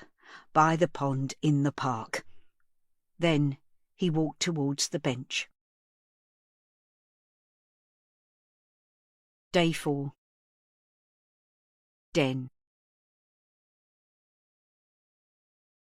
His heart was in his mouth as he approached the bench. The traffic noise and wailing siren seemed very distant here, in this quiet, dark, lonely place. During the day, this would be busy with families and joggers, skateboarders and dog walkers. Now it was just the two of them. She was so still. When he was 3 or 4 meters away, not wanting to surprise her, he scuffed his feet a little on the tarmac. She didn't react, her figure motionless, slumped almost. The tartan trolley was parked next to her on the tarmac. He tried again and cleared his throat. No reaction. There was a low thudding sound now, getting louder. Out of the corner of his eye, he could see a light moving across the sky, a helicopter tracking across the estate, where smoke was still billowing up.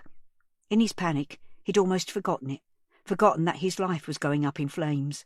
All that mattered in this moment was the woman in front of him and the secrets that she held. He took another step towards her, and another. "Mrs. C," he said. "Kath." He drew level with the bench, then walked in front of her and crouched down. Her eyes were open. "Mrs. C," he said again, and put a hand over hers. She blinked. Her mouth was working, but no sound was coming out. Den leaned a little closer. "I'm sorry," she whispered. "I'm so sorry." Day 4. Kath. I always knew they'd come for me. I'm glad it was Den, in the end, who found us. When they searched the flat, I was panicking the whole time. I didn't want it to end like that, with them finding her in the hidey hole in the roof. I nearly had a heart attack when the officer asked about the loft space, and another when I spotted a fleck of paint on the duvet, left there from me chipping away the paint that had sealed the trapdoor for years with me screwdriver. You'd only see it on Evie's lovely swirly duvet cover, if you were looking for it, though. And he wasn't looking, because who would suspect the little old lady next door? There are advantages to being old, invisible, overlooked. She kept quiet while they were in the flat, good as gold. Quiet when her mum was there using the bathroom too. She didn't want to go home, see? Not then. We'd been having the time of our lives. I cooked for her and read her stories. She did some drawing for me. We watched telly together, cuddled up on the sofa as happy as anything. It felt like it was meant to be. She'd knocked on my door, cold, wet through, terrified because that little shit Dano had been chasing her, and I knew the moment I saw her that this was my chance. I missed Evie so much. I'd never stopped missing her. Now here was another little girl sent from heaven, the second chance I'd waited a lifetime for. When we nipped next door to fetch her cuggy, I couldn't believe my eyes. The state of the place, leaving her all alone in that miserable flat. That's criminal in my eyes. I could do so much better. I could give her everything she'd been missing out on. It was only later that she wanted to go home. I don't know what changed exactly, but she started getting whiny. But I couldn't have that. Couldn't have her making noise. I turned the telly up louder, but even so it was getting risky. That's when the sleeping pills came in handy. I had hundreds of them. They're a bit mean with them nowadays, but in the past they doled them out like sweeties. Those and antidepressants. I had a nice stock of them too. The only trouble was I couldn't have her anywhere in the flat all woozy. I wouldn't be able to get her up into our emergency hiding place if she was out of it. So I made it into a game. Got her up into the roof space while she was awake and then handed her up a little picnic. Iced buns and a flask full of hot chocolate. That stuff's so sweet you'd never taste the crushed up pills. I wasn't sure how many it would take. She's only a slip of a thing. But I needed to be sure she'd sleep. I needed to buy some thinking time. I had a sleepless night wondering what to do next. I couldn't bear to take her home. The police had talked about child protection and social workers and that, but there were no guarantees that they wouldn't send her back into that flat with Sandy. I don't hate Sandy or anything. She's just not up to the job, and that kiddie deserves better. But I couldn't keep her in my flat forever. I thought maybe we could get out, go somewhere where no one knew us, maybe the seaside or something. But who was I kidding? I could barely breathe walking along on the flat now. My legs were swollen something terrible, and I was having trouble with my eyes. It was over, or it soon would be. Maybe one last adventure. We'd walk until I couldn't walk any more.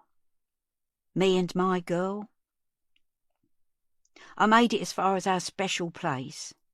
My eyes were shot, but I knew the path so well it didn't matter. A blurry river of lights leading the way through the darkness and down the hill, my trolley trundling along behind me. Hold my hand, Evie. There's a good girl. Shall we feed the ducks today? Don't go near the edge, though. Stay back here, darling. Safe with me. Day 4. Den. Is she in there? He didn't wait for Kath to answer, but shifted a little to the left and flipped open the top of the trolley. He wasn't sure what he was seeing to start with. The street lamp was casting his shadow over the inside of the bag. He moved and brought the trolley into the light. It was surprisingly heavy. Oh, God, he thought, then reached in. His fingers found a soft blanket. Please be all right, he prayed to himself. He gently moved the cloth, and now he felt something cold and smooth. Not flesh, though. An object, hard and round. Puzzled, he cupped it between both hands and lifted it out. It was a dark pottery jar, about the size of a grapefruit. He felt a jolt of recognition. There were footsteps on the pavement now, and Sandy's voice. Have you got her? Is she there? No, Sandy. It's not Mina. It's just this. Sandy was breathing heavily.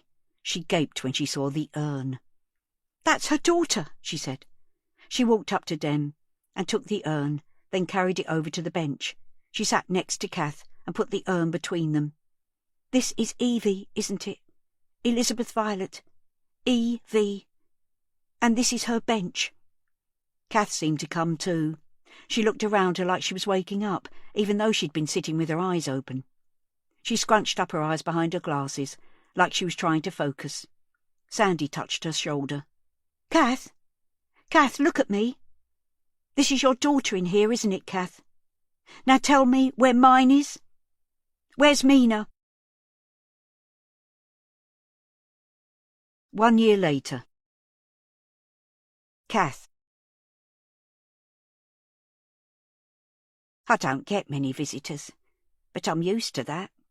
Years of solitary confinement in my little flat, which now I look back at it, wasn't all that different to my current cell with all mod cons. I was surprised to receive the request, and not a little bit curious. I mean, I pleaded guilty, and I was doing my time at Her Majesty's pleasure. I didn't know if there was really anything more to add, but I wasn't going to say no. The young woman who walked into the visiting room was different from the one I'd last seen months ago. It wasn't just the hair colour, a sort of tawny blonde now instead of raven black. It was the way she carried herself. She looked a little unsure as she stood in the doorway, but as she walked towards me there was a lighter step. She looked like she was carrying less weight on her shoulders. She came over to my table and stood there, opposite me. "Sandy," I said. "Kath?" She hesitated for a moment longer, then pulled out a chair and sat down with the little table between us. She didn't seem in a hurry to talk, which was odd, seeing as she was the one who'd wanted to come. "Nice to see you," I said, to try to break the ice. She pulled her face, unable to say something pleasant back, kept looking at the floor, the table, her hands, anywhere but me. God, I thought, talk about awkward. No point pussyfooting around things, though. "How's Mina?" She flinched, like she'd been stung by a wasp. "She's fine. She's doing really well, actually." That was a relief. I hadn't been able to find out much since my trial. "Don't tell me you're still in that flat." "No, no. We've moved out of London. Started again. New school, new neighbourhood, new neighbours." I didn't miss that little dig. Couldn't blame her for it. "I'm glad she's all right," I said.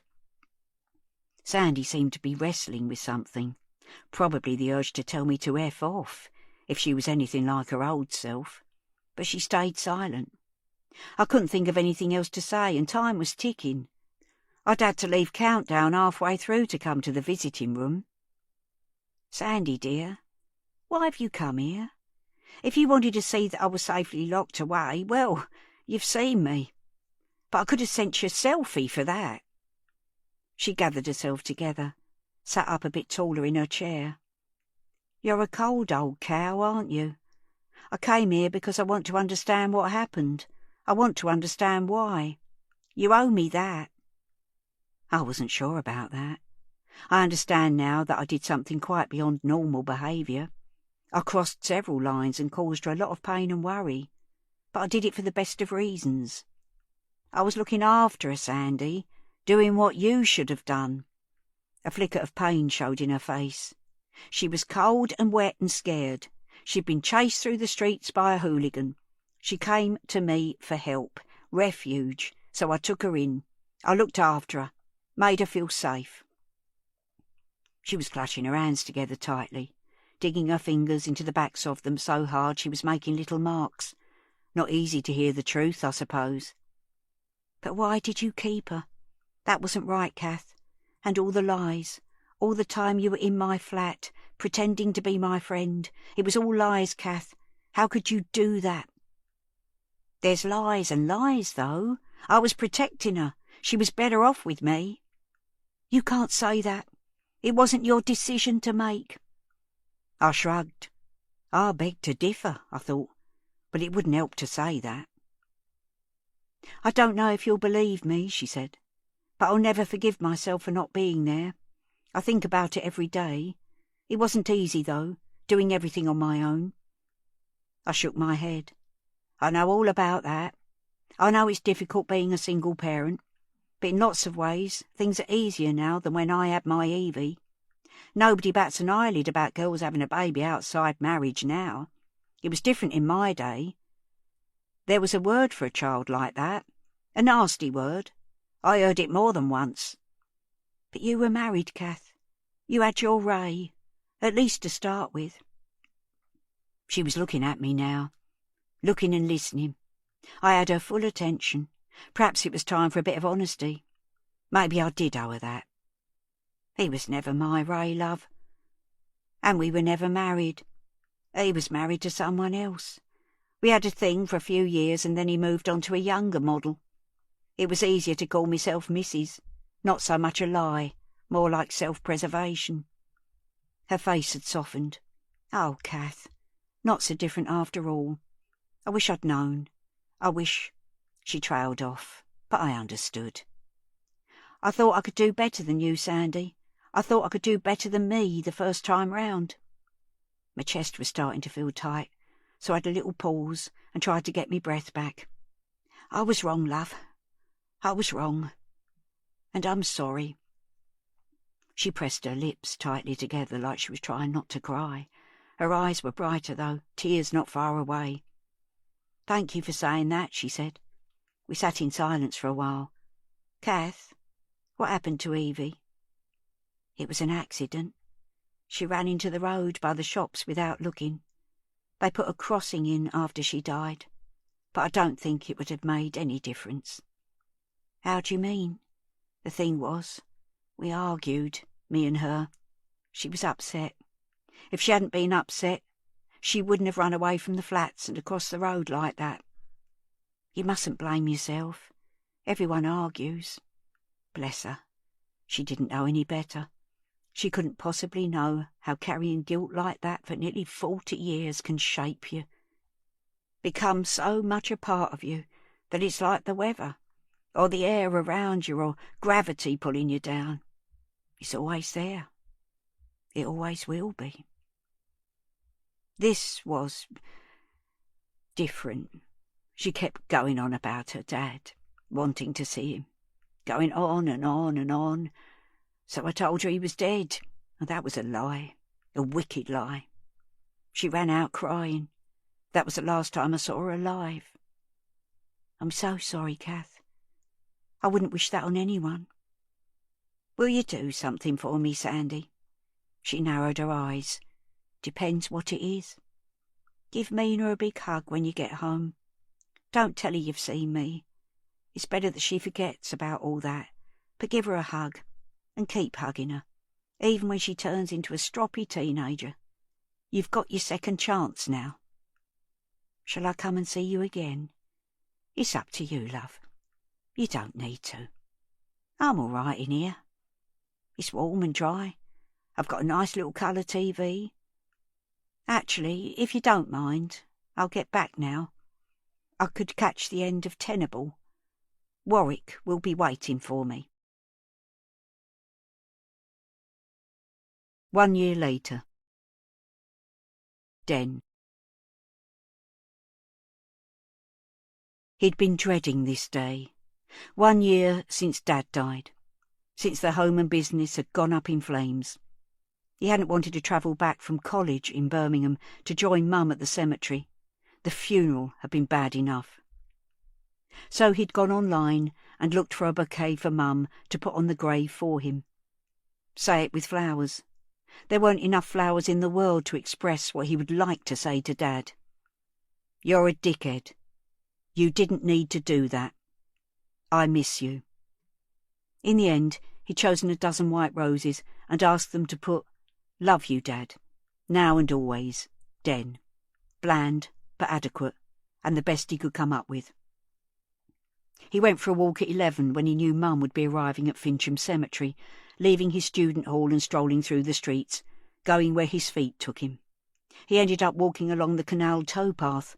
It was cold and overcast when he set off, but after a while the clouds passed over and the sun came out, bright blue sky reflecting in the still surface of the water.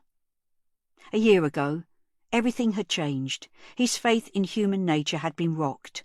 Not just Dad and his terrible final act, but Mrs. C too. How could such a nice old lady be capable of such a wicked thing? The neighbourhood thug, Dano, had been arrested, finally. Marlon had been cautioned for the harassment he'd carried out at the cafe, and Mina had been found, drugged but otherwise unharmed, in the roof space above Mrs. C's spare room. Nothing could ever be the same after that day, but maybe in some ways it was for the best. By the time he got home he was feeling better. It was just a day, like other days, no need to dread it. He had a tutorial this afternoon, and then a five-a-side footy game with some of the others from his course. Just a knockabout. No one cared if you took a breather or fluffed a shot. He let himself into the shared hallway. Today's post was on the mat. He picked it up and started allocating it to the pigeonholes for the other students. There was one with his name on in beautiful, neat handwriting, which he didn't recognise. He frowned. There was only one page inside, a piece of A4 printer paper, folded in thirds. He opened it up and started smiling. It was a drawing of a girl and a dog in a flowery meadow. Arching over them were the words, "Thank you," drawn in rainbow colours, and at the bottom right, a signature. Love, Mina. Kiss, kiss. 1 year later. Mina. At 3:30 the street lights were popping on. Mina was used to the walk home from her new school. She still didn't like the dark, but it was okay now that she walked with Nirmala. She lived in the next street, along from Granny and Grandpa's, so they met in the morning and walked in together and waited for each other at the end of the day. It made all the difference. Sometimes they stopped at the corner shop and bought some sweets or crisps. They talked about bands and boys and who'd said what at school. Nirmala had never asked her why she didn't live with her mum, and Mina hadn't told her. It had just never come up. As she let herself into the house, Summer started barking and rushed into the hall. The little dog hurled herself at Mina, her front legs reaching up, tongue desperately seeking Mina's hands. She'd been Mina's birthday present in April, an amazing, wonderful surprise at the start of a perfect day. Okay. Hello, hello. Mina fussed the dog enough to make her calm down. Then she hung up her coat, left her shoes by the front door, and padded into the kitchen. The dog circled her, nearly tripping her up. Granny was there, like she always was. "Hello, darling. Did you have a nice day?" It was okay. I'm hungry. "Do you want some milk? There's flapjack in the tin." Thanks. "Just one, though. I'm getting tea ready for 5 today. Have you remembered that Mum's coming?" Yeah. She saw her mum 2 or 3 times a week, and every weekend. It had felt weird to start with, like everyone was on their best behaviour, but they settled into it. Mina had never gone back to Nelson House. After the thing had happened, Granny and Grandpa had taken her to their house, and she'd stayed there. She didn't quite know what had gone on, but somehow Granny and Grandpa had helped Mum to give up the flat and find a studio apartment near to them. She'd overheard a muttered conversation one evening, with Mum saying she'd pay them back, and Grandpa shushing her and saying something about wiping a slate clean, but she didn't know what that meant. Anyway, Mum was going to college during the day now and working in a pub in the evening. She was happier than she'd been for ages, and she'd even stopped smoking. Mina washed her hands at the kitchen sink, then took the tin over to the kitchen table and selected the biggest piece of flapjack. The dog sat bolt upright at her feet, willing her to drop a crumb or two. Grandpa wandered in. He had a half day on Wednesdays.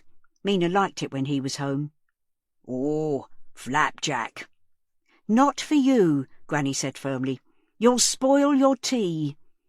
Grandpa pulled a face at Mina and mimed slapping his hand, then took a square anyway. "I've got a joke for you. Knock, knock."